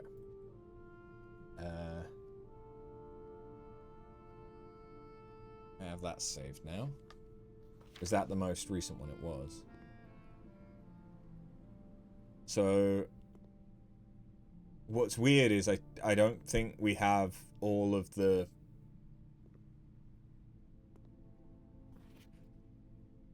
things yet. So we got Arch, Ares, Vera, Morajai, That's Araya. That's Nuance. So we don't have Kororika. That's Morajai again. That's Vera again. That's Ben.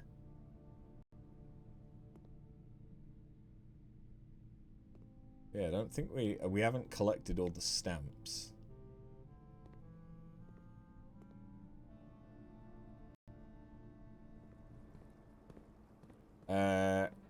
Okay, let's go.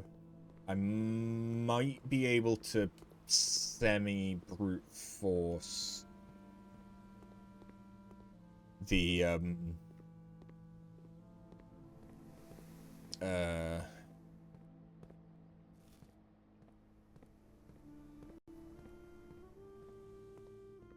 the 8 realms one.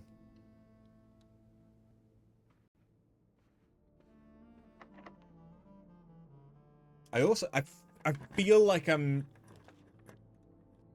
potentially missing. Ooh, yeah. We haven't seen this room in a while. There is a clock tower. Wait, we could just have the classroom permanently? Interesting. I want the clock tower because I know there's a sanctum key in it. There's gotta be. I feel like the fact that I can grab you is important as well.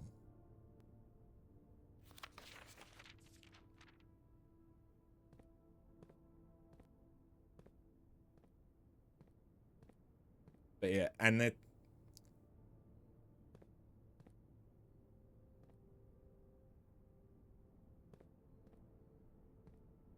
I ever been in here with a magnifying glass? If not, maybe I should come back. Like,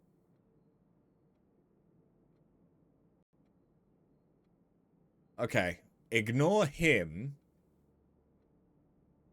What the fuck's going on over here?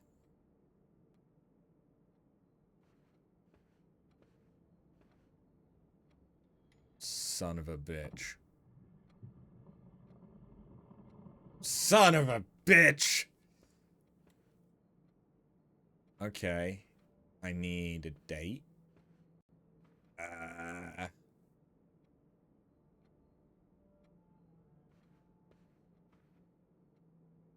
Is it going to be related?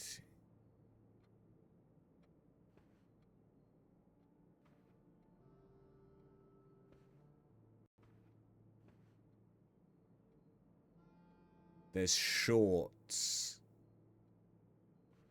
and longs. Do I need to count?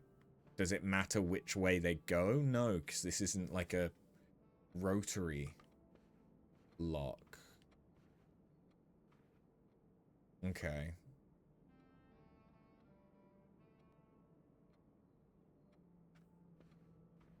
So let's do umbrella guy. We have 1, 2, 3, 4, 5, 6, 7, 8, 9, 10, 11, 12, 13, 14, 15.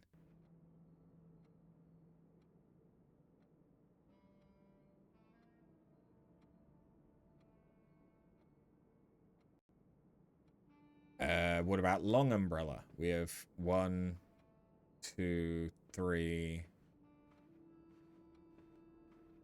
4, 5, 6, 7, 8, 9, 10, 11. I mean, I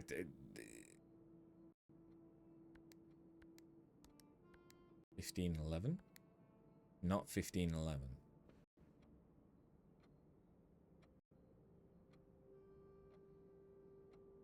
But it's got to be a date.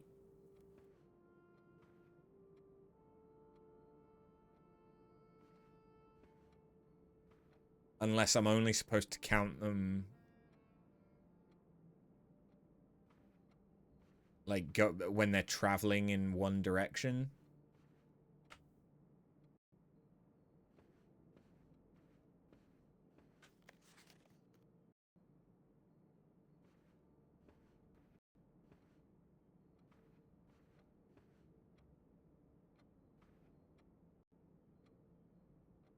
So 1...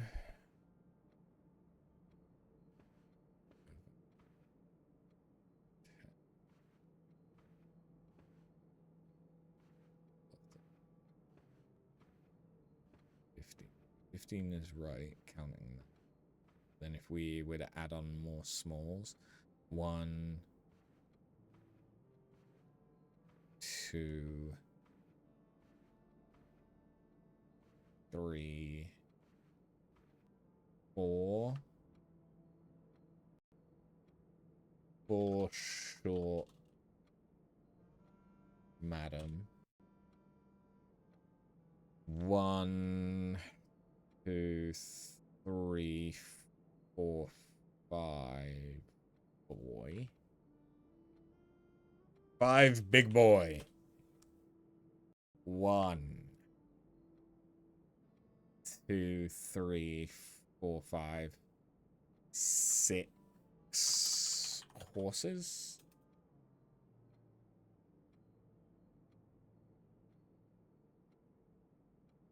So 1922? I mean, it could be a year.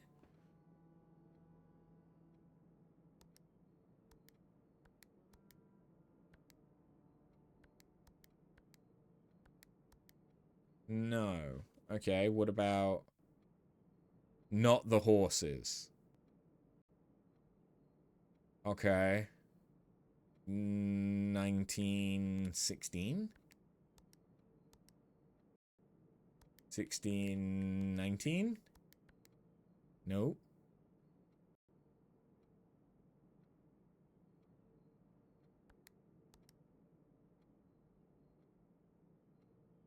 '15.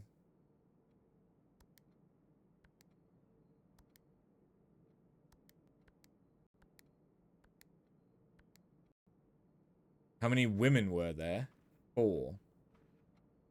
Uno, dos, tres, cuatro.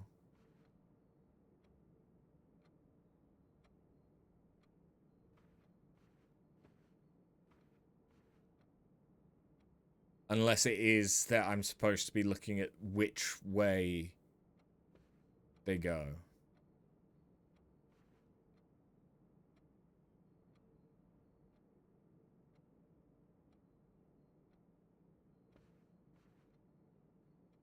Like I should only be doing them if they're going to the right. How many umbrella men? Small umbrella man.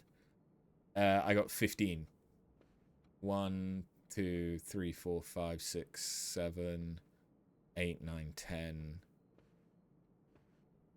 11, 12, 13, 14, 15. For big umbrella man, I got 11. 1, 2, 3, 4, 5, 6, 7, 8, 9, 10, 11.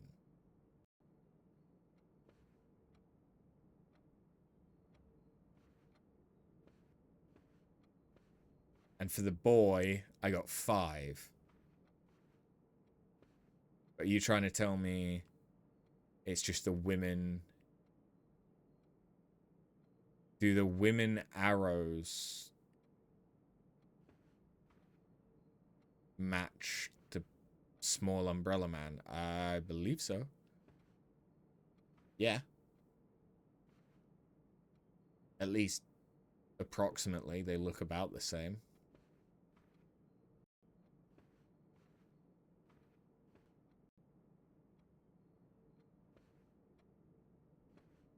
In that they small.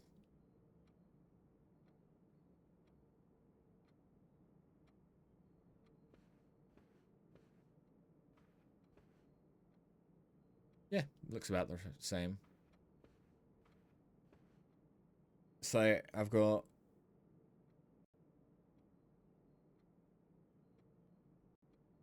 like 15, 21? 21, 15, 21, 04.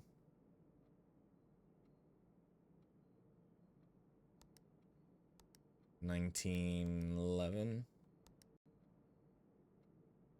Am I missing something?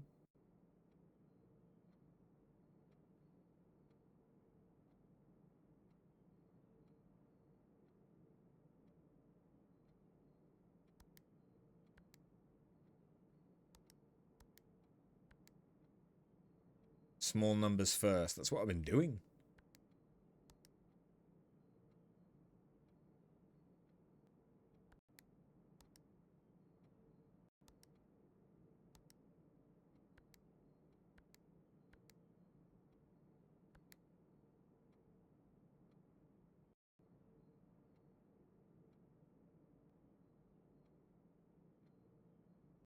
I feel like I have the numbers right.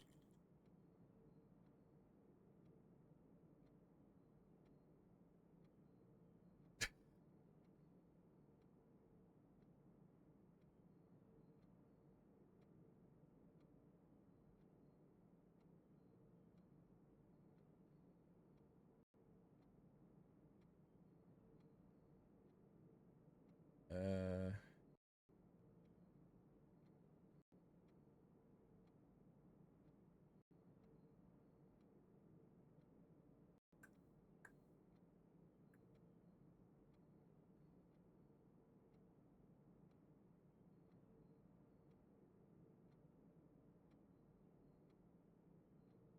Factory default.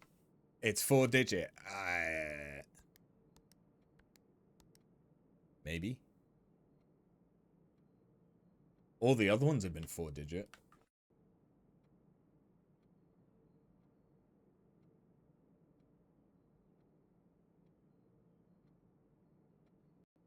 What's the hint? Number 1 hint. Close look. Okay, yeah, no, that's telling me about the candelabra.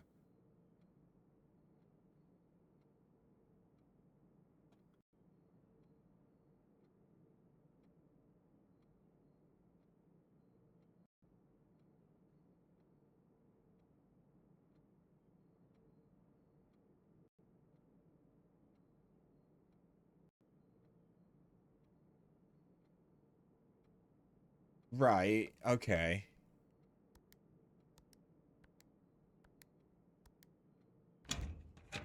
Right, okay, it was just the smalls.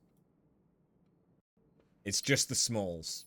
Ignore the bigs, just the smalls. 6. 6.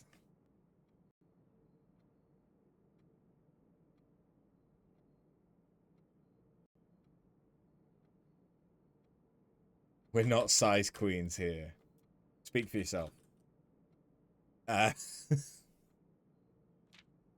Dearest Mary, I know the events of the past year have catapulted you into a world you may not have been ready for. It's cruel the way time rips through our lives, leaving them barren and fruitless like wind-scarred plains. Throughout this all, I know your principal concern has always been Simon. You didn't need to confide in me yesterday for me to realize that fact. Everyone who knows you understands this. I will take full responsibility to ensure that regardless of how your current project pans out, Simon is shielded from any fallout and, God forbid, repercussions. A child should never suffer the iniquity of their parents. I, of course, write you all this in the hope that I can set your mind at peace when imagining the worst case scenarios. Not because I think such an outcome is likely. No, Mary. I have few apprehensions and fewer fears. Assuming everything goes according to plan, you should be reunited with Simon again before his 10th birthday. And while 2 years might seem like an eternity to a mother, I've always heard the days pass more quickly in the East. As for me and you, I've already come to terms that our meeting yesterday was very likely our last.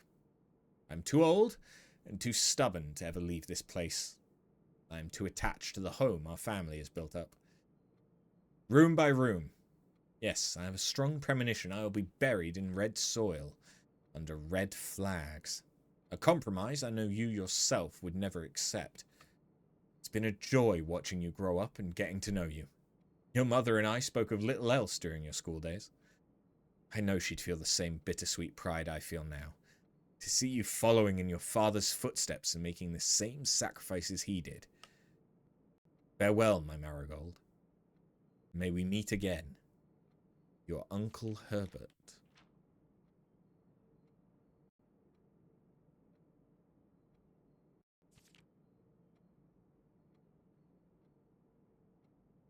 I don't know if there's a word I'm supposed to pull out.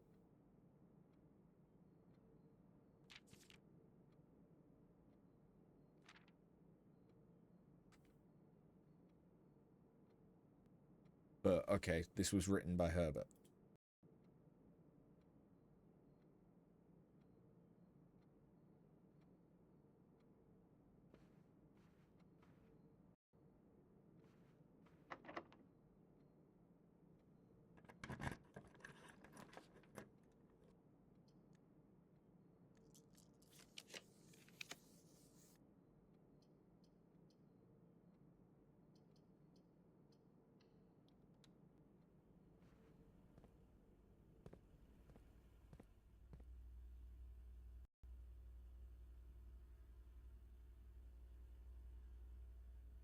I feel like I'm missing something in this room.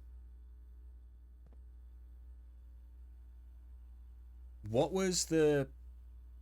So, in the safe room... Safe house. There was... a picture.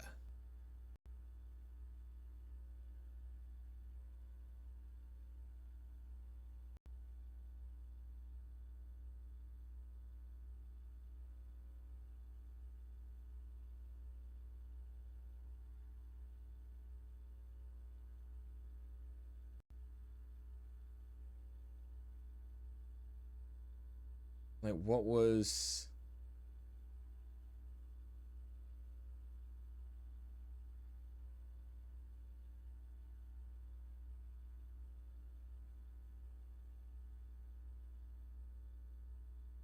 So yeah, one of them...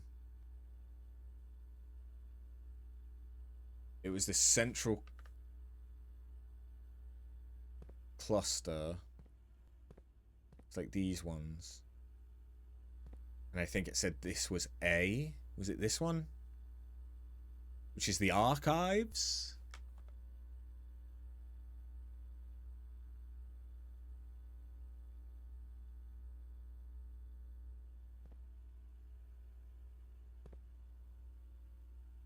I think.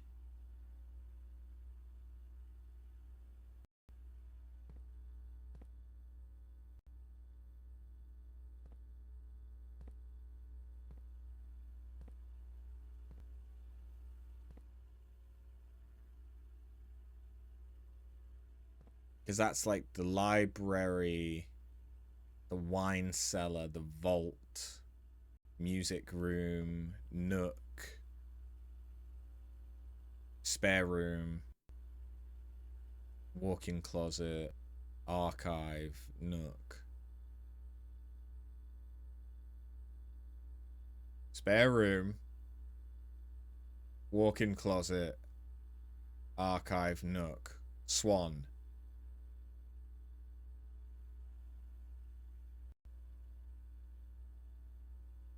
A storeroom? I think that's a storeroom. That's the office. Nursery. Gallery. Song. Okay.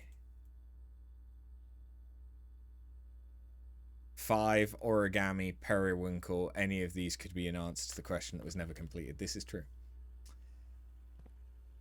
Hallway security.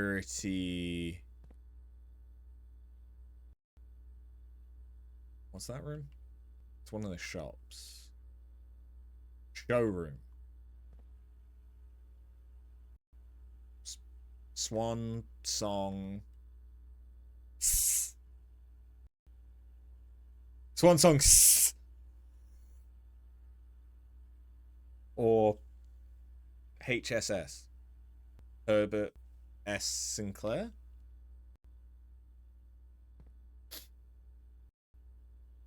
That's the B ballroom. BPV.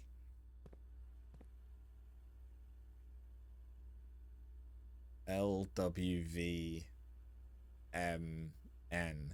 Yeah, okay, I don't think any of that is anything. It may just be the central-ish ones. Because Swan Song, we know, is right. HSS? Do I...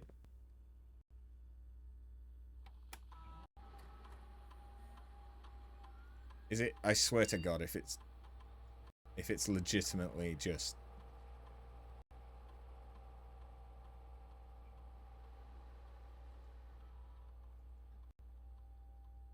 I mean, it worked. HSS? It's a different network?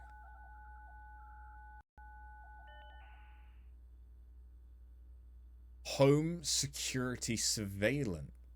What the fuck?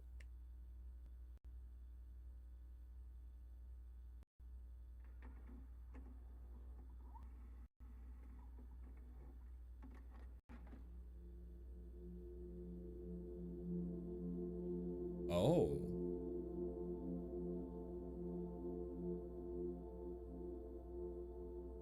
Is that our mum? Is that Mary?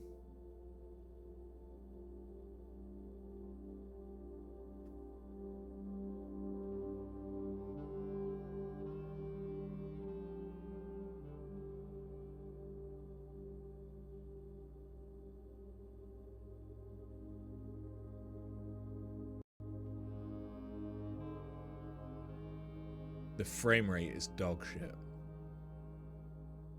Never mind the resolution.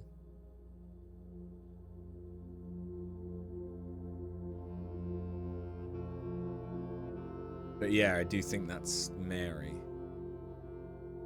I don't know who that is, though. Is that... Maybe that's Caleb Manning? Because we know that they worked together.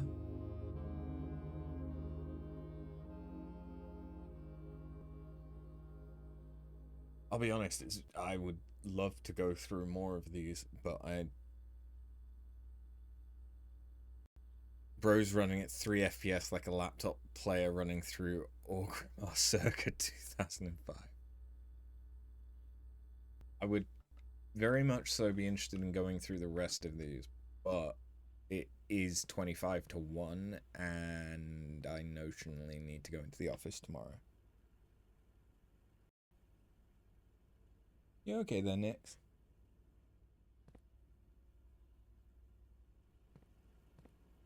I was supposed to go and open up room 46. That's what I was supposed to do.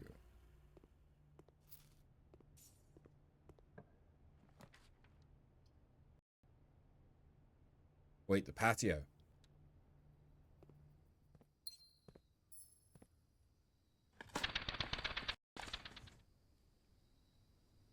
File cabinet. Key. I need an archive then.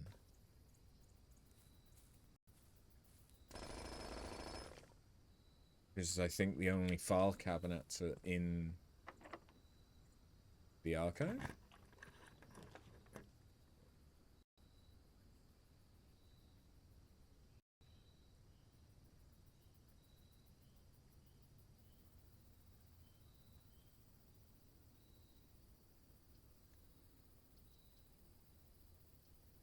Here's a thing. Do I have... I don't have a queen, do I? But I do have... Do I have the office? I do have the office.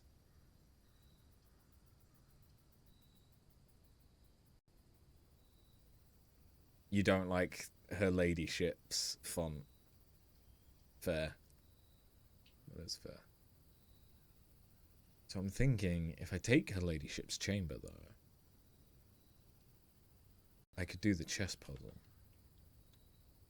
I mean, I also could have taken the study and done the same.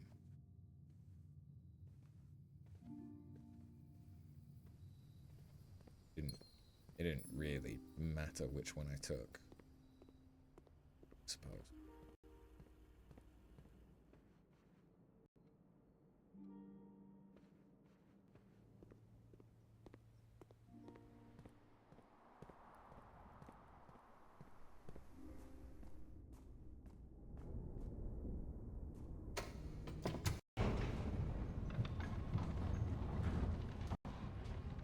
Okay. Two things.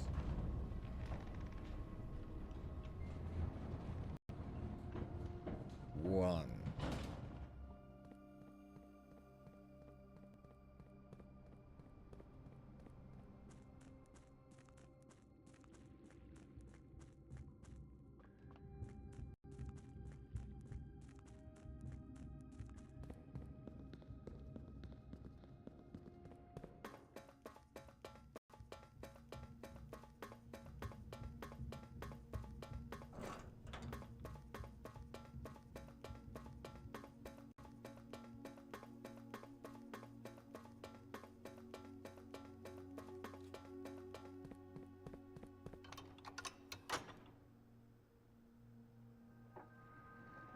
All of the ones that we've unlocked, we have completed.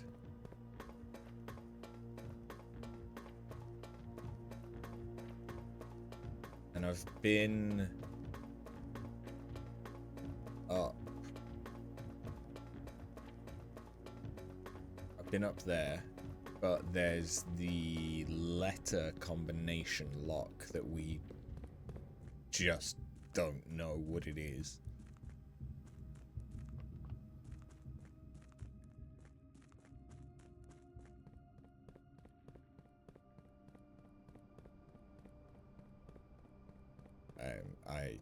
This has been a good stream, but fuck me, these days are taking forever. There's so much to do now.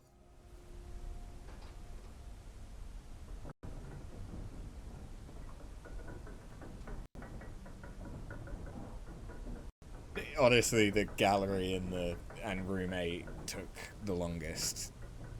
I also spent a long time staring at bullshit art. Yeah, I did. Yeah, I did.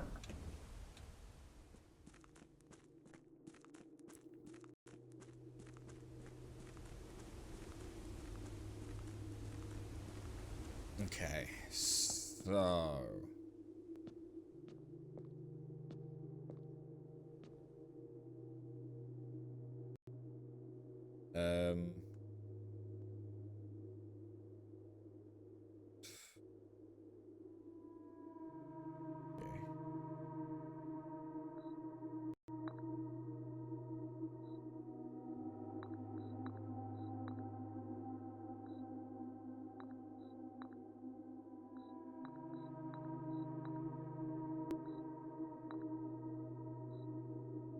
Oh shit. Do we have a rook? I didn't think about rook. Do we have a nook? I almost always take a nook. I might not have taken a nook.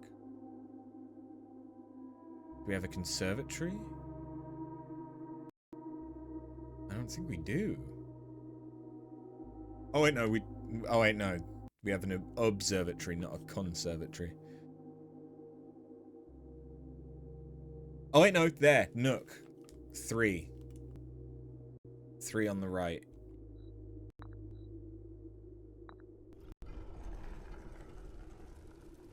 Okay. So, here's the thing.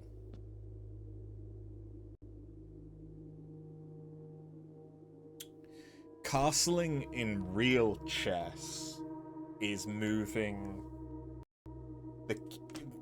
is moving the king and the rook in the same turn. How do I resolve that in blueprints?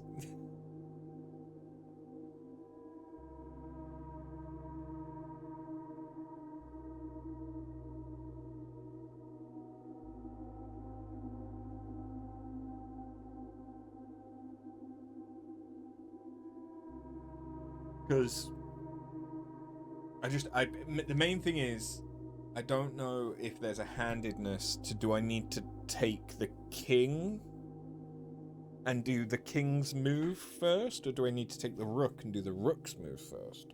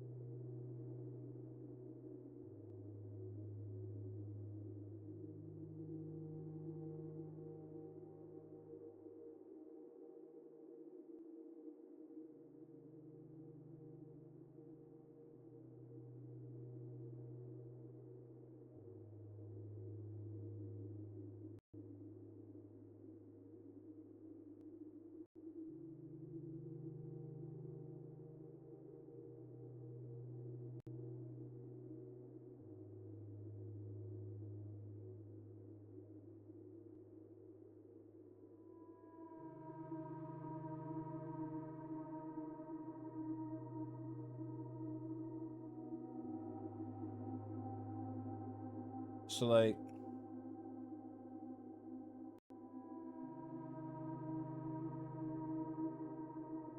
okay. So apparently,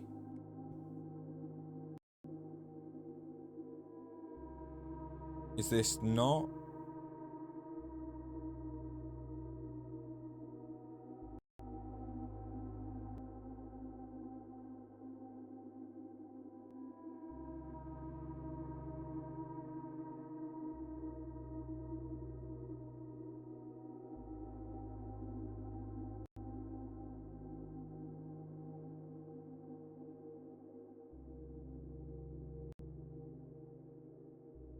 Okay.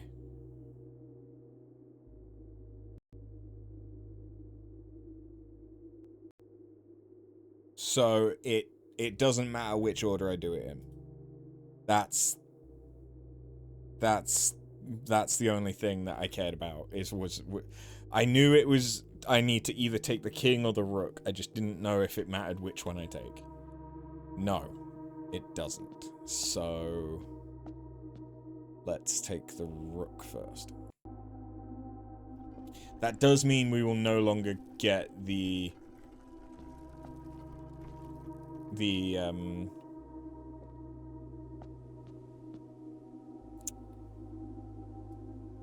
thingy.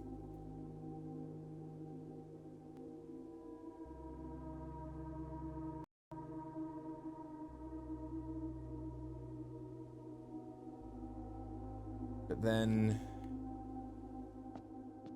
I don't really know how that resolves with this.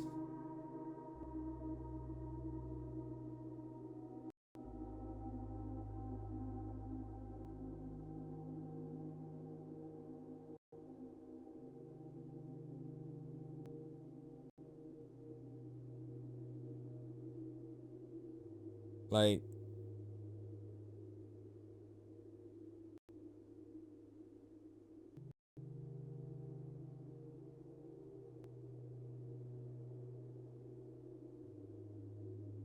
I just, because I've got, there's the picture from the kennel that had cat.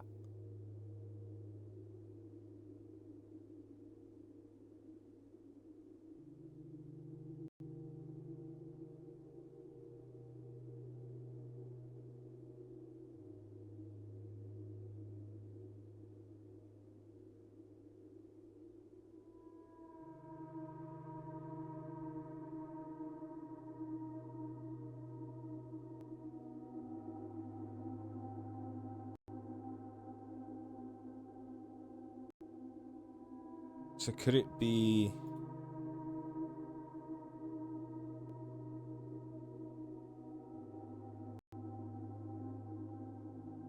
Because we got a few things.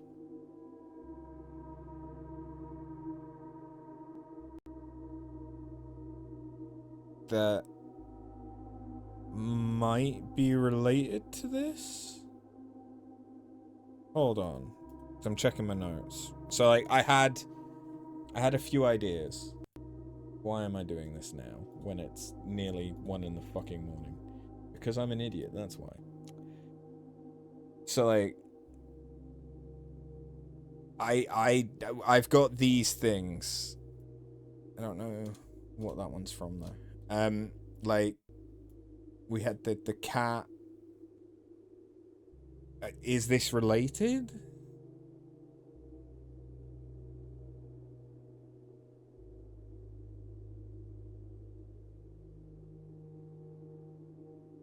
So would that be this CA of Castle?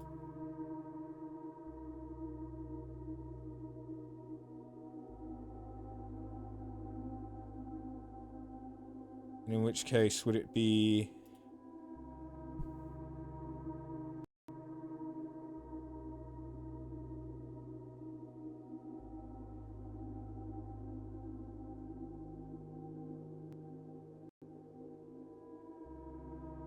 I mean, I don't know. I don't really know where to then go from there.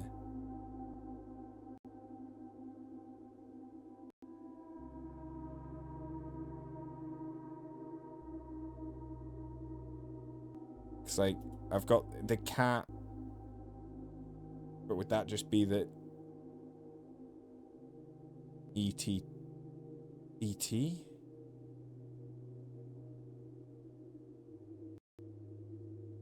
But then I've got the IOO.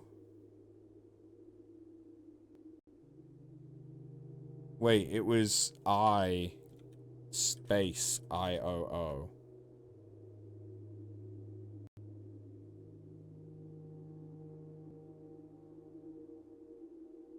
So would it be like...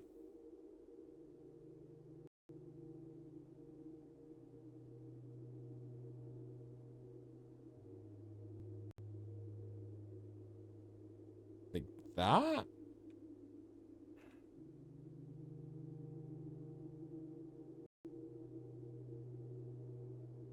I then don't really know...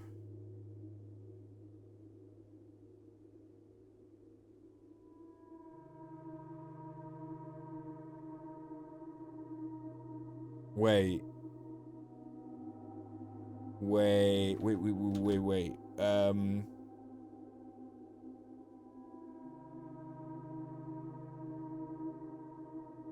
I think it was the locker room that had 6 or O. So would this be like that? No clue if this is right. But 6, 6, 4, something, something.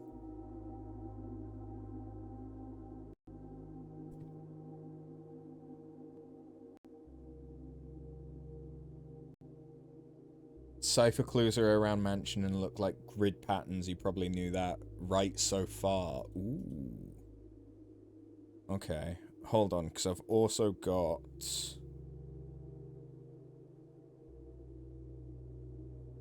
potentially more. I'm just checking my screenshots.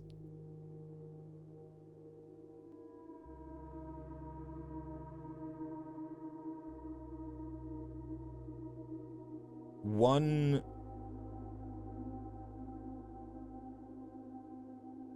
of Mary's fake passports has ID. Is that the CASTL? Yeah.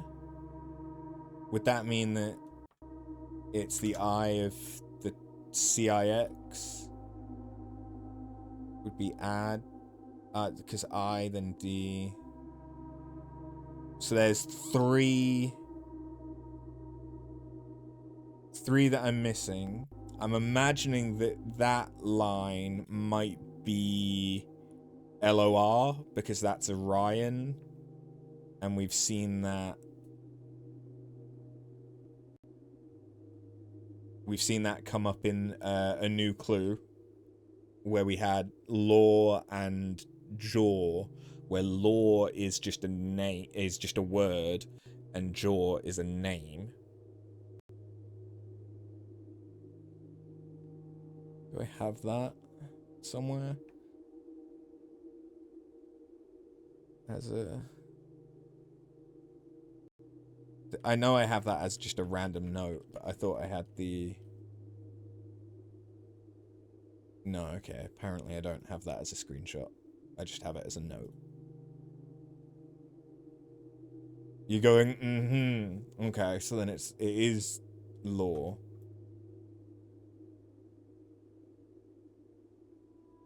So... I don't know what that middle one is. I'm guessing, like, just out of logical sense, I don't know what this means, but that could be add, like, A-D-D?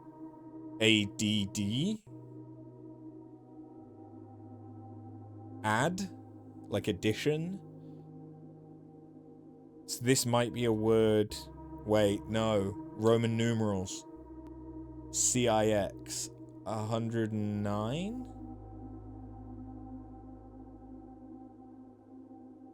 Add 6. 115. I don't know what Tor law would mean. And that could be like etc. I don't know.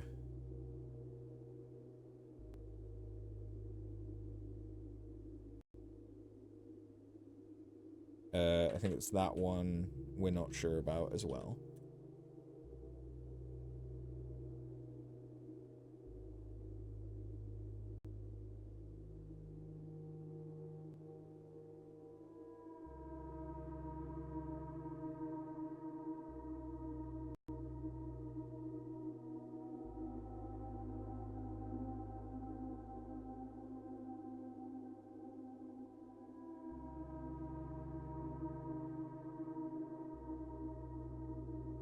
Or law.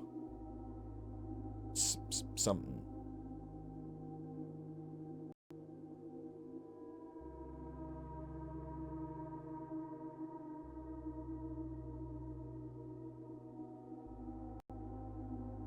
I don't know, we'll come back to this, because I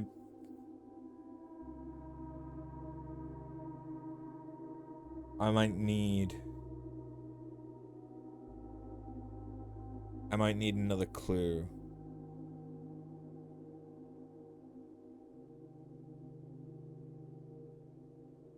In fact, before we go on to another clue, I'm gonna, no, because I don't think...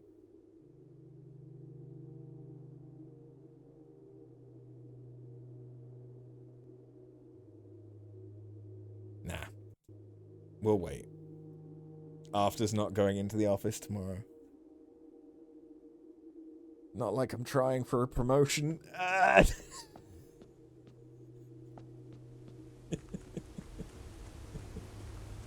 What am I doing now?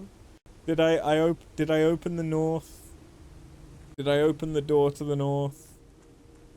I think I opened the door. Yeah, I did. I opened the door to the north.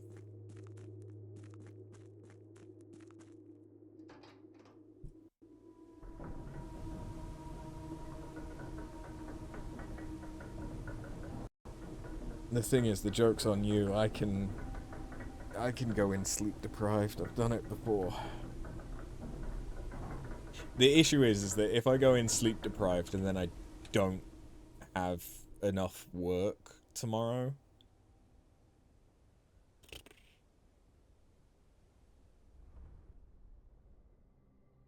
It's gonna be rough. I don't know why, but it feels kind of like... Is this a thing? Why is the light just... It feels like there should be something to interact with there. You think that still makes the joke on me, you get to sleep in. Well, fuck you.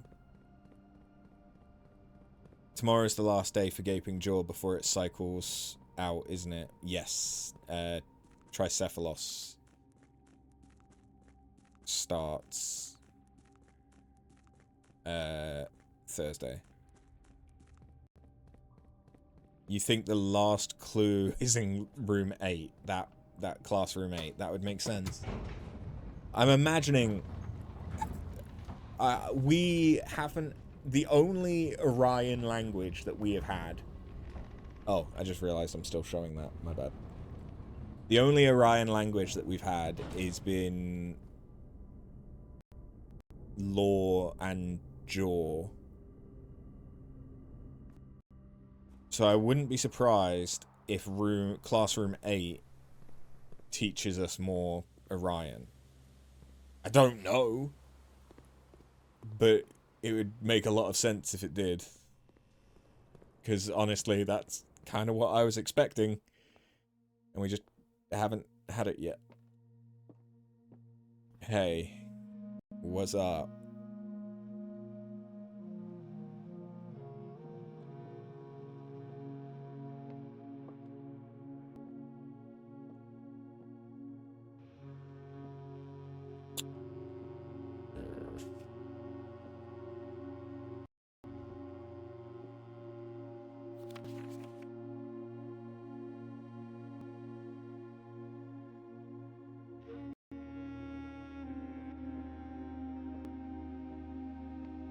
It is the wagon from the art. It is indeed.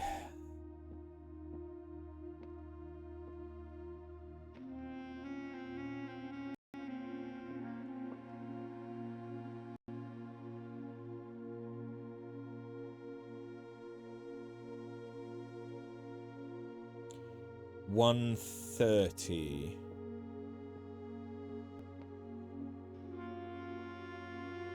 Yeah, because this one still moves. I don't know how, given the pendulum isn't going. That one still moves. These don't. 130 might be significant.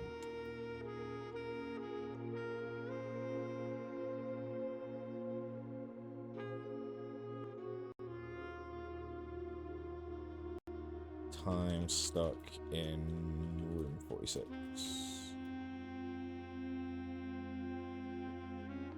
I'm surprised my brain's still working, to be fair. Right, so... I have been working on this a little bit.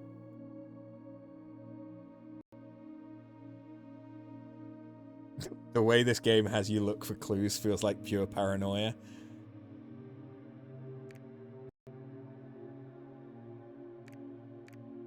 Yeah. Yeah.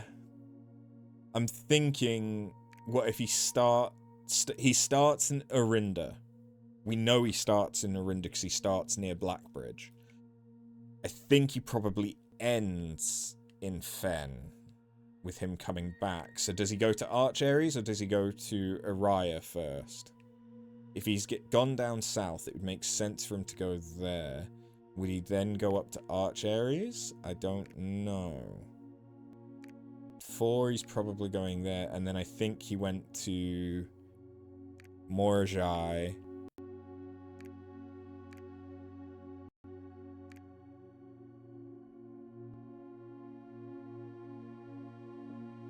Okay, that's not right, apparently.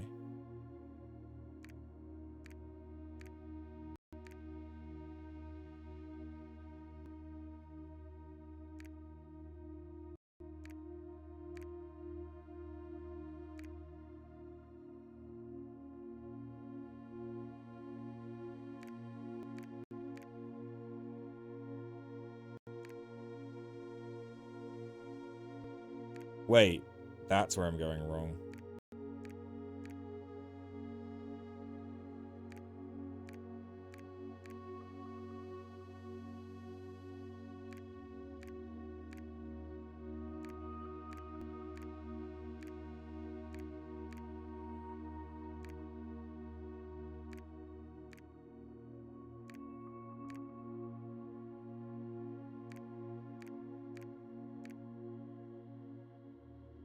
Because I think he went to... This is Vera. I think he went to Vera after Morajai. No, he did. He did. That's Kororika, so I know that he went there. I'm guessing that he then went back to Fen.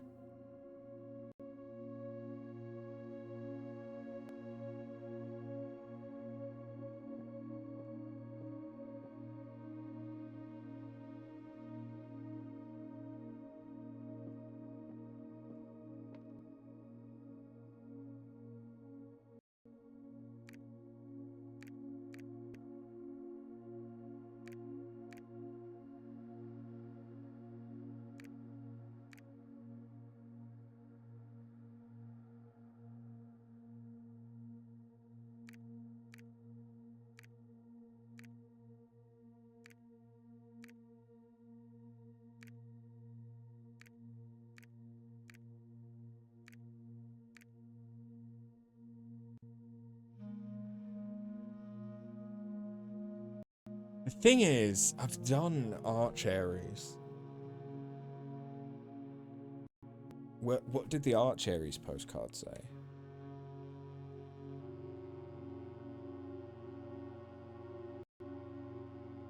The Arch Ares postcard said...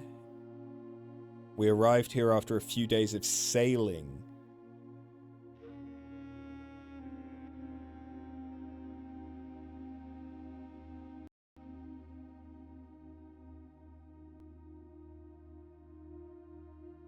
Which makes me think that maybe...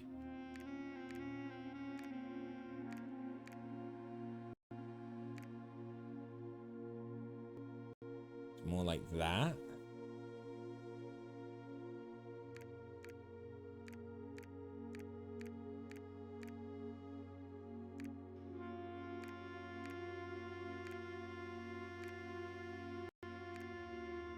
Because if he was down south for Arinda, it wouldn't make sense for him to go...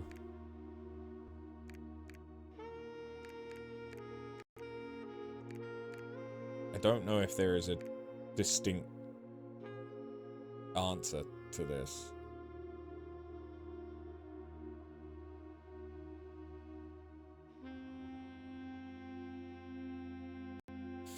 But maybe I can't answer this one just yet then.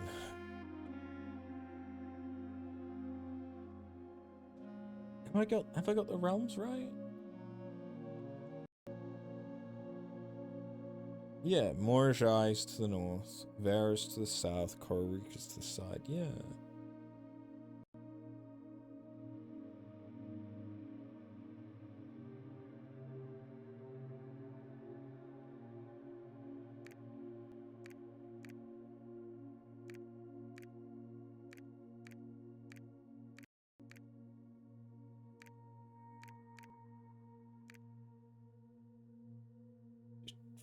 Fuck me up.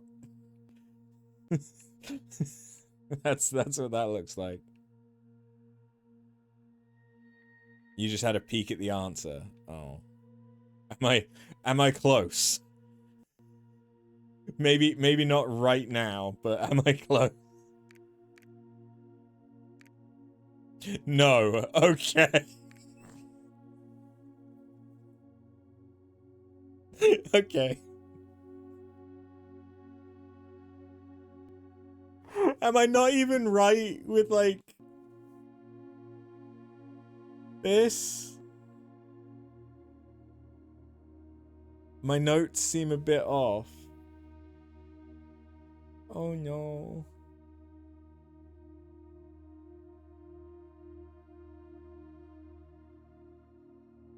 I think he starts in Arindia though.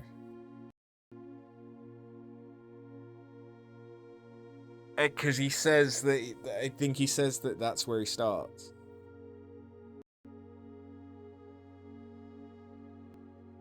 Oh, 2 of them are in the right...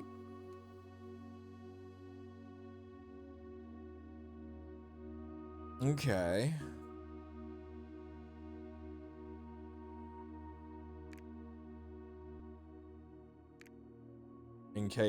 In that case, is it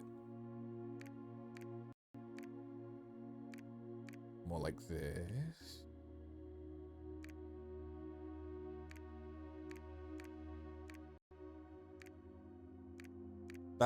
No, that's not right. Because that would be too simple.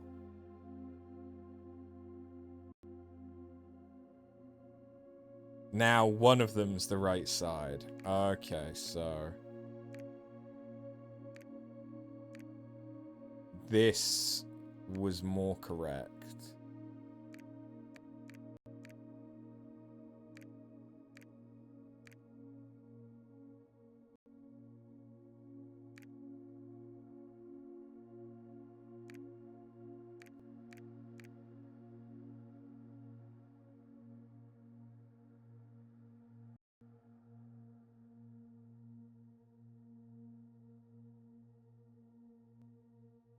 No.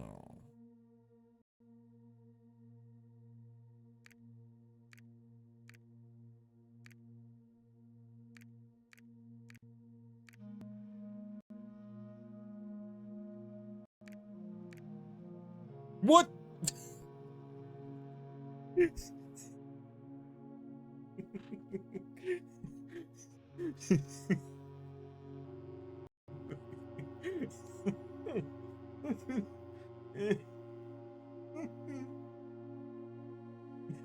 We did it. Okay. Oh, a deed. Lord Arthur Clementine to Lord Orve of Trinsdale. Know all men by these presents that Lord Arthur Clementine, rightful owner of the land that rests in the northern range of Redington Mountain, doth grant and convey to the bearer of this document, Lady Orve of Trinsdale, the land, forest, and waters of the sheer cliffs that rest in the northern shadow of the Holly Leaf Mountain, with all the rights, privilege, and appurtenances heretofore belonging. The property of Mount Holly consists of dense woods flanked by cliff walls, irrigated by mountain spring streams, and punctuated by several runoff waterfalls. This area is sheltered between the summit's northern slope and saddle, spanning across 80-odd acres of land. The property is situated southwest of Redington, bounded on the south by steep crags, and abutting the east by the high road to Tanner Fork.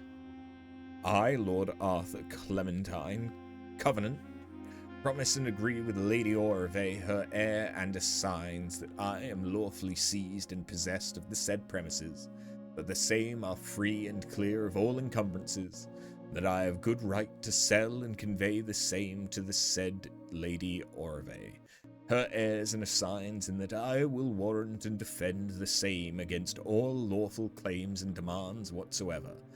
In hand and seal I make my mark. The grand year of Fen Aries, 1912.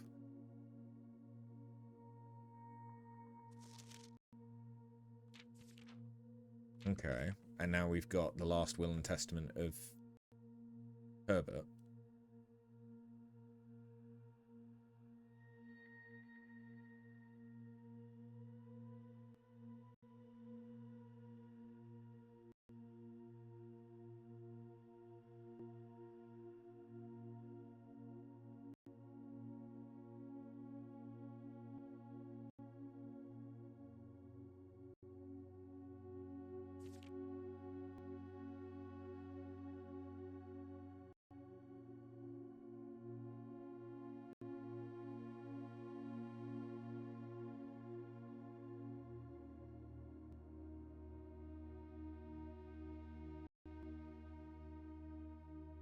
I grant each cuckoo clock set eternally on the sacred hour.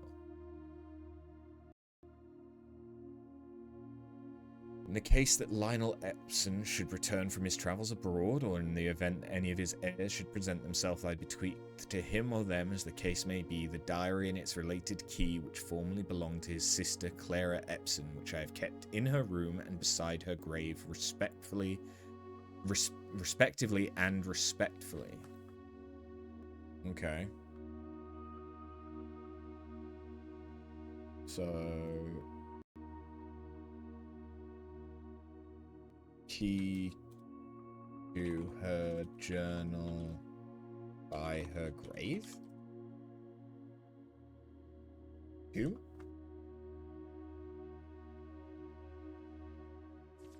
In addition, it is my fervent desire that the gallery, along with all the artwork contained within, be bestowed upon the Reddington Museum of Art, including the sculptures, exhibits, and the entire collection of drawings by Christopher Manson, comprised of 4 pieces.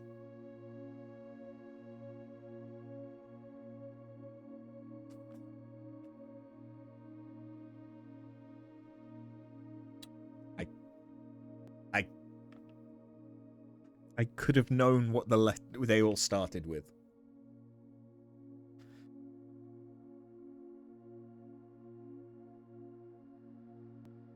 This generous donation shall be made 1 year hence, following the date of my earthly departure, when it will be removed from Mount Holly's draft pool. Moreover, to the Grand Cathedral of Araya, I bequeath 8 stone statues sculpted in the likeness of the 8 Aegean angels. Ooh.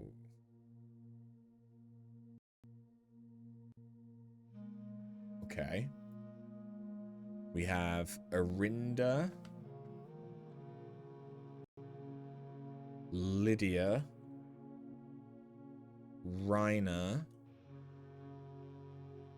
Joya, Alja, Vea, Mila, and Draxus.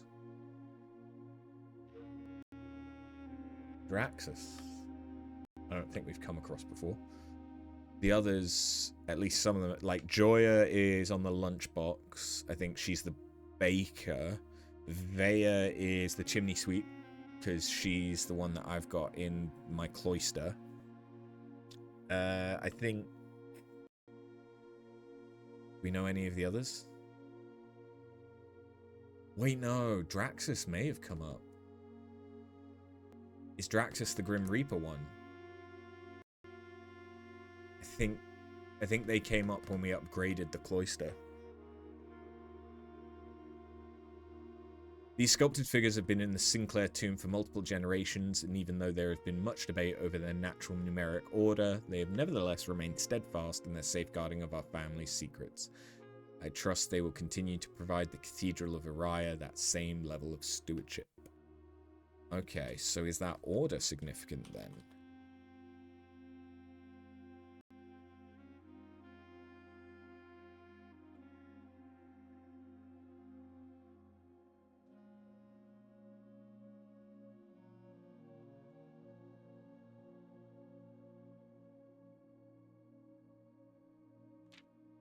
I give and bequeath to my grandnephew Simon P. Jones, son of my dear niece and Mary Matthew, all the rest, residue, and remainder of the estate.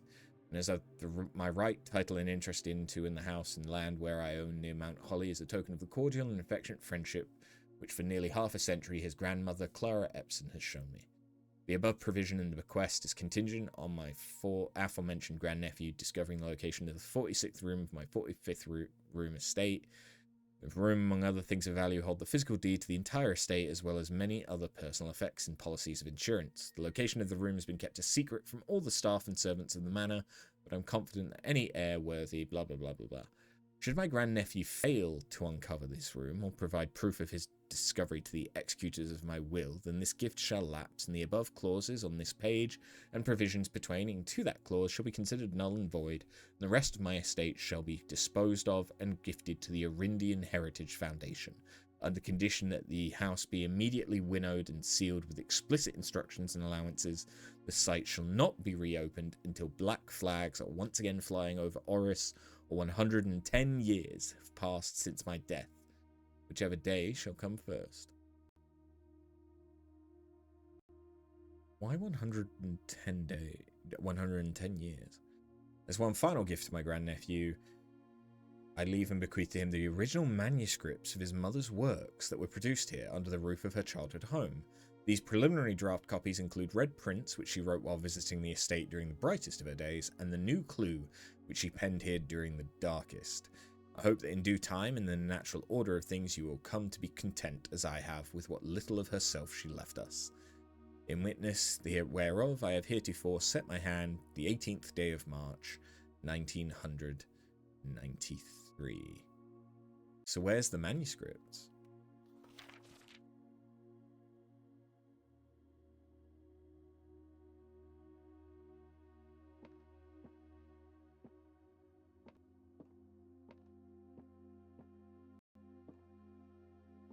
I don't know, but okay.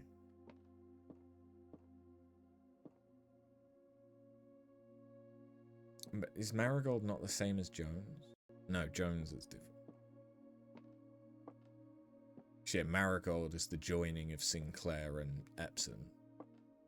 And then we are the joining of Marigold and Jones. So that should be our mother. Okay. My brain. I really do need to finish. Is there anything that I can do before I do though? No, I think I've done enough. I've been going for over 5 hours. Okay, we're gonna call it a day. I did the puzzle. I did the puzzle. I did many puzzles.